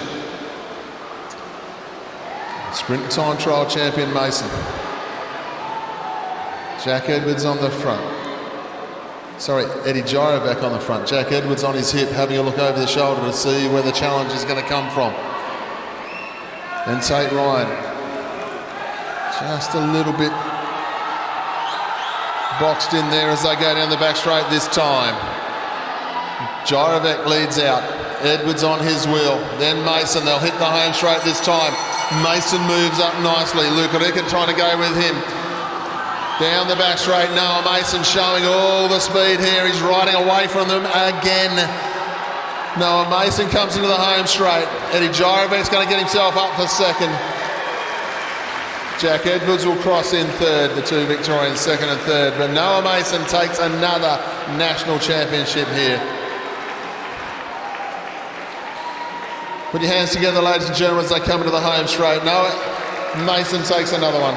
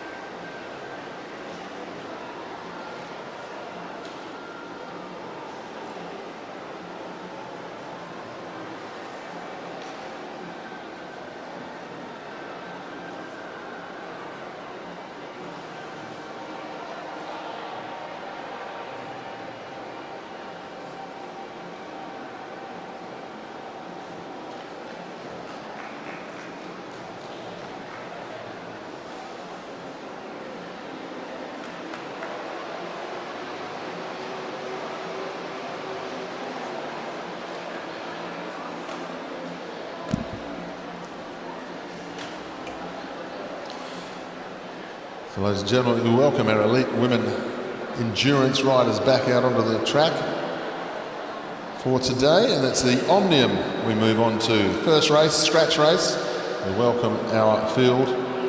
Emily Watts from New South Wales, Hayley Jones from Queensland, Ali Anderson from South Australia, and Nicola McDonald from South Australia, Alyssa Pilates from Victoria, Dahlia Haynes from WA, Claire Battle from Queensland, Alex Martin Wallace from Queensland, Sophie Edwards from South Australia, Chloe Moran, South Australia, and Isla Carr from WA.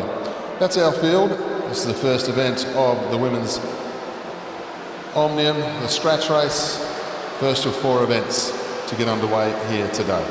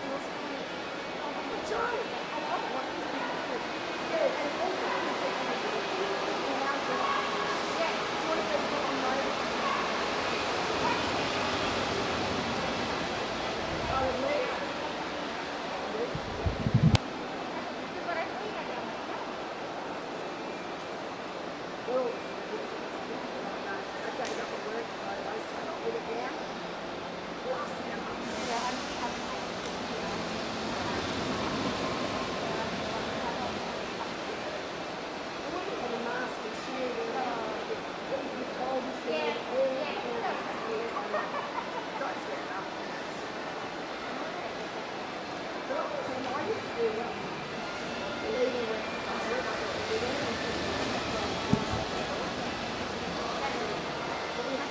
Our elite women's field settling in nicely to this first race of the Omnium. It's going to be a tough day of racing here for our elite women. 4 races in all. This is the first of them. Scratch race. Then they'll have the tempo race, the elimination, and of course the point score to finish off proceedings.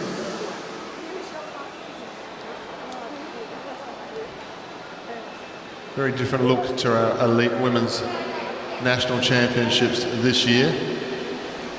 A number of names either moved on to road cycling or have retired from the sport after a very, very successful decade of elite women racing from Australia at world level.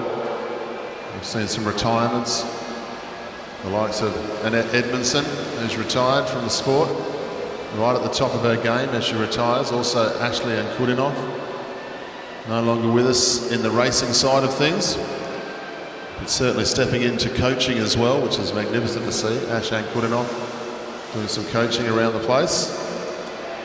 Georgia Baker, the Tasmanian, of course, riding on the road. Alex Manley, the same, riding on the road this year.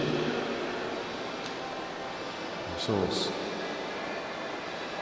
we'll be seeing Maeve Palouf here this week in the individual pursuit. She's the new standout rider of elite women's cycling for Australia, Maeve Palouf. And setting some sensational times on the Adelaide track, and been up here training a fair bit as well before this national championship. So I was talking with Kate Bates last night in between commentary stints between the AusCycling show and the live venue that we bring to you. And Kate Bates was really talking up Maeve Palouf about being quite possibly the most sensational talent that Australian women's cycling has seen for the best part of a decade, the way she keeps improving.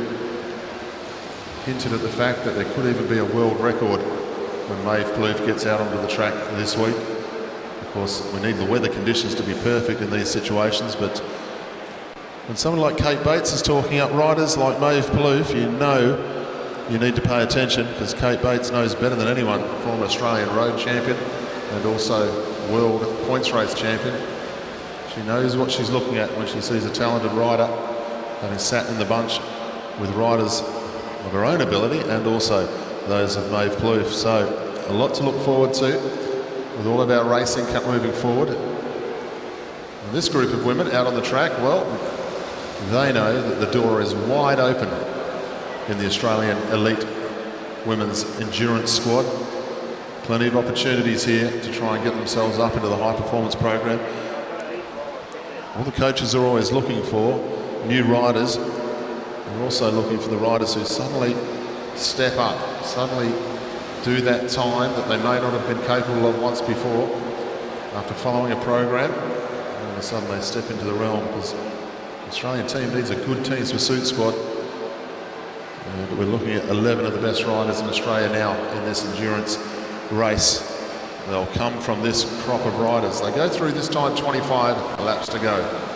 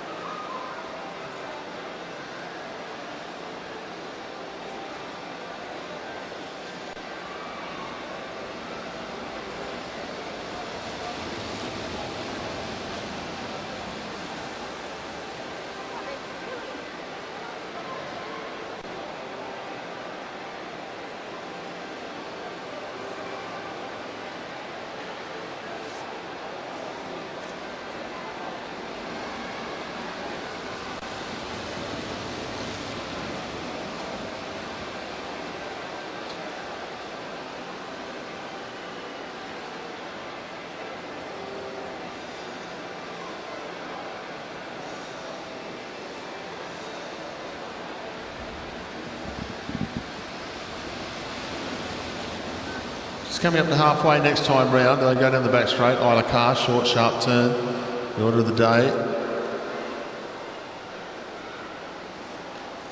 Secret to the Omnium race, you've got to make sure you're up in that.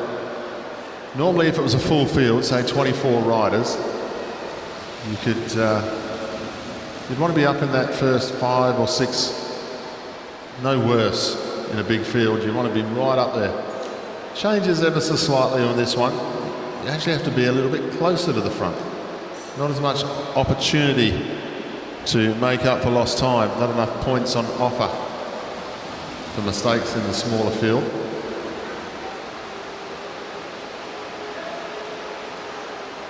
So in this one, if you want to be serious about having the win here after 4 races, or what you want to be doing is making sure you start the points race realistically no more than a sprint or a sprint and a half. So anything more than 8 points chasing in the point score at the end of the night here will be very, very difficult. So you want to try and go into the points race if you're interested in getting into the first 2 or 3. You don't really want to be trailing more than 2 to 4 points, which is definitely a possible outcome with a smaller field like this. Once you start lining up in the main points race of the evening, because all the points from the points race go towards the overall tally, once you start chasing more than 8 points into that final race of the day, it starts to get very, very hard, because anyone who starts the final points race with an 8 to 10 point lead means they can just relax that little bit if the legs aren't working well in the first few sprints, give themselves a little bit of a breather, and make everyone else go and wear themselves out sprinting for every point.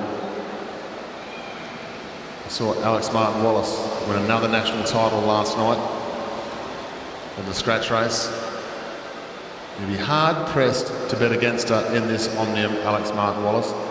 Certainly got some challenges though from the other riders. It was a good sprint finish, but well, class will always rise to the top in these fields. Sometimes, if the form's not quite there, the fitness isn't quite there, your class will always be there, and that sometimes will just carry you across the line. They'll come through this time with 13 laps to go.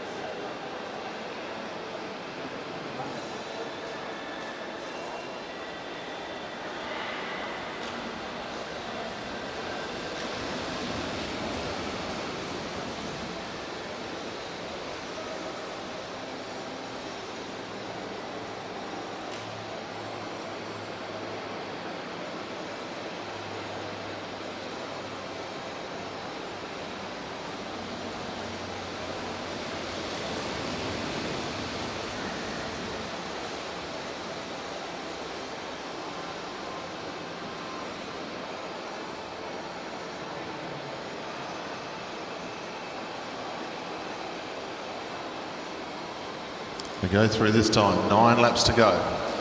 Everyone will start to pay attention, start to follow the rider that they think is the one to follow through to the sprint finish. You see 1 or 2 riders just letting the gaps go. Dahlia Haynes swings up from Western Australia. 8 to go as they go through this time.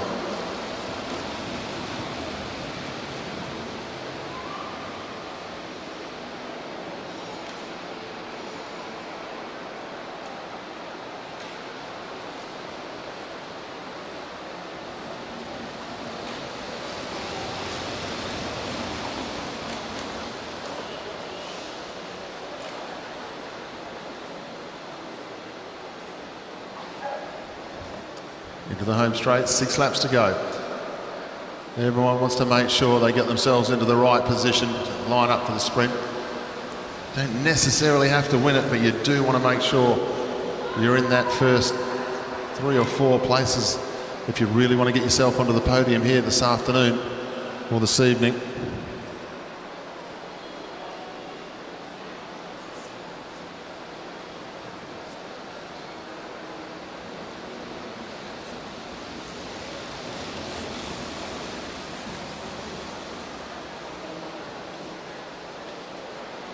Heading down the back straight this time. They're going to come up with 4 laps to go. Expect to see the pace start to rise. South Australia lead through. Just having a look over the shoulder. The rider of Sophie Edwards. She's a very strong individual pursuiter, is Sophie Edwards. Great junior cyclist, has ridden at World Cup level. As part of the Australian cycling team as well. You can see how the pace is just starting to lift the way Edwards goes through. Emily Watts up on her wheel. Then that's the West Australian Isla Carr. Will come in this time. 2 laps to go. 500 metres to the end of this first scratch race of the Omnium for our elite women's field.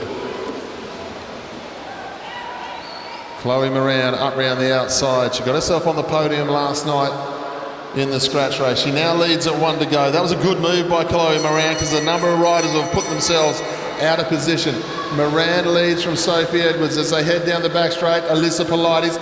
Then it's Martin Wallace. Dahlia Haynes has come from nowhere to find herself in 5th place, but Chloe Moran, strong ride on the front there as she goes across the line. Sophie Edwards, Alyssa Polides, and then Alex Martin Wallace and Dahlia Haynes. They are your top 5. So clever piece of bike riding there from the 2 South Australians.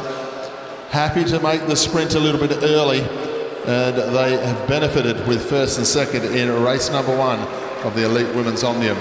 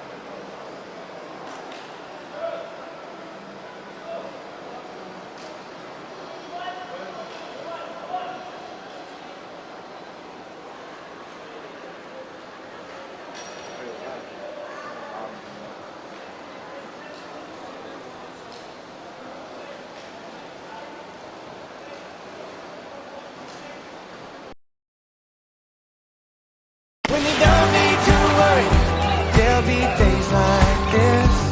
When no one's in a hurry, there will be days like this. When all the parts of the puzzle start to look like they fit. My mama told me there'll be days like this.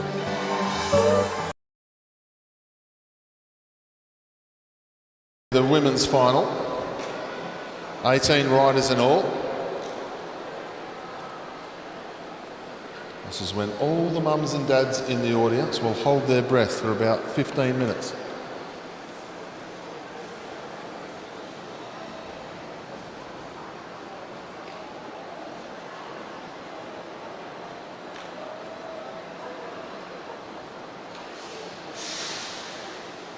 Our women's field on the fence now.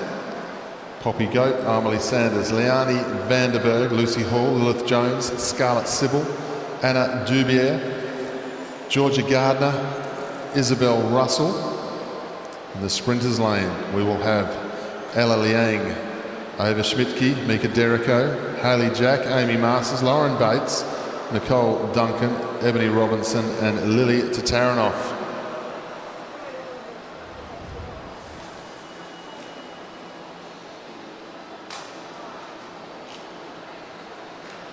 Brooke Carnes just doing some, needs to go to the gym. Less facial expressions when you're lifting the riders, please.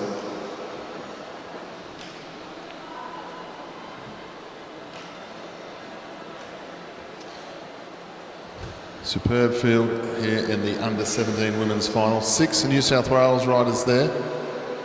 Every single one of them capable here in this field. Lauren Bates, the ACT riders, had a successful campaign. They'll roll away junior women's 17 scratch race as they dodge the coaches and the photographers. Everyone keeps the shiny side up, that's what we want to see. They'll do one roll round lap and then they'll have 30 laps to go.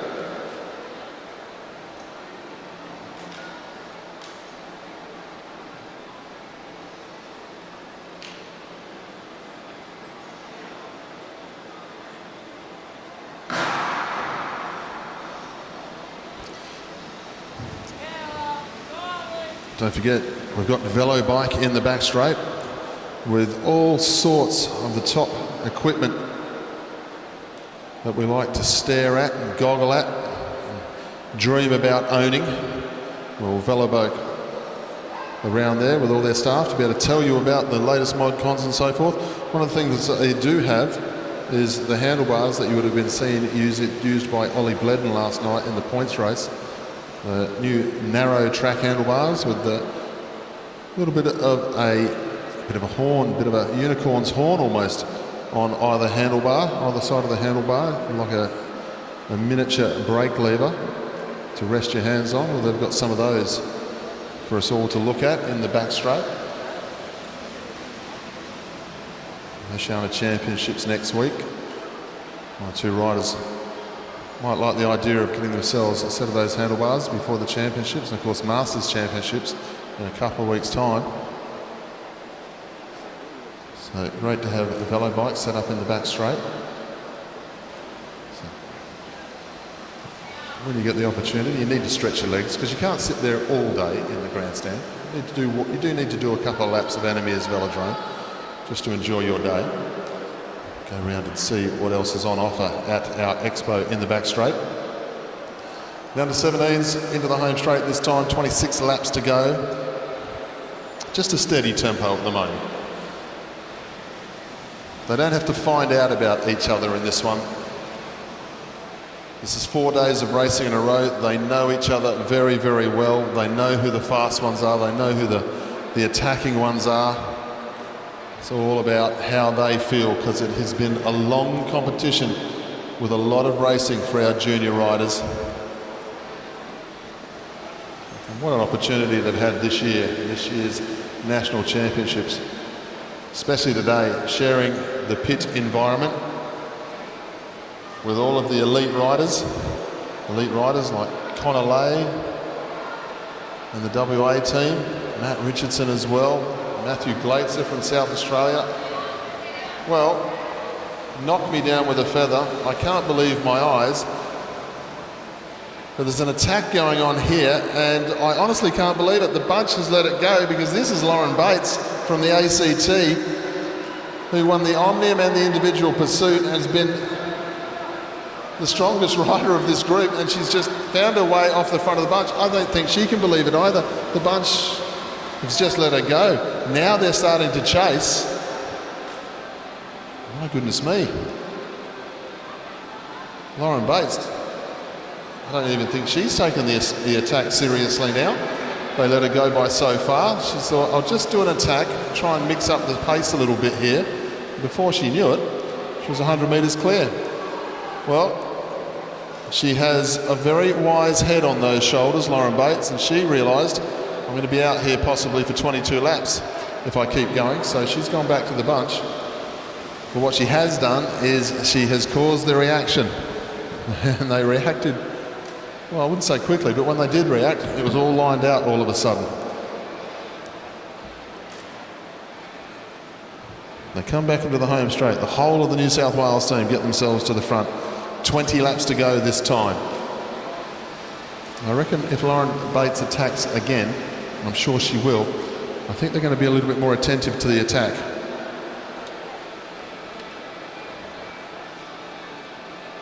Bates now goes to the front of the group. Now she's going to be very wary that a number of the sprinters are in this scratch race.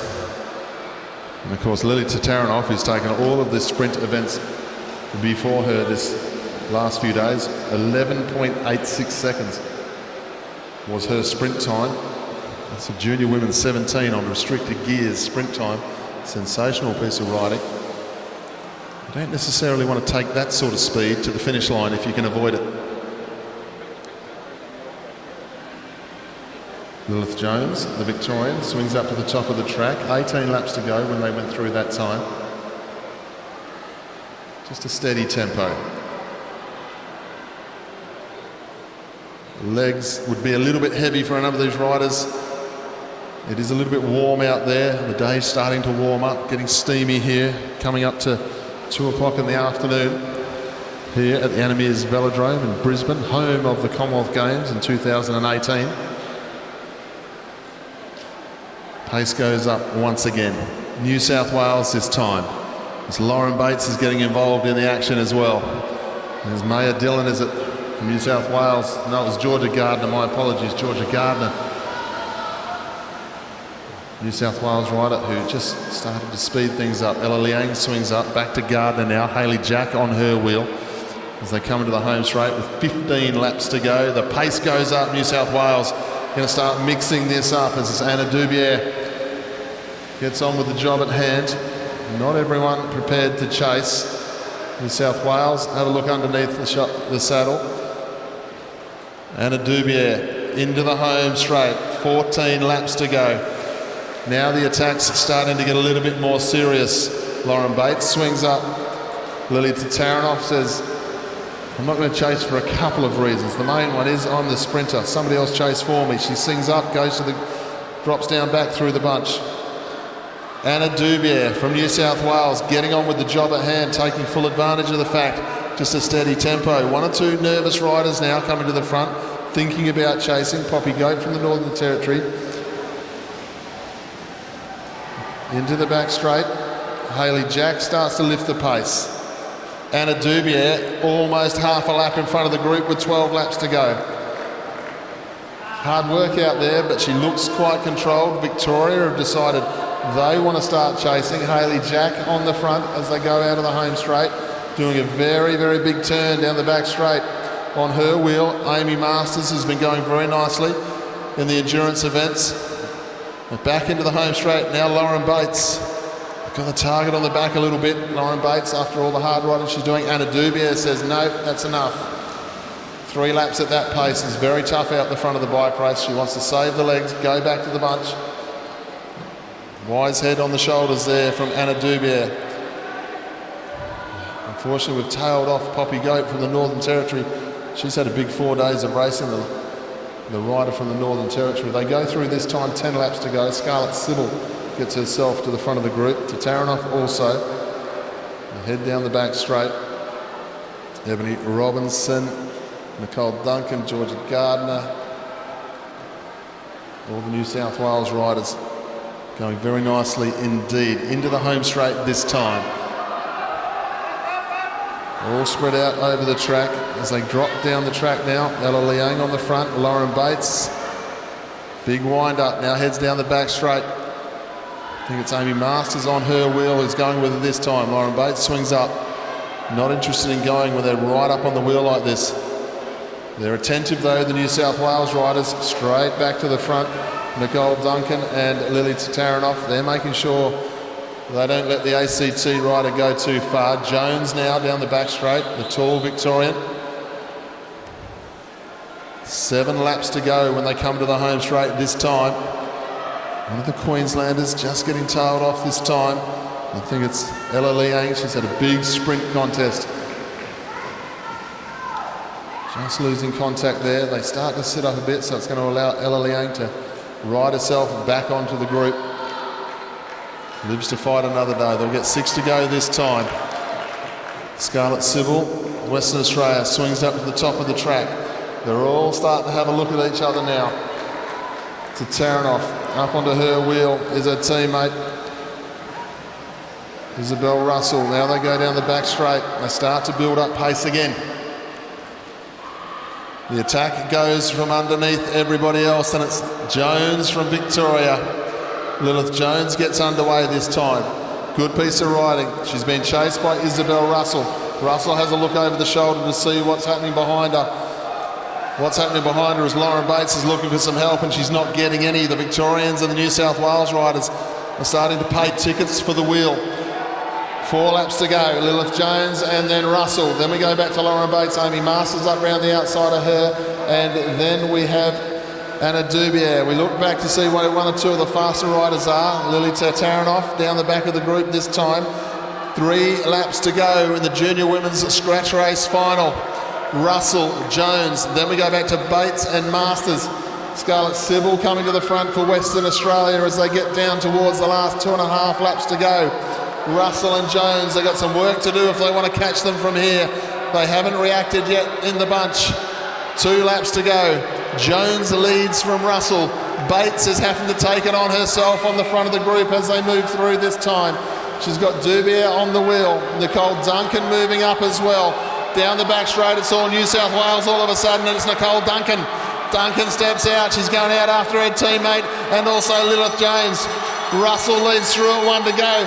Jones steps round. Here comes Duncan at 200 metres. Nicole Duncan's been threatening for a national championship all week long. Then we go back to it's all New South Wales here. Duncan coming into the home straight. She will take out the title. The Taranoff crosses in 2nd place. 1, 2, 3 for New South Wales as Ebony Robinson takes 3rd place. Great ride, Nicole Duncan. She's been threatening for a national individual title all week long. She gets it today. Superb riding. Put your hands together, ladies and gentlemen, for our junior women's 17 field. They have given us some excitement these last 4 days.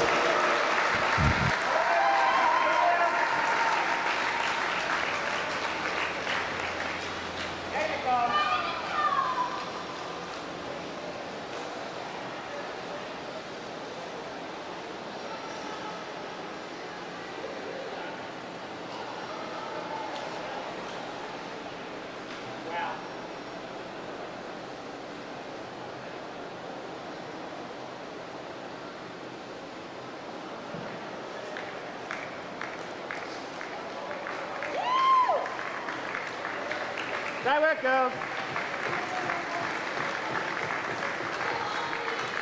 Hey, Nicole.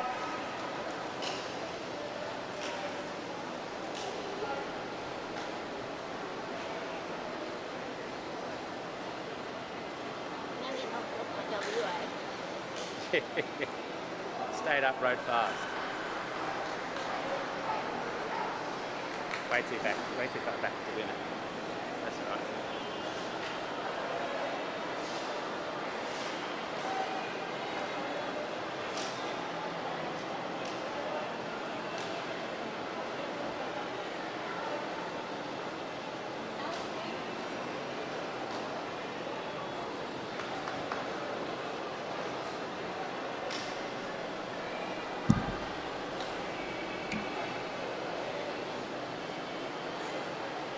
Ladies and gentlemen, I hope you're enjoying the action here at Meares Velodrome.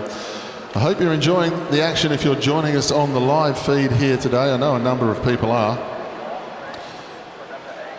If you're at the Velodrome and you know that somebody would like to see the action, just let them know they can get on to the AusCycling Facebook page and YouTube channels to watch all the action. The next race that comes out onto the track now will be our Junior Men's 17 scratch race final.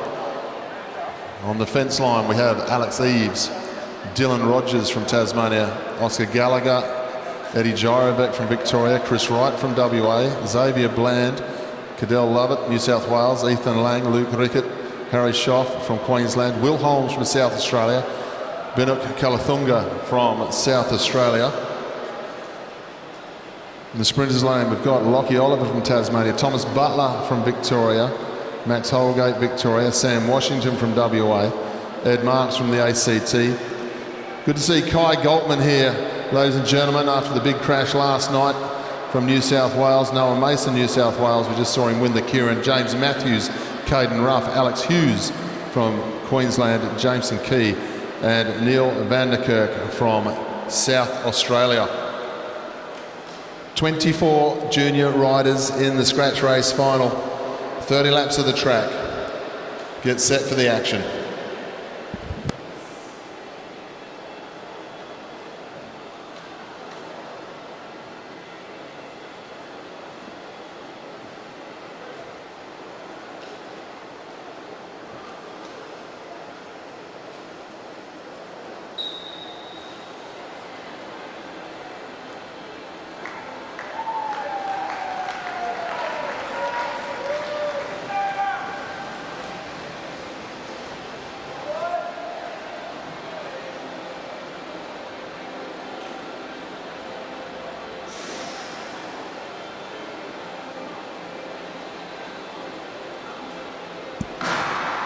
Gun sounds are underway, 30 laps of the track.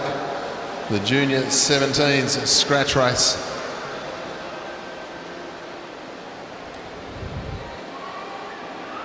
You get the feeling this one might be a bit of an aggressive attacking bike race here this afternoon. 24 riders. Unfortunately, a number of riders hit the deck last night in the couple of crashes that we had in the points race. The big one at the start of the first running of the point score, which took out the best part of 6 riders. I'm happy to say the majority of those are all back in here today. And then there was a big crash just before the finish of the final sprint with about 2 or 3 to go. Of course, the race winner, Will Holmes, was involved in that one. He's up into 3rd place here. Will Holmes, he's had a great few days of racing, going home with several national champions jerseys. Lockie Oliver, the Tasmanian, swings up, just letting Will Holmes know that he's in the race. It's good pace here, a little bit faster than a steady tempo. It's quite a high tempo, and Will Holmes, the South Australian, who has controlled these endurance events in the 17 category for the last 4 days, he is going to start to light this one up. He's not interested in having this big bunch all together at the finish. Doesn't want to get involved in any danger. It's a fantastic sight to have 24 riders out on the track. But it's always best if they're lined out and going absolutely flat out. That's when they start bunching up at pace. That's when mums and dads and coaches start to hold their breath and turn blue. They head down the back straight this time. Pace washes off a little bit. Caden Ruff it is on the front. Got his way nicely into the final here. The other handlebars I speak of that Caden's got on his bike there, the little Queenslander just at the top of the bars, you'll be able to check those out in the back straight with the boys at VeloFit. Quite a nice piece of equipment. Into the home straight now, 24 laps to go this time. Noah Mason, the sprinter, swings up so fast. He's really been good over that last 150 metres here in all the sprint events that he's taken part in. It would be impressive if they were on open gears the way Noah Mason sprints, but when you take into consideration they're all riding the same gear ratio, and then he just makes it do something different in that last 200 metres. Starts to put distance, big distance between himself and whoever he's sprinting against. But that's in the sprint events. This is the scratch race. Will it have the same impact in this type of race? But of course, he's got a few riders in there who aren't going to want him to be able to use that at the end of the day. So they are going to make it hard from time to time. Will Holmes sits last wheel in the group at the moment as the pace goes up from the front. I've been impressed with the way Will has ridden. Not only has he been the most aggressive, but he's also quite happy to go to the back of the bunch and relax. Doesn't panic about too much, which suggests that he's totally backing his own ability to be able to move where and when he needs to. Another one of the good Victorians on the front of the group here. Thomas Butler. He's been going nicely as well, getting himself up to the front end of the racing. So much to look forward to with all these riders in the under-17 division. Our under-19 division has been superb as well. We'll get to see a lot more of their racing over the next two to 3 days now. Pace just washes off. They'll have 18 laps to go when they come through. They haven't quite gone halfway yet in this one. Jorovic leads up the home straight this time. Kalathunga on his wheel from South Australia. Then we go back to one of the many Tasmanians who have gone beautifully this week.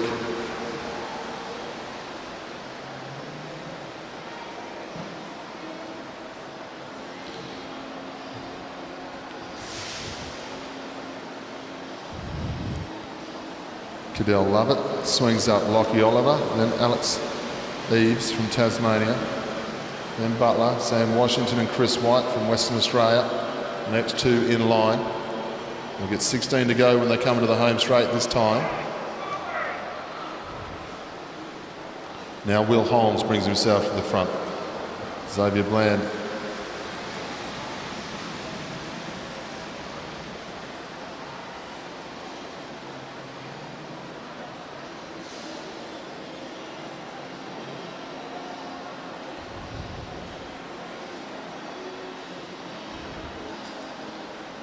up round the outside again.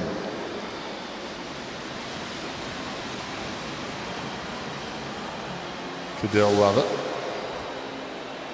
New South Wales, gets himself off the front of the group now. One or two riders not happy with the pace. Tasmanian riders and the New South Wales riders deciding we need to make it a bit harder. Lovett goes through. There's a big attack from Lockie Oliver today from Tasmania. He went from a very long way back through the field to get himself to the front of the group. Oliver stirring the pot here as he goes through. 13 laps to go.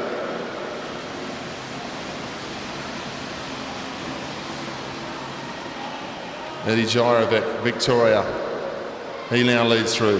One of the bigger boys in this group. They'll come up with 12 to go. All pretty content. All good at staying together here.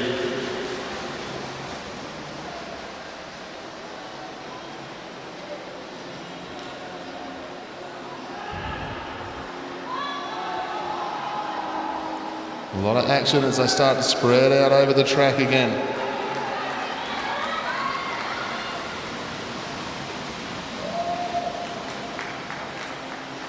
Queensland on the attack this time. Good pace there. Ethan Lang comes into the home straight. 10 laps to go for the Queenslander. Just trying to mix things up here. Sam Washington from Western Australia. Short turn there. Queensland on the front. No need to do a big hard chase and wait for somebody else to do it. Ethan Lang comes into the home straight with 9 laps to go. Pace starting to wash out of this one. All starting to watch each other. The tactics are starting. Chris Wright now moves to the front, Western Australia down the back straight. The Queenslander's not bothered about it. He can go out and chase Ethan Lang. He doesn't know. He swings up and has a look. Had an opportunity there. Ethan Lang leads through with 8 laps to go. Butler on the front as they go through. James Matthews now, Queensland, leads down the back straight. Kalathunga and then Kai Goldman, then Will Holmes. And I think it might be Alex Hughes. They go into the home straight this time, 7 laps to go. It's all slowing down and all bunching up.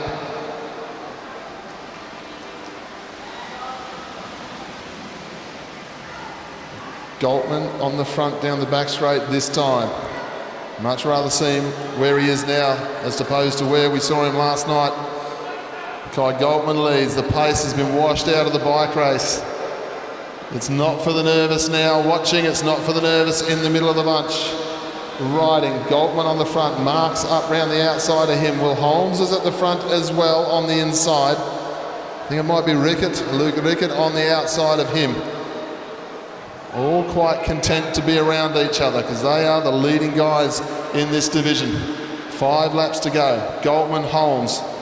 Holmes being that close to the front of the group, you're going to have a number of riders happy he's there. Rickett decides to make a move. Not content with following Will Holmes. They'll come into the home straight this time. 1,000 metres left to go in the junior scratch race. Luke Rickett it is on the front.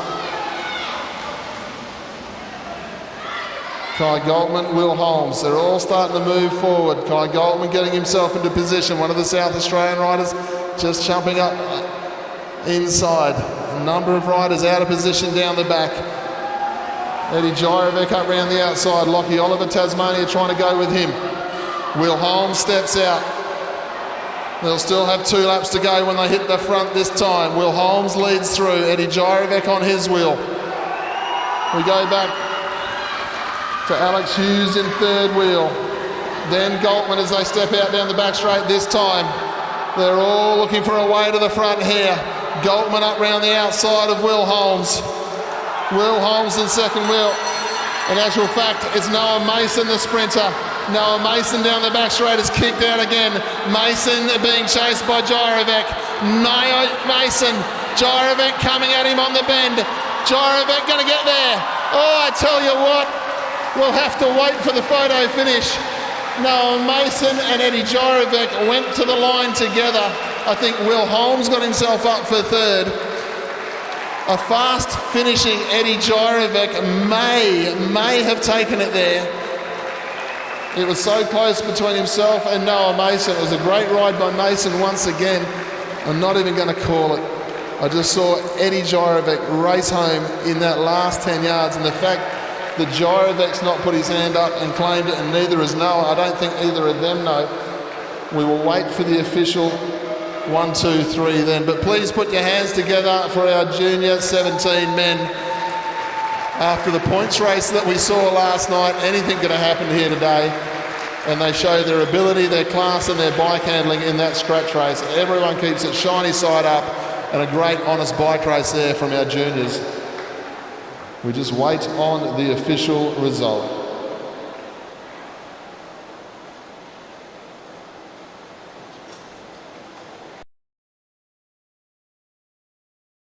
When you don't need to worry, there'll be days like this. When no one's in a hurry, there will be days like this. When all the parts of the puzzle start to look like they fit. My mama told me there'll be days like this. My mama told me. Noah Mason into second. It's Luke Rickett from Queensland takes the bronze medal. Then Will Holmes, Alex Hughes, Neil van der Kerk, Sam Washington round out the top 7. Well done, Eddie Gyrovic. The family double as his little brother won the 15s.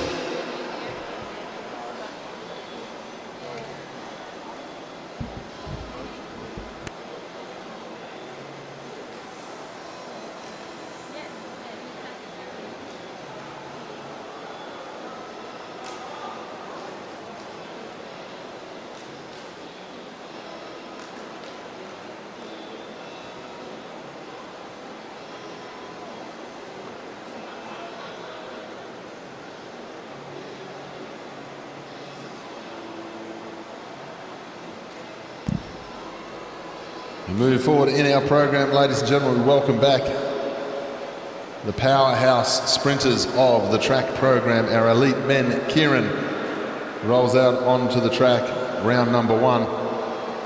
The first 2 in this one will go through to round number 2. All the rest will go to the repechage. Please welcome as they come out onto the track. New South Wales, John Trovis. New South Wales, Dan Samuel. From South Australia, James Brister. In the black skin suit there, we have Connor Rowley representing Ireland. Western Australia's Matt Richardson. And Victoria's Ned Pollard. Just like the junior events, 6 laps of the track, the motorbike will come out with 3 to go. And we're looking for the top 2 to go directly through to round number 2. All the rest will come back through the repechage.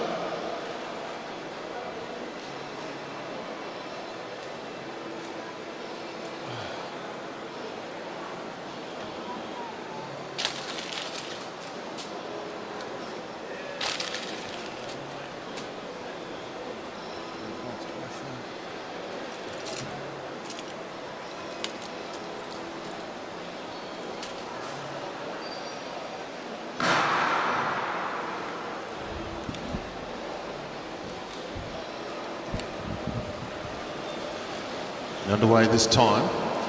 Connor Rowley drawing the front spot. He'll go up behind the motorbike.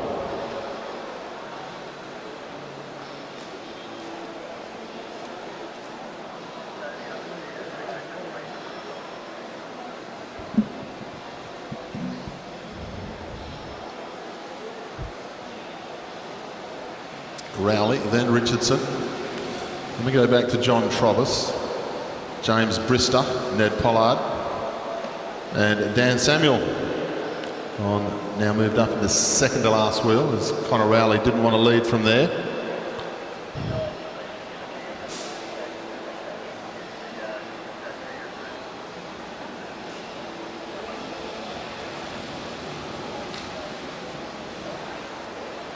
The back straight this time. There's 1 or 2 riders giving themselves a lot of distance here.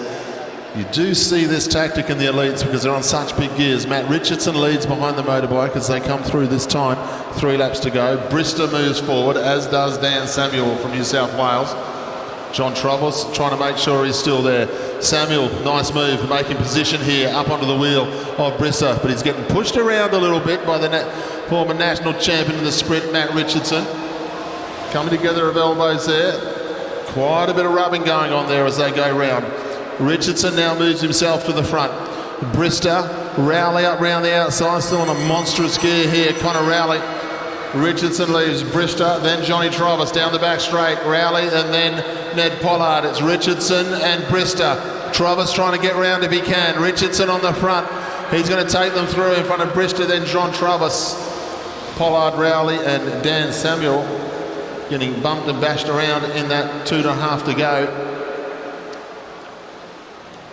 So put your hands together, our first ride, Matt Richardson, James Brister, cross the line 1-2.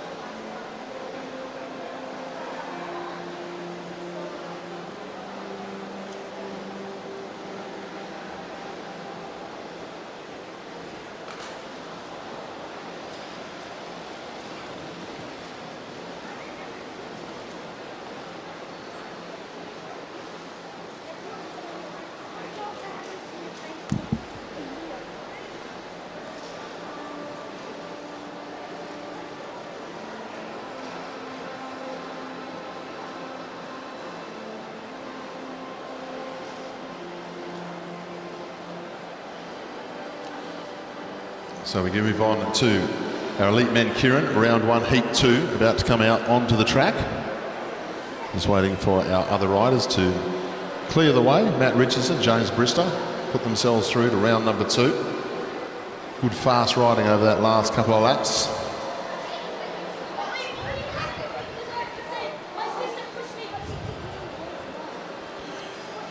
So we welcome out onto the track now. Heat number 2 from New South Wales, Rowan Hayden-Smith. From Victoria, we have Sam Gallagher. From South Australia, Matthew Glaitzer, back as national sprint champion after his ride last night. From Thailand, please welcome Ponsak Tamsawit. And from South Australia, Carlos Carissimo.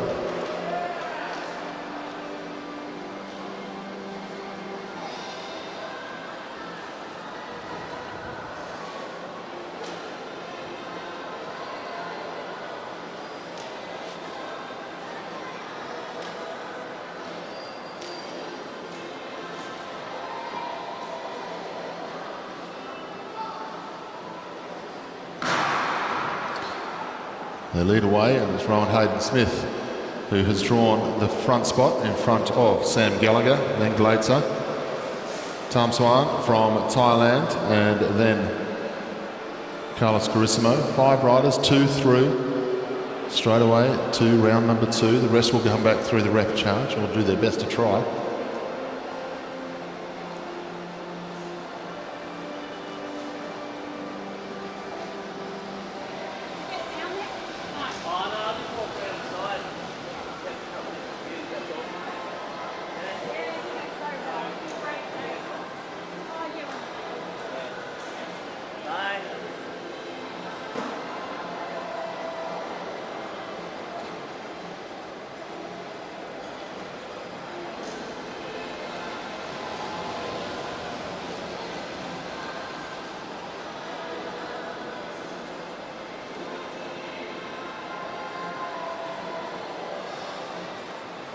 Motorbike comes out this time as the pace picks up. Rowan Hayden-Smith, Sam Gallagher thinking about moving up around the outside of him, trying to get Rowan Hayden-Smith moving. They head down the back straight this time. Carissimo wants to put himself into a better position, and he does that nicely. Up round the outside at 2 to go. It's a strong lead here by Carissimo. Glates are up round his outside. Reverse turns of pace being done at the moment in the sprint. Glaetzer leads. Carissimo down the home straight this time. Gallagher. Carissimo will be hoping that Matt Glaetzer just opens up down the back straight, and he's got something to chase. He's going to put everyone else on the defensive.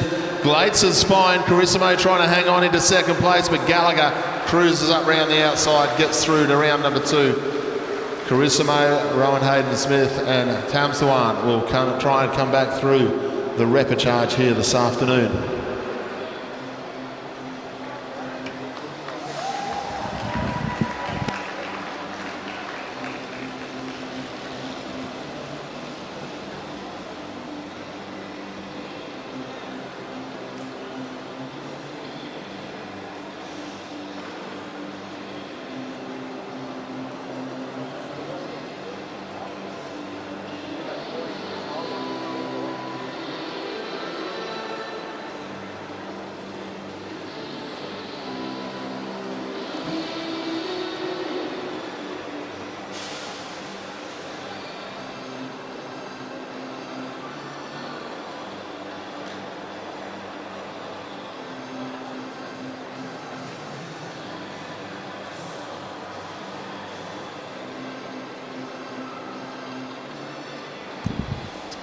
Ladies and gentlemen, we move on to round 1, heat number 3. The elite men, Kieran. We'll let the rest of our riders leave the track. Our first rider out on track from New South Wales, this is Tom Cornish. We also welcome the big man from Queensland, Byron Davies. New South Wales, Daniel Barber. Jade Madden from Victoria. Bryson Fletcher from Queensland and Lee Hoffman from South Australia. Once again, 2 go through, the rest will come out to play in the repechage again.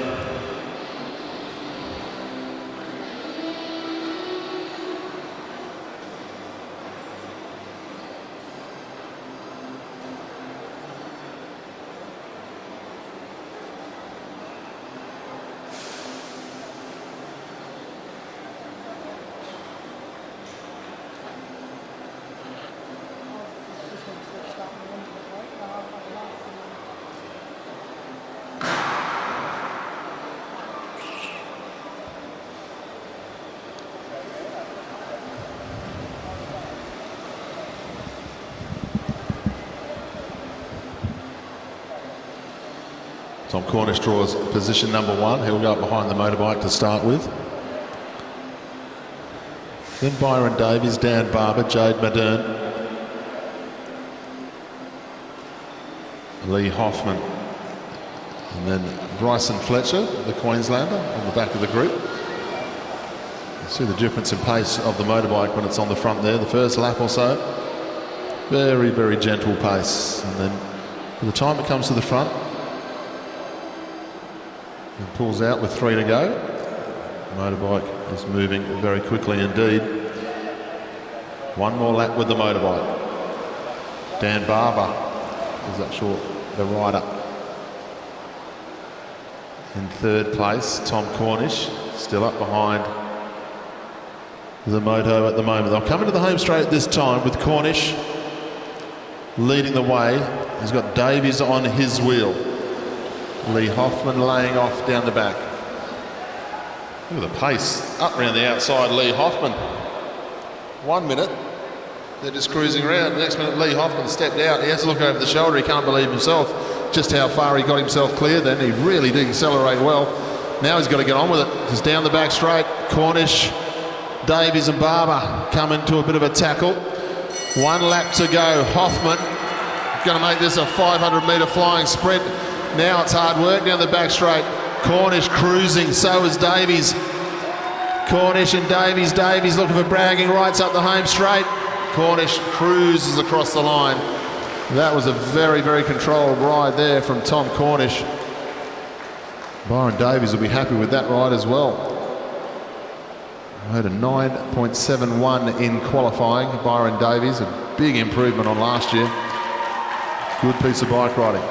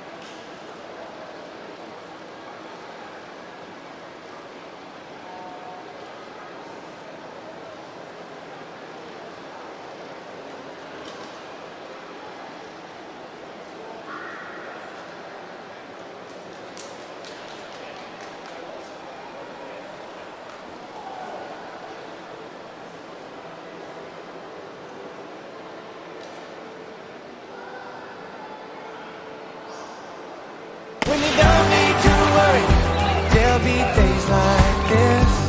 When no one's in a hurry, there will be days like this. When all the parts of the puzzle start to look like they fit. My mama told me there'll be days like this. My mama told me there'll be days like this.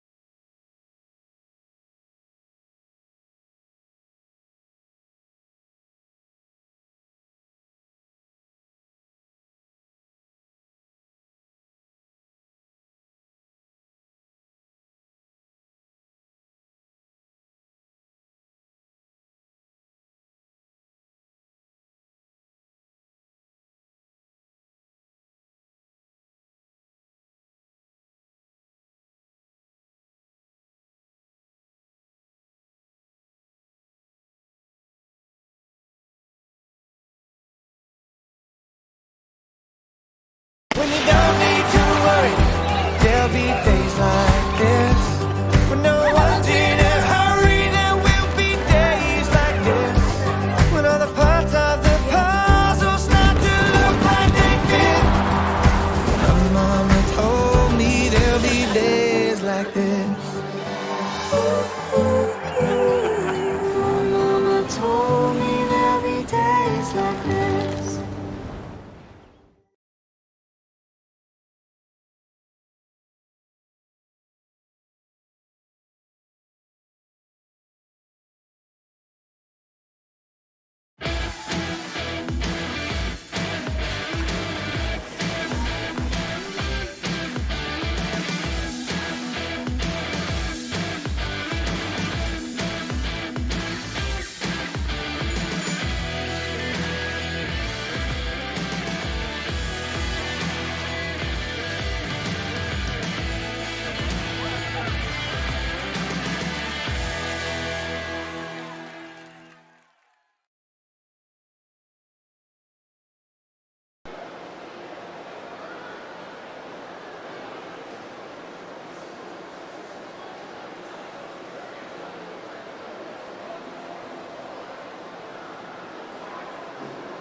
Ladies and gentlemen, please join us for the presentation of Junior Women's 17 Scratch Race Championship. Presentation is to be done by Louise Jones and our race director.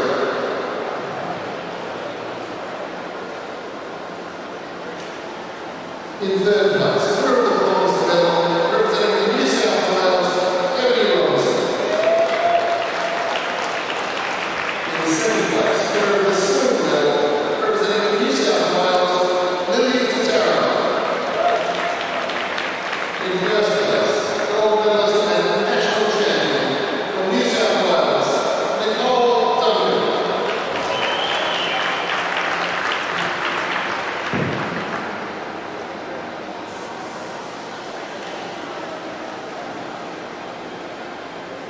Ladies and gentlemen, please show your appreciation of our national champion and medalist.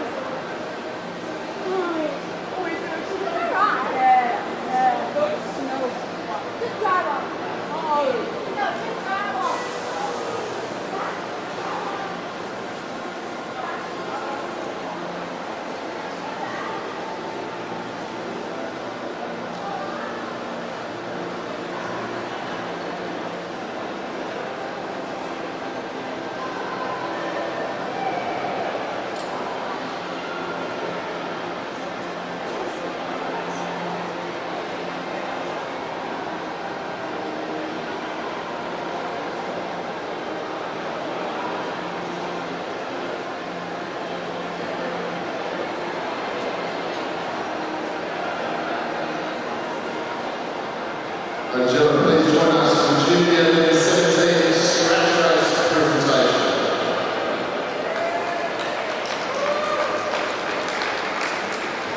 In third place, winner of the bronze medal, representing South Australia, Will Holmes. In second place, winner of the silver medal, representing New South Wales, Noah Mason.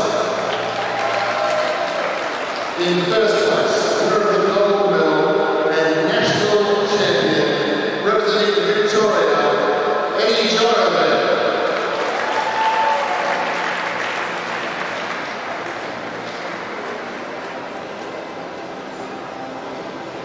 Ladies and gentlemen, please show your appreciation for our national champion and medalist.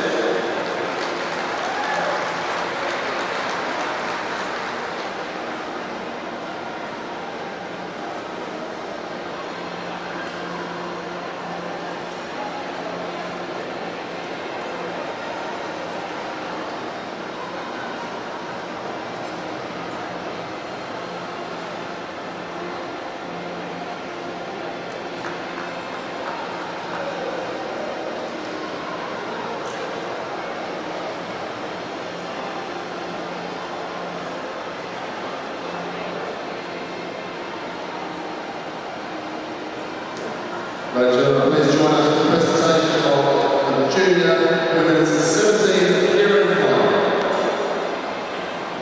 In third place, the winner of the bronze medal, representing New South Wales, Kalinda Robinson.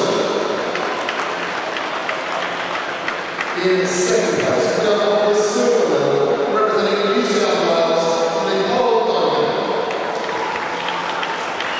in first place, winner of the gold medal and national champion, representing New South Wales, Velodrome.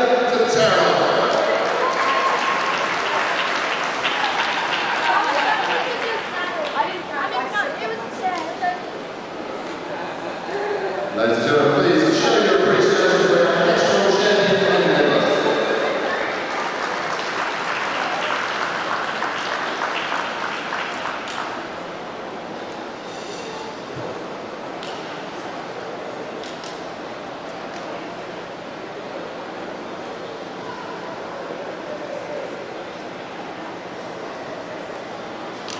Ladies and gentlemen, please join us for the Junior Men's Kieran presentation. In third place, winner of the bronze medal, representing Victoria, Jack Edwards. In second place, winner of the silver medal, representing Victoria, Kieran. In first place, winner of the gold medal and national champion, representing New South Wales, Manglamore.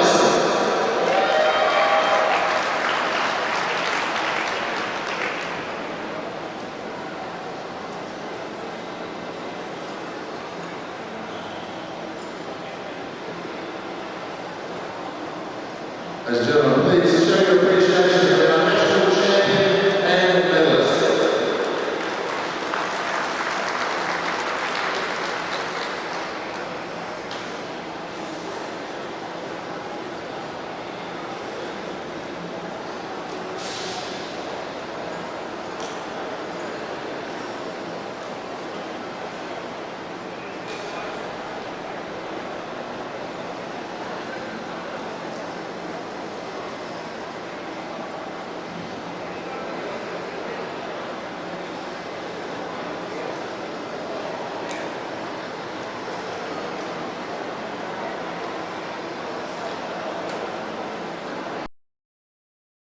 When you don't need to worry, there'll be days like this.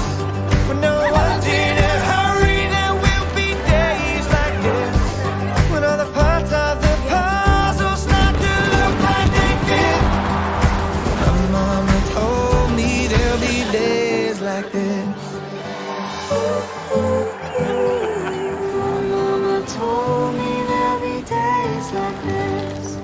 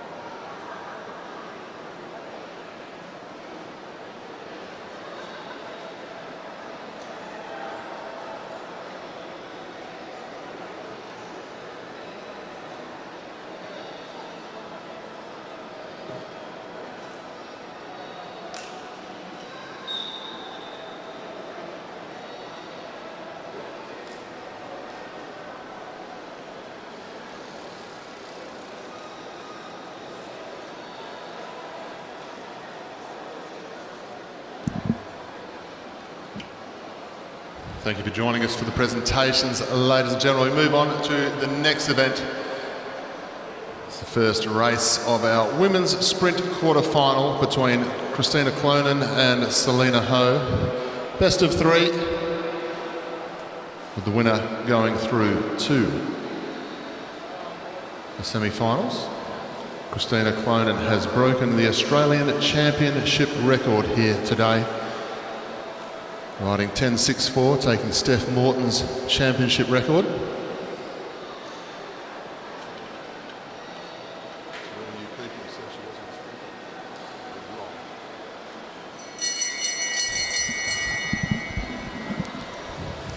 Clonan leads from the front. She'll be beaming with confidence at the moment, I would think, in the saddle this time. I'll tell you what, Selena Ho up round the outside. Clonan's got some work to do all of a sudden. She's got the strength, she's got the speed, and she gets there. My goodness me. Afternoon surprise there for Christina Clonan. Selena Ho almost worked it out. I don't think she'll get away with it twice, but Christina Clonan takes that one.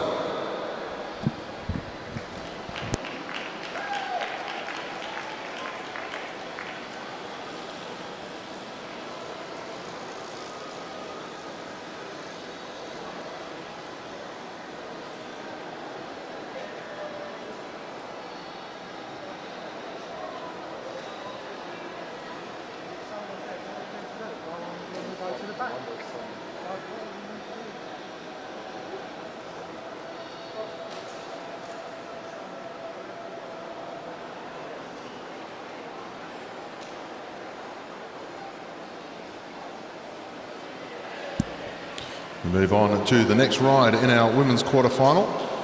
We get to see Briana Hargrave again from South Australia. She had a bye in the first one, the same way as Christina Clonan. Her opponent this time will be Jackie Manglamore. Briana Hargrave 10.7 in qualifying. Superb time.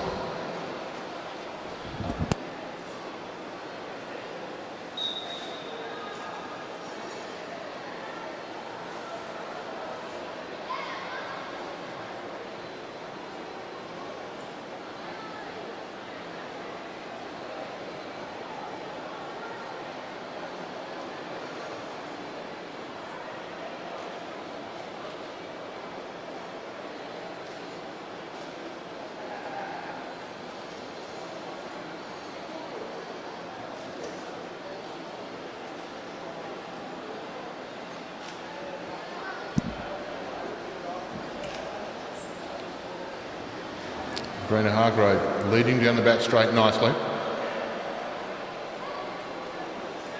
Just keeping an eye on Jackie Manglamore. Jackie Manglamore thought about it, had position all of a sudden. They get up with 1 lap to go now. Hargrave on the front, Manglamore on her wheel. They go through 200 metres. Hargrave out of the saddle. She's in good form, good shape. 10.7 for her today was excellent. Hargrave into the home straight. Manglamore, all she can do is follow the slipstream. Good ride there from Briana.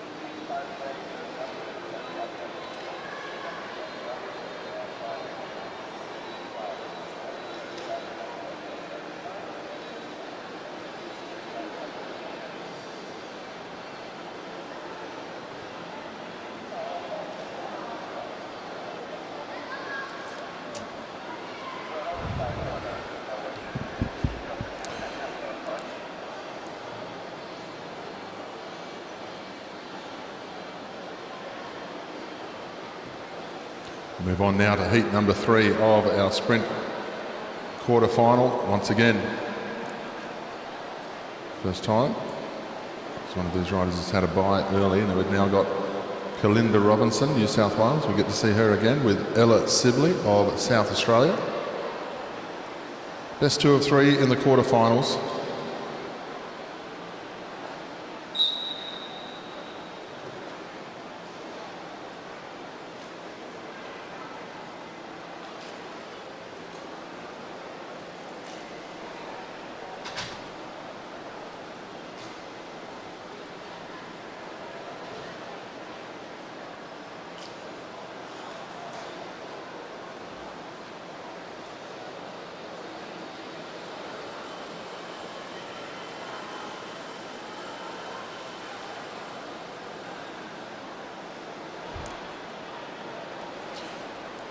Ella Sibley just leading a little bit slow, wanting to force Kalinda Robinson to the front. She's done that. Kalinda Robinson. Now she just keeps an eye on Sybil. They head down the back straight this time. Pace at a nice pace. Nice speed. Building up pace nicely here, Robinson. Keeping an eye on where Sibley is. They start to wind up as they head towards 200 metres to go now. Robinson flicks down the track. Out of the saddle down the back straight. There's good contest from the New South Wales rider. Sibley trying to get up round the hip. Not going to do it from here though. Robinson too fast, too strong this time.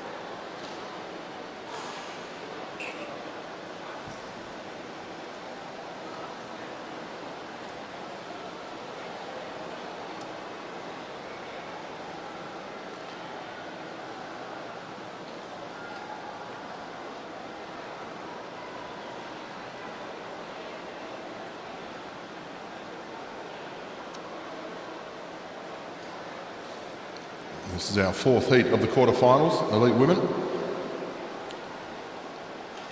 Felice Bietzel from Victoria coming up against Felice Bietzel.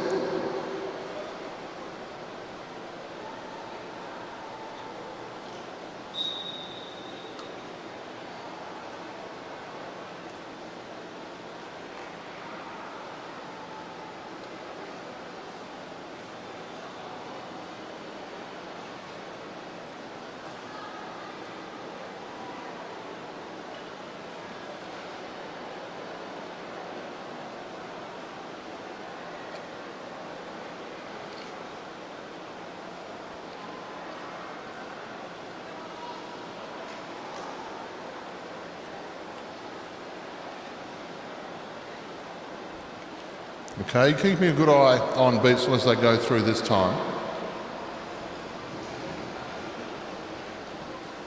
Bietzel gaining height. Trying to just dictate the race from the second position. Speed up, try and force your opponent to think you're going to start to dive bomb down, make them try and make them go early. That's the tactic. McCaig doesn't seem deterred whatsoever by the tactic though, as she keeps Bietzel up above her down the back straight. Bietzel trying to get the handlebars in front down the back straight. She does so now, but McCaig will fight back on the inside. Good, powerful display of riding there from Felice McCaig.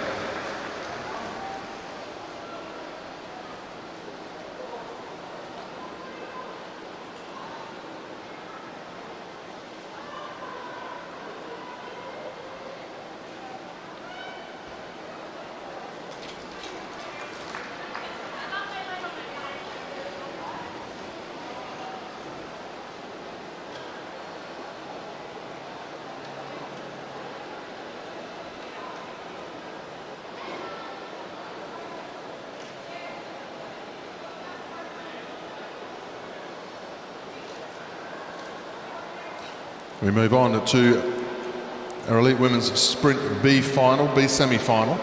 As we saw with our men's racing yesterday, we have the B finals as well, making sure that there's plenty of opportunity here for racing for our sprinters in these National Series rounds when they all come together at the one time. So we will be having Eliza Bennett versus Indiana Lysart competing here.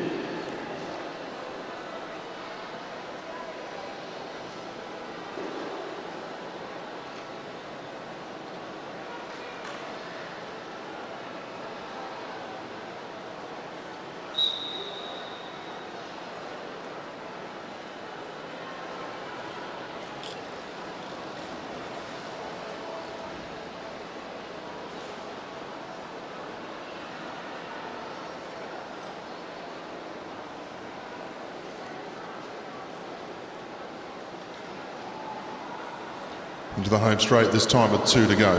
Quite a bit of pace on in this one. And it with a fair bit of experience. She's under 19 national champion, as I said before, only just been back on the bike a few months. Indiana Lysart, brand new to the sport. Only been going about 7 months in cycling. Comfortably in the 11.6 range in her sprinting so far. So she's absolutely brand new to it.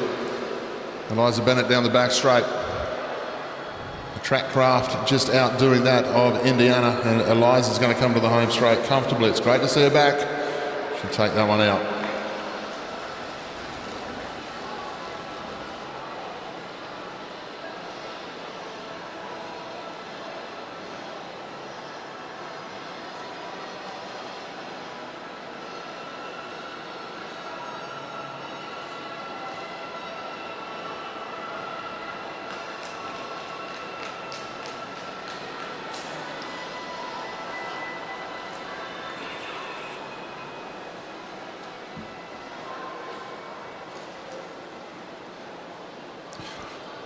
Now something for a little bit different, the women's Sprint B semi-final.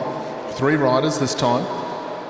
Representing Queensland, we will have Danica Blincoe, rider number 38. Rider number 43 will be Molly McGill from Queensland, and rider 124 is Sophie Watts. Rode 11.4 in the qualifying here this morning, which is absolutely superb.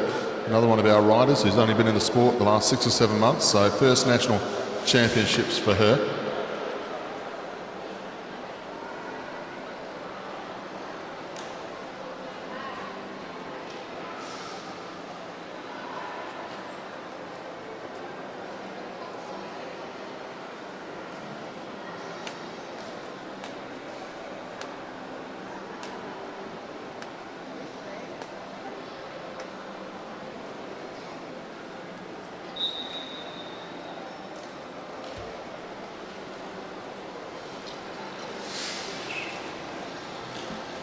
Sophie Watts leads away as they head down the back straight.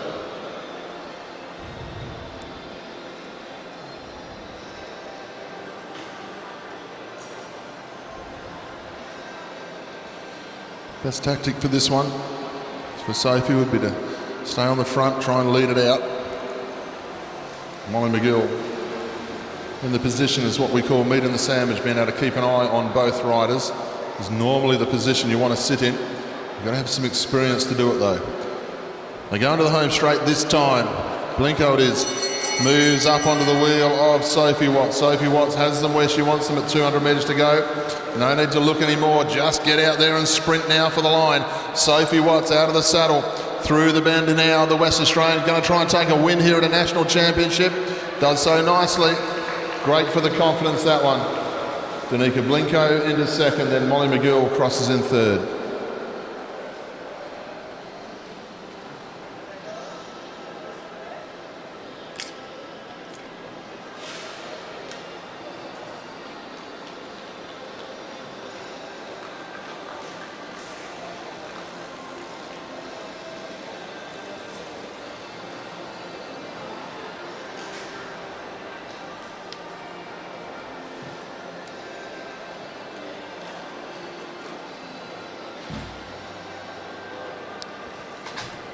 We go back to our scratch race racing now, ladies and gentlemen. We welcome very shortly race number 2 of our elite women's Omnium, the tempo race. Will be coming onto the fence in a moment.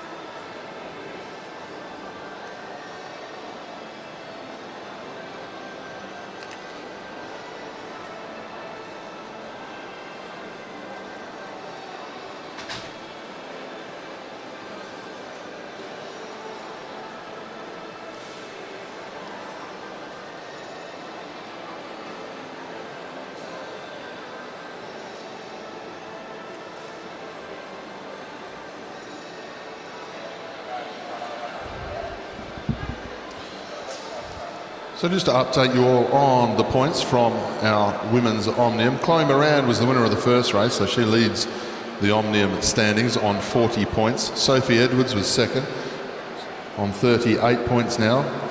Alyssa Pilates on 36, Alex Martin-Wallace on 34, Dahlia Haynes on 32, Ali Anderson 30 points, Emily Watts on 28, Isla Carr on 26, Nicola McDonald on 24, Hayley Jones on 22, and Claire Battle on 20 points. 40 points to the winner, and 2 points separate every placing all the way down until 11th place. Until we get to the final points race, where whatever points you score during the event, they're the ones that go towards your tally.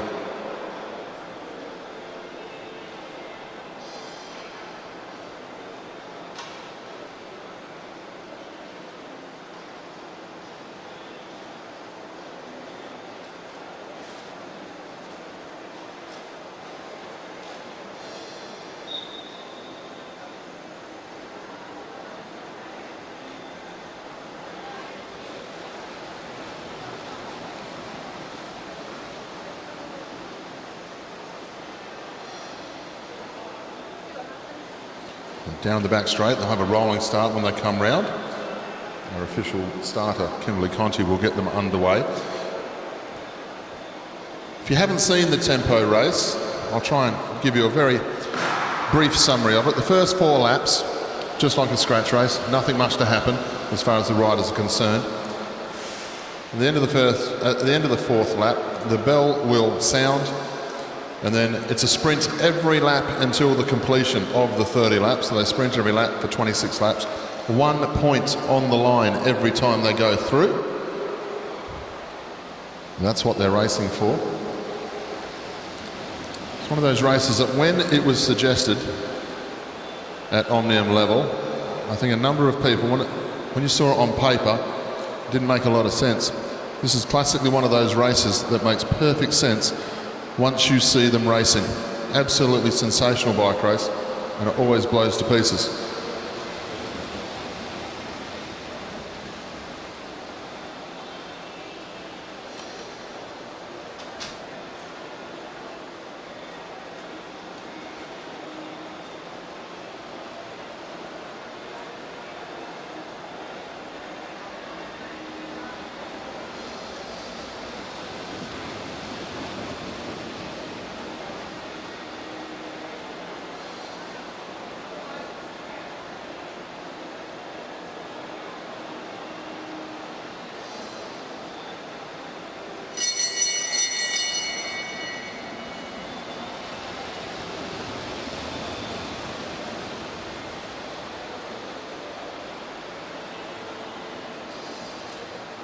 Emily Watts on the front for the 1 point here. Going to get a little bit of a challenge up the home straight, looks like. Hayley Jones just going to get her wheel in front, and she does so. Classy piece of riding by Jones. Now she goes on with it, wanting to score another point. So she's leader of the bike race on 1 point straight away. Jones comes round again for another point, and she's on 2.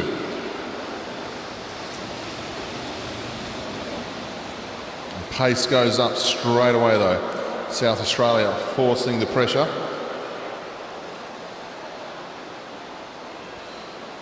Going off the front now, South Australia. Using the numbers nicely. Nicola McDonald. She takes the point. She's going to go on with it down the back straight. And pace goes up with the South Australian team though. Now they swing up. Alex Martin-Wallace swings up as well. Now Pilates from Victoria. There's Nicola McDonald, has a look over the shoulder. Decides to keep going a little bit longer. Pilates starts this lap. Thinking about chasing for the sprint. Now they come into the home straight. Nicola McDonald has a look under the seat and suddenly sees the blue flash of Pilates up round the outside. So Pilates now, 1 point, got herself clear, going to chase on for another point. It's got quite a rhythm to it all of a sudden, this bike race. Pilates goes through, 20 laps to go. Now she is being chased by Sophie Edwards.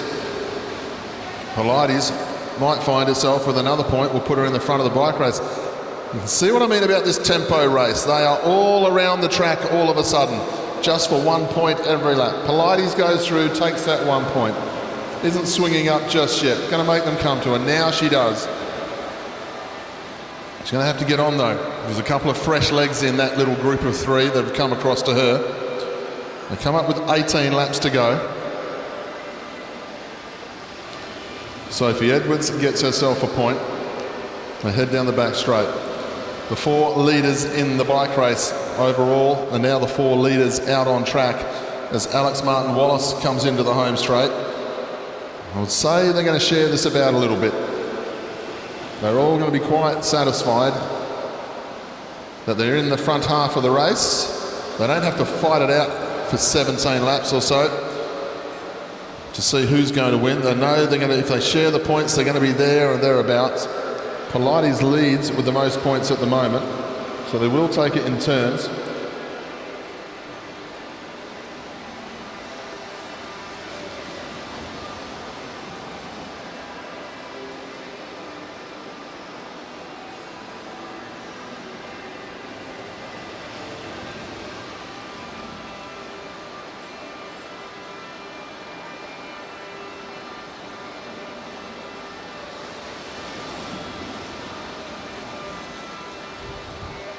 Breakaway coming through now. 4 distinctive riders. Just that little bit stronger than the rest of the field. Updated points again.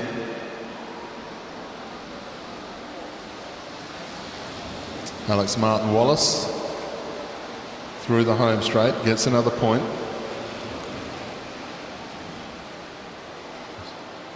The points just today. Pilates on 4. Hayley Jones. This is what I mean about the points race. Hayley Jones, she's in the main field. Well, right now she's second in the race. Then Nicola McDonald, Martin-Wallace, Sophie Edwards, Chloe Moran. Chloe Moran goes across the line that time. She picks up 2 points. Now you've got a number of riders on 2 points. Sophie Edwards seems to have been the one who might have missed this as we look back down through the field. Indeed,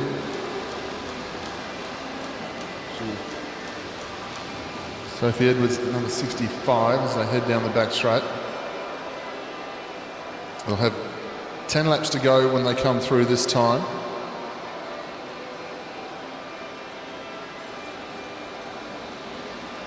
Breakaway's got 10 to go. Edwards on the front of the break. Takes a point. She only goes up to 2. So give you an idea of the points overall. Pilates on 5. Everybody else who's got a point is on 2. It's all about to change though, because it looks like the lap is about to go. But then again, they're just laying off a little bit here. Not worried at all about catching this bunch. And the reason for that is they want to keep scoring points. A bit different to a point score though. Might as well take the lap as quickly as you can, settle back in. Now they get back up around the outside. Nicola McDonald took the points that time. Pilates is still on 5. Martin-Wallace 3. McDonald will go through this time and pick up 1. She'll go on to 4. Now, they've all gained a lap, those 4, and they'll pick up 10 points. There was no need to lay off. We're only talking about 1 point. Sometimes in a points race, when it's 5, 3, 2 and 1, yeah, you'll lay off before the sprint and try and get the lap straight after the sprint. Because you're talking about 5 points, but when it's just the 1 point, they roll onto the back of the bunch. The only people who are up for the sprint that time is the main bunch, who've just lost 10 points anyway. Pilates comes through, moving nicely. She'll go on to 16 points now with 5 laps to go. Good ride by the Victorian here down the back straight, showing that she's on some very good form here, riding away with this tempo race. Update on points again, 26, 24, 23, 22 for the breakaway. Pilates, 4 to go, gets another point.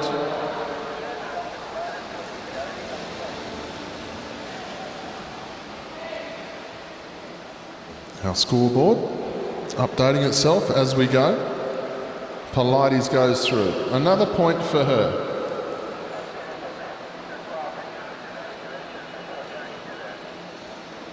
South Australia coming back on to the group. Pilates can almost relax, believe it or not, as she goes round here. She's half a lap up, looking for the placing. She's going to win the tempo race. It's going to put her in a nice position overall as they move forward to the elimination. They'll come through now, 2 to go for the bunch. Alyssa Pilates will get the bell this time. Get behind the Victoria. This has been a powerful performance. This is going to give the rest of the field something to think about when they move forward into the points race later tonight. She's got the elimination to get through, but the way she's ridden this, I'd say she's going to stay well to the front in the elimination. Alyssa Pilates takes out the tempo race here at the National Championship. Now you can see back in the field quite a tight sprint for the minor placings, because there's a number of riders who haven't scored points, and it matters where they finish in the last sprint, because they will get placed in this one on a count back with 0 points. That was the tempo race. On paper, doesn't look like much until you see it actually in the flesh and out on track, and then it becomes one of the best races, I reckon, that you can see on the Velodrome.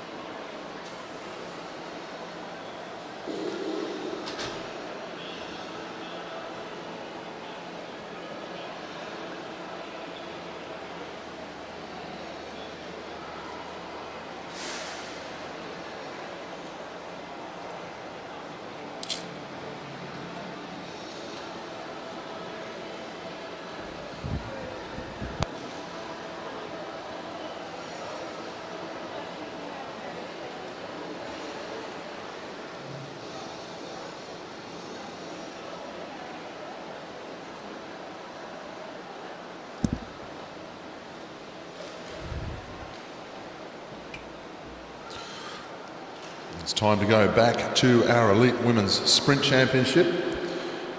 We're looking for heat number 2, race number 2 of the quarter-final. Please welcome back to the track Christina Clonan from Queensland, and New South Wales, Selena Ho. Clonan is one ride up here. If you're joining us on the live feed today, and you want to know what's happening with the schedule as the day's racing goes on, if you're sitting in the grandstand and you want to check the schedule, just go to results.auscycling.org.au. We have a great deal of finals coming your way, teams pursuit finals for our elite men. Not too far away. Selena Ho moves away, leading Christina Clonan. Well, Christina Clonan, she showed how well she's going in the 200-metre flyer earlier today, breaking the championship record at the Australian Championships, 10.64. She also showed how well she is going in the first ride here, because Selena Ho, in any other world, got the jump on Christina Clonan, very close to the finish, got her handlebars in front, and once she did, then Christina Clonan reacted, and reacted beautifully. and showed her strength on the inside and just rode through and took the win in the first ride. So looking forward to the development of Christina Clonan in the international world of sprint cycling as we move forward to things like Commonwealth Games and the next Olympics. She's made the transition from track endurance to sprinting. She's doing well with it. Good tactics here from both riders, just showing each other parts of the track. Clonan now gets herself to the front, starts to wind up down the back straight. Selena Ho trying to get in the slipstream and run at Christina Clonan. Clonan has a big look over her shoulder and swings up, comes down, just touches the wheel of Selena Ho then. A little bit too long looking over the shoulder, just got off balance a little bit as Selena Ho was running to the wheel. So just when you think you didn't have to involve the commissaires for a chat, they'll have a look at the videotape on that one and see where they end up with it.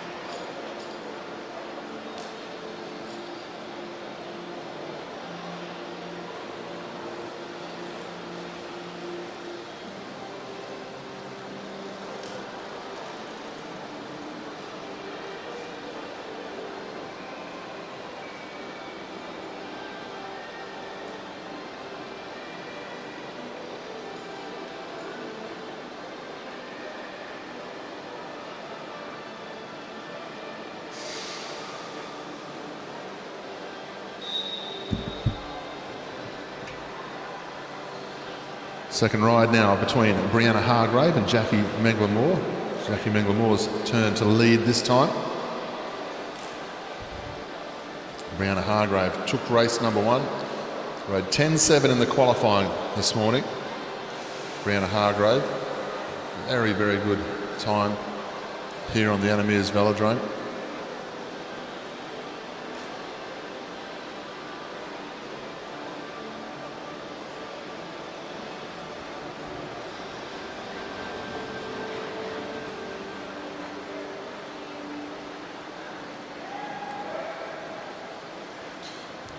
Good ride here from Manglamore, keeping the pace high. Taking the challenge up to Briana Hargrave. Not looking over shoulder, just getting on with the job now. Briana Hargrave's got some work to do down the back straight. Closing speed beautifully here from Briana Hargrave. She has turned up to these national championships on some good form, has Briana. Into the home straight, she'll go 2 straight into the semi-finals.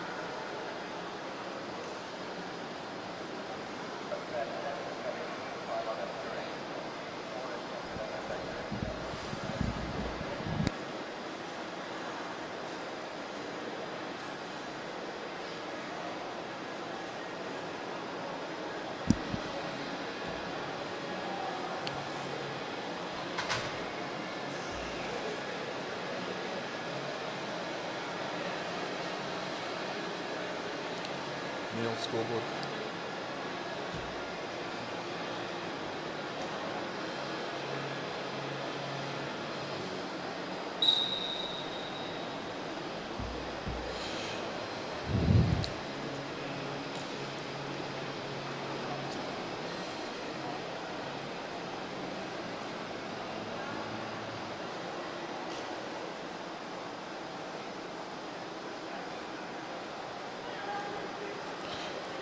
So Kalinda Robinson leads down the back straight from New South Wales against Ella Sibley here.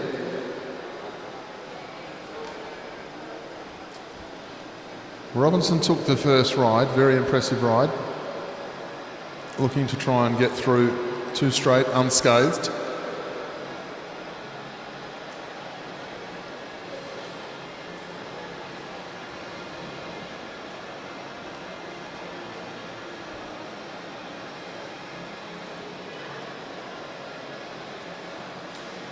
Sibley picking up pace. Robinson going to her on the banking. Dives down now. Good piece of riding here from Robinson. Dictating terms, making sure the sprint goes the way she wants it to. They hit the back straight though. You've got to go flat out now as they get into the back straight. Sibley trying to get her handlebars level. Not going to quite do it there. Robinson strong on the inside, strong from the front, and she'll take that one out and go through to the semi-finals.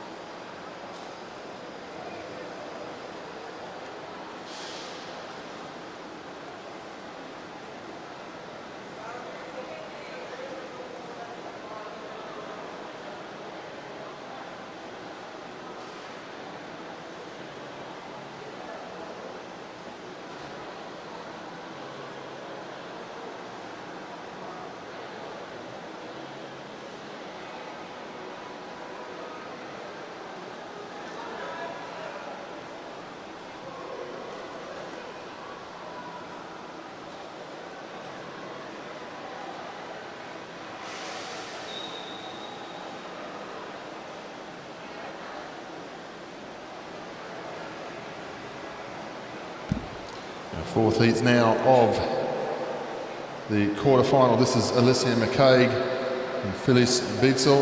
McCaig is one ride up, trying to get herself through to the national semi-finals here.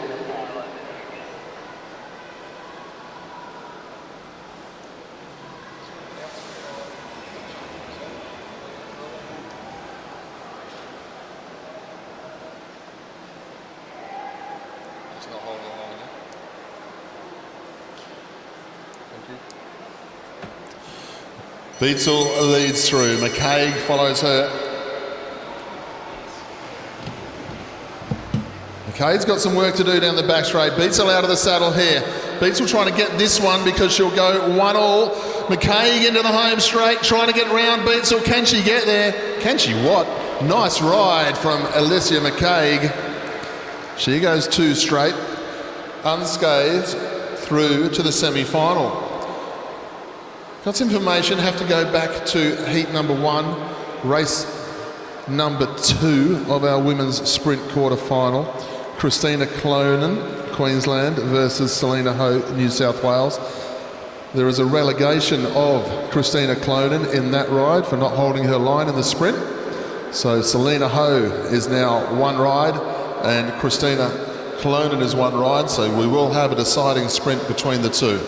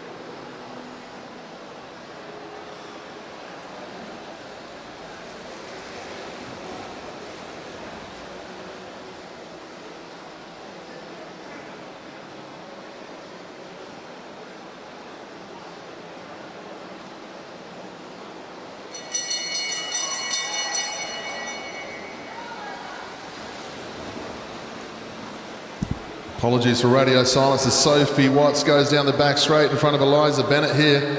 Women's Sprint B final. Good ride here from Sophie Watts, new to the sport. Takes that one out from the former 19s champion, Eliza Bennett.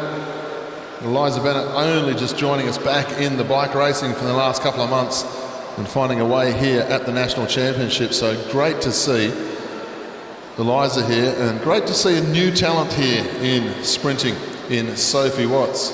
Remember those two names for next year's National Championships.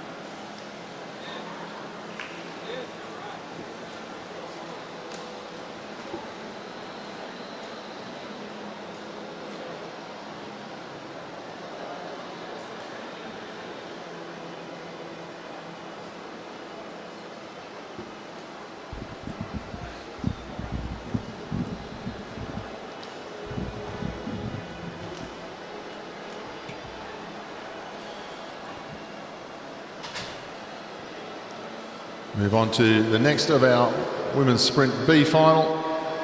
The two Queenslanders, Danica Blinko, Molly McGill, up against Indiana Lysart this time. So Sophie Watts and a couple of wins. Let's see if Indiana can get one against the Queensland pair. They'll be looking to make sure that she can't. Perfect situation here at the National Championships to run these B finals. Give as much exposure to sprint racing as we possibly can to both our men's and our women's sprint groups. It's so very rare in the last couple of years that we've been able to bring all of our sprinters together in the one place. Yeah, it makes the program a little bit longer, but I tell you what, they're putting on a good show for us. Indiana leads out into the 200 here, the West Australian down the back straight. Really wants to go home with a win here if she can. The Queenslanders are coming from the clouds though as they come through the bend. Indiana got a lot of work to do to hold them off as they get the run down off the banking. But Indiana will hold on there and win that one in front of Molly McGill. Danica Blinko for third.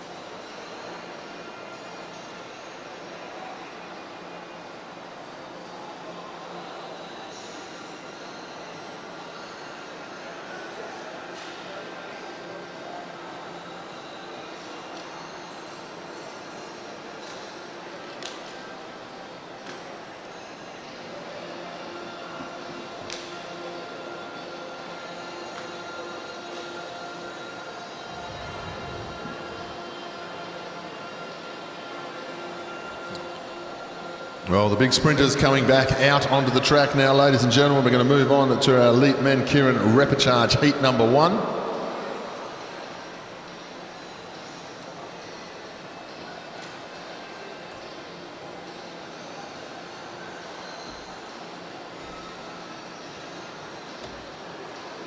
Save batteries, see? That way we don't have to talk on those batteries.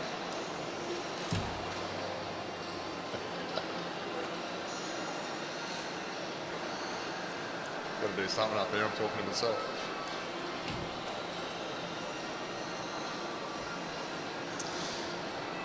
We welcome our Kieran field onto the track now. Rowan Hayden-Smith from New South Wales, number 11. Johnny Travis from New South Wales, number 13. Bryson Fletcher, the Queenslander, number 30.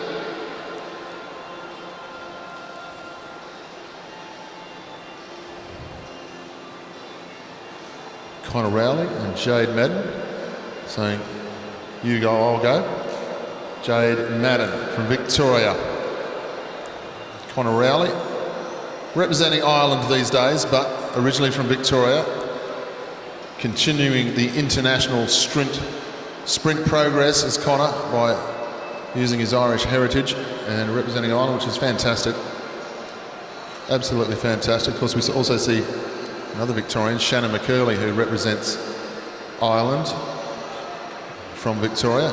Another one of our top riders in Australia. Spends the summer in Australia.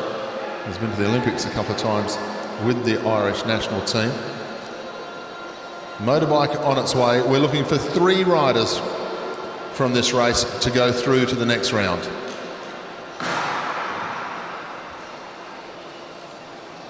Rowan Hayden-Smith, John Travis. There'll be 1-2 behind the bike. Then Fletcher, Madden and Rowley as they head down the back straight. Everything to race for these guys. The Kieran, for the sprinters, the Kieran is that one event where the 200-metre flying time doesn't affect you as much.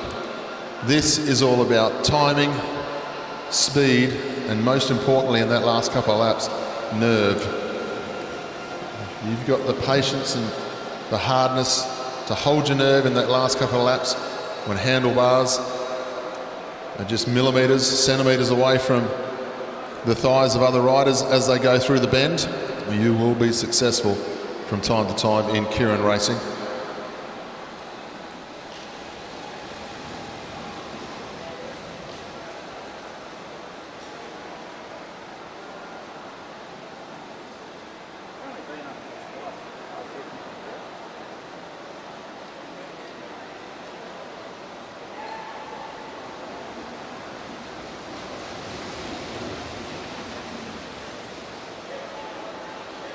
Down the back straight this time. We'll come up with 2 laps to go.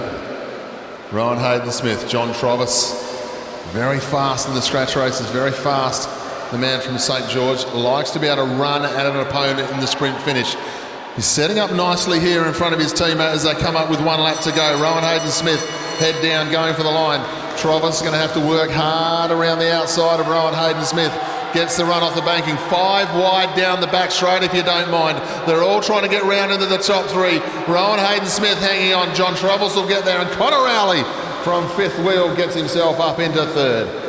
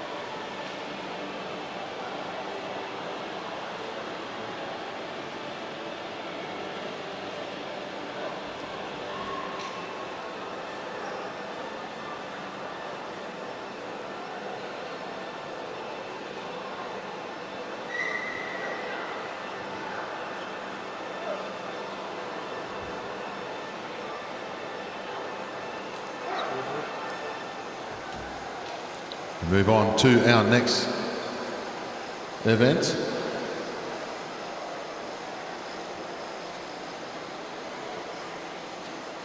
Which will be our next of our repechage heats, Heat 2. We have Daniel Barber from New South Wales, Daniel Samuel from New South Wales, Carlos Carissimo and Lee Hoffman from South Australia, Ned Pollard from Victoria, and Ponsak Tamswan from Thailand. 3 riders will go through. The motorbike's on its way.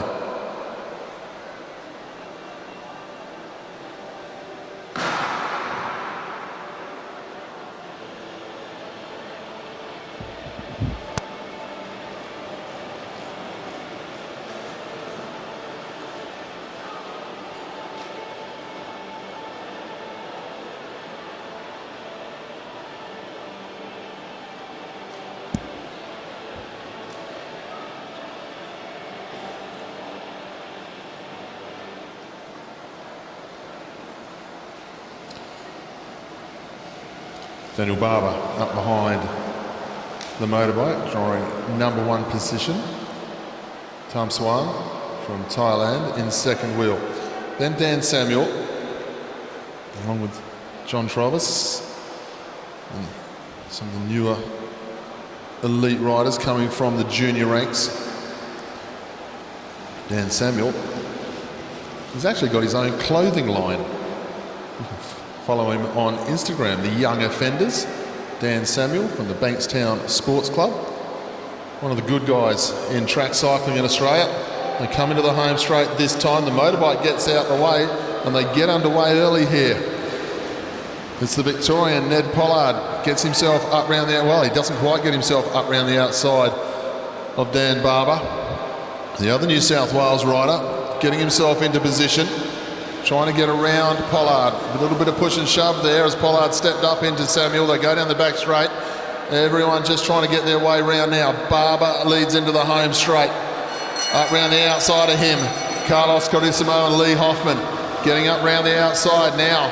How strong is Barber going? Because he's trying to hang on because he's got the Victorian lurking, but he's not going to get through because the 2 South Australians and the New South Welshmen are going to go to the line and go through to the next round.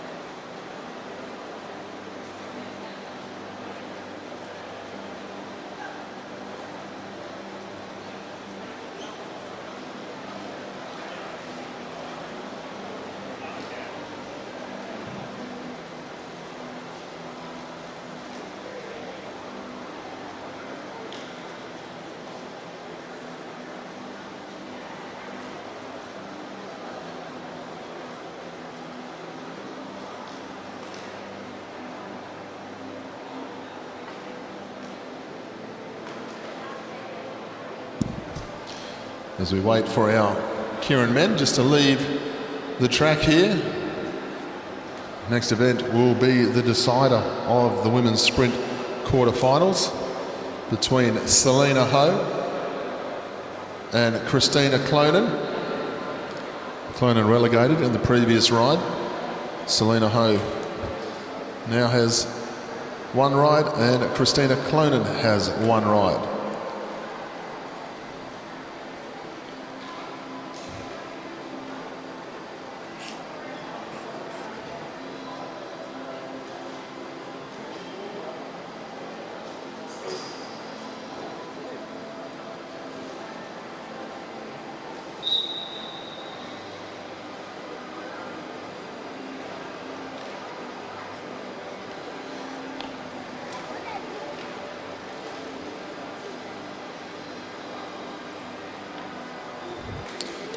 So Selena Ho leads away against the fastest qualifier, championship record holder now, Christina Clonan.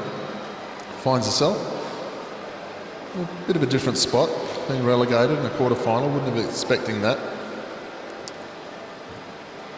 But it's little errors of judgment at this stage of the competition that can really sharpen up the sprinter's mind, get them ready for the semi-final.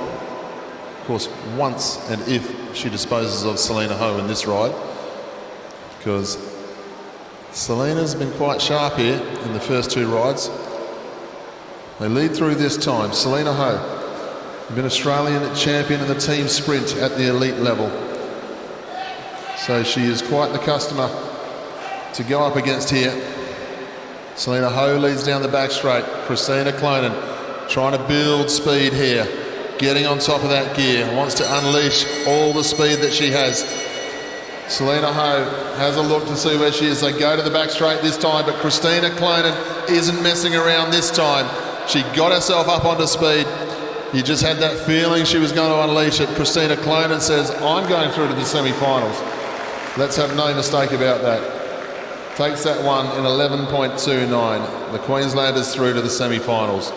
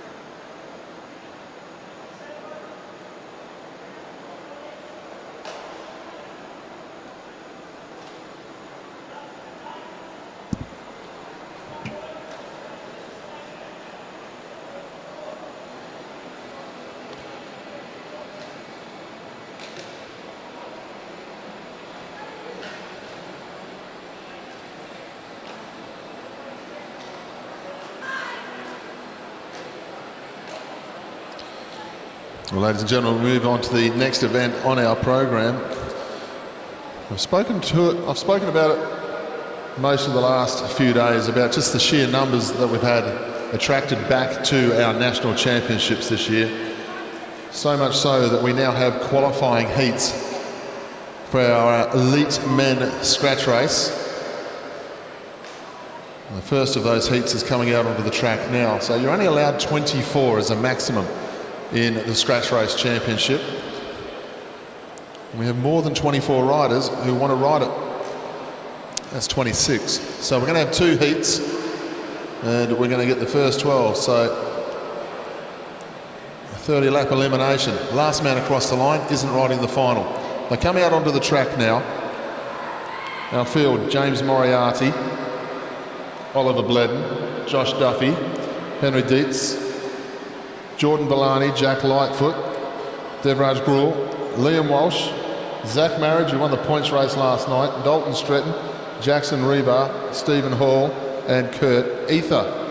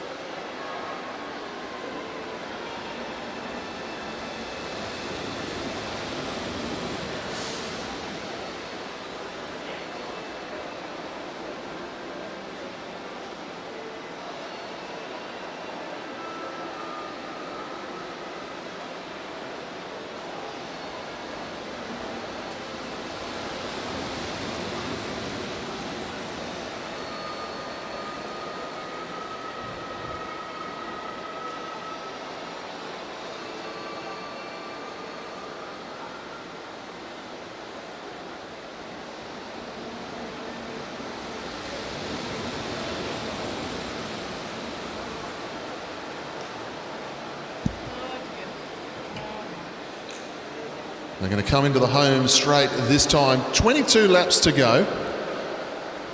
As I said before, this is the qualifying ride for our elite men. The rules state 24 only allowed in the final. There's 13 in this one and there's 13 in the next one. It's a 30-lap elimination. The last rider across the lap at the end of the day is basically going to be the one who misses out on the final. It's one way of looking at it. It's the light-hearted way of looking at it. Don't forget, tonight we have the AusCycling show. Once again, being live streamed. We've got Scott McGorry, our Olympic champion, and also our world points race champion, Kate Bates, will be giving us all the drum on what's happened today in the contest, and they will also be live commentating all of the action tonight for TV. Great to have Scott and Kate giving their insights from two people who sat at the highest level in cycling. We go through this time. Henry Dietz swings up, has a look over the shoulder.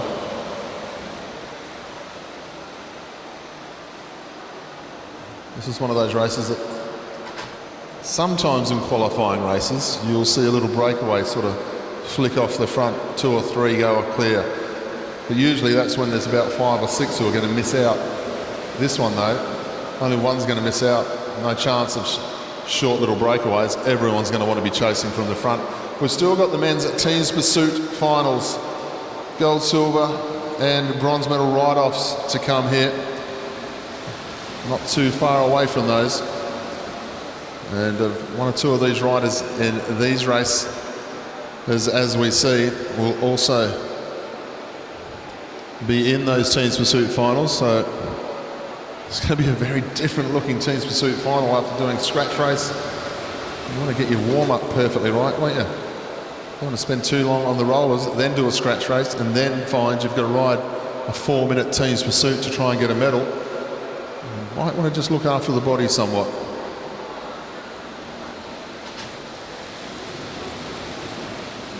Next time through, they'll have 14 laps to go, as you'd imagine. Good solid tempo, not a lot of action, but a good solid tempo from our senior field here. One of the most packed programs of events at a national championships for some years, but most certainly, definitely the most packed championships in a decade or more, as far as the amount of riders we have in each division. What a fantastic initiative it has been from the track management group from AusCycling to bring the juniors back to the elite competition, so the juniors can mix and rub shoulders with the elite riders in Australian cycling and the track centre and so forth. Gives them something to really look forward to. And they haven't had to play second fiddle either, the juniors. They will still leave these championships feeling like they've ridden at their own championships. 2 days of racing to start off with, and then today, well, for my money, they've been the centre of attention, the juniors. We've seen a lot of racing from them during the day. Got to race, well, they race under lights anyway, but last night they got to race under lights. Saturday night racing and Sunday night racing today, still to come. The juniors got to race Saturday night in front of all the big crowds, getting televised around the world on our channel, and also a big VIP function that was upstairs last night. Also got to see the junior racing, so it really has worked very nicely indeed. They'll come through this time, 9 laps to go. New South Wales on the front, Gruel about to swing up, then Dietz.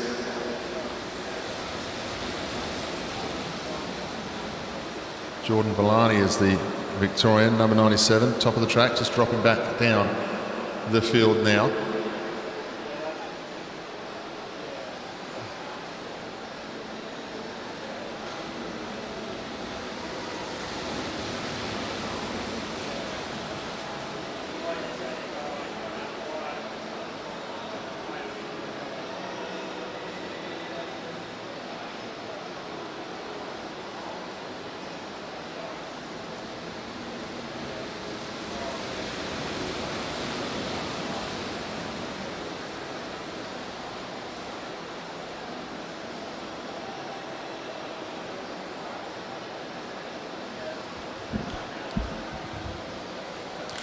6 to go this time. 1 or 2 boys will start to get a little bit nervous here. We'll see if the pace really goes up. See if 1 or 2 of the teams decide that they really just want to make it as hard as they possibly can. The only problem with doing that is if you get your timing wrong, you suddenly find yourself going out the tail end of the field and becoming that one. Moriarty, the Queenslander, swings up the track. They're all going to be getting ready for a team's pursuit final very shortly. Queensland and Victoria will be taking each other on in the final. Western Australia and South Australia will be going for the bronze medal.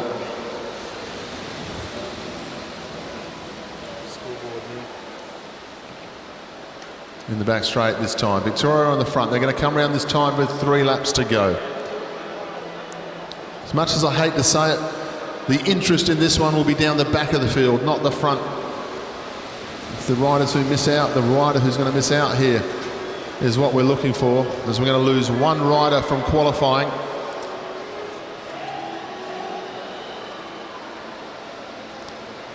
They go through now, 2 laps to go. We have a look down the back. Moriarty on the back of the group. I can't believe I'm calling a bike race about a scratch race, about who's down the back.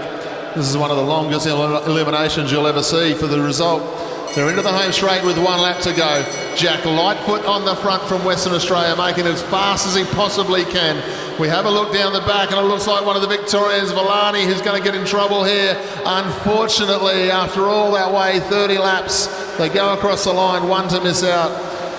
Bad luck to Villani, number 97. Jordan Villani becomes the 13th rider across the line, so unfortunately for Jordan, he'll miss out this time. The good news for Jordan, though, in about 15 minutes' time, he is going to be lining up in the Australian Teens Pursuit final. So we wish him the best there, and the chance we may see him in a green and gold champions jersey later today. Ladies and gentlemen, we'll let our riders clear the track, and then heat number 2 will be out on track.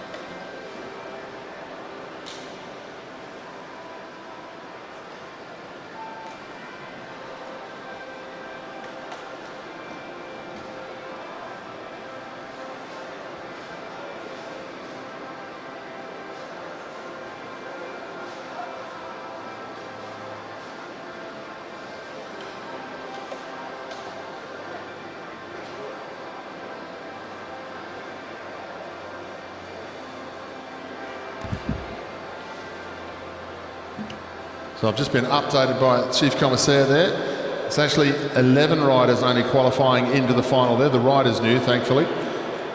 So Zach Marriage and Jordan Villani are the 2 riders who will miss out on qualifying there. So we're taking 11 riders, not 12, into the final.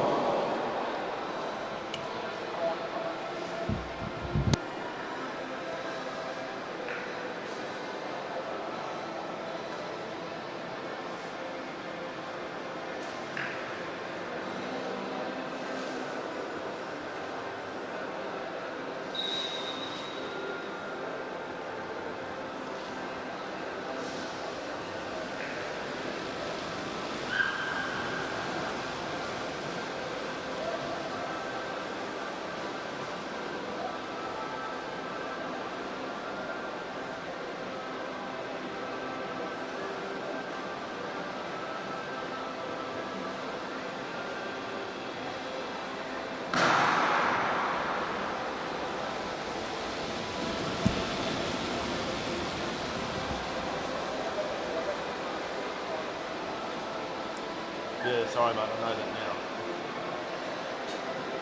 Like I said,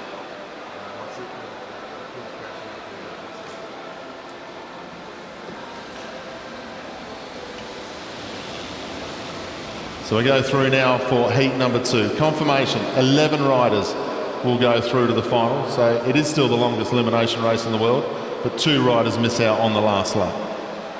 So unfortunately, Jordan Villani, the Victorian, missed out on qualifying, and also Zach Marriage. So Jordan's going to ride for Teams Pursuit Gold in just a little while. Zach Marriage probably still got stars in his eyes after winning the points race championship last night. Hard day of racing. Still a lot of success to come for these riders.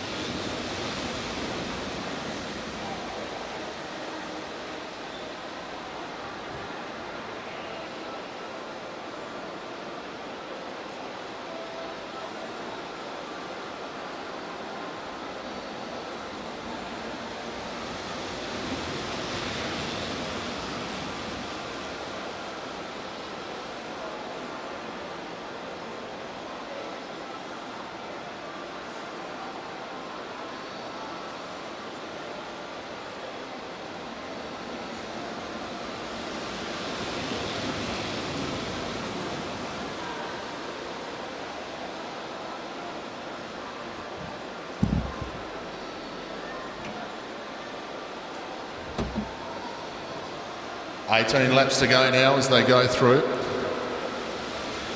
Graham Frisley leads through from Victoria.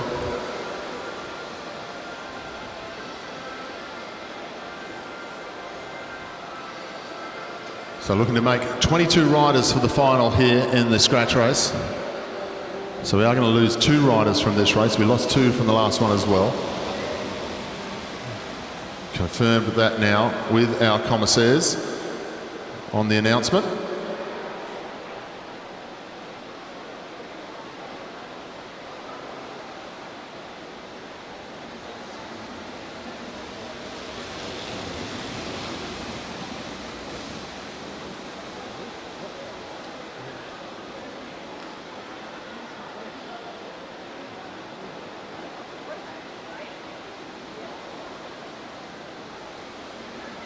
So 15 laps to go as they go through. So ladies and gentlemen, I hope you've enjoyed the live stream from the local Queensland crew today. You'll be able to catch up with Scott McGorry and Kate Bates later tonight in the AusCycling show, but this will be the last race of the live stream today. You'll be able to catch up with all the action when we see the Kate Bates and Scott McGorry AusCycling show a little bit later on. our Olympic champion and world champion. And I must say a very, very big thank you to Bear Liang and all of the local crew here in Queensland who have brought us all the action on the live stream for the junior championships and then the last 2 days of competition. It's been absolutely fantastic to be able to show our track racing around Australia and around the world. Thank you once again to our local Queensland crew. Good things happening in Queensland. And as you can see by the numbers that we've got going on in this championships, there's a lot of good things happening all around Australia in track cycling. Been very successful. Even the smaller states with less numbers still going home with gold medals in national championships here this last few days. And we've still got a few days to go. Monday, Tuesday and Wednesday racing. A couple of days off and then we'll be back here for the Oceania Championships. We go through now, 10 laps to go.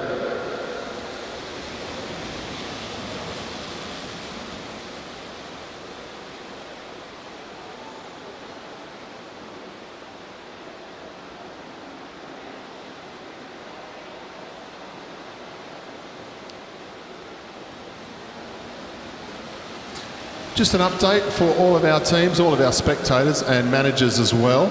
Just an update from our race director of the championship. The next session will be starting at 5:15, not 5 o'clock. So this program's run a little bit long, so 5:15.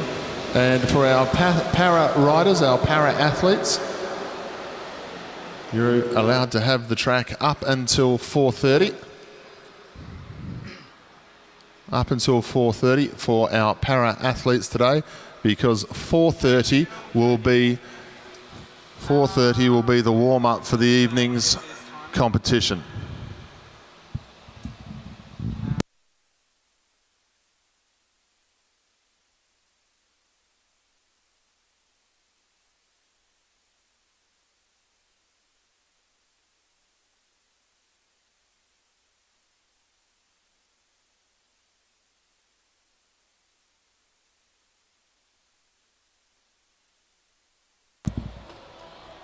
We're going to come into the home straight. 5 laps to go now. Who are going to be the unlucky two?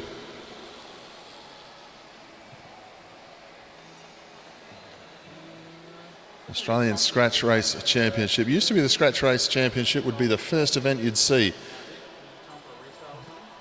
in the National Championship. That would be the one that you sort of see the fast guys and the enduros all in the one race together, and after that they'd split up and they'd go in pursuit, an individual pursuit, teams pursuit, sprint or time trial, Kieran race. But this one a little bit deeper into the program, so third event on for the enduros. They've done the points race, they're halfway through the team's pursuit, and now they're doing the scratch race qualifier. They head down the back straight. They're going to get 2 to go when they come through this time. Once again, we turn our attention to the back of the field, but we're looking for 2 riders. Let's not be confused. Not like me, anyway. They go down to the back straight this time. Jack Menzies from Tasmania got some work to do to get himself round. I think Dan Barber also. They're going to get the bell this time from the front. New South Wales lead the way down the back straight. Dylan Ether's got some work to do from there down the back straight. Ben Harvey, New South Wales on the front. Last 2 riders aren't going to ride the final. They have a look. 85 and 8. Dylan Ether.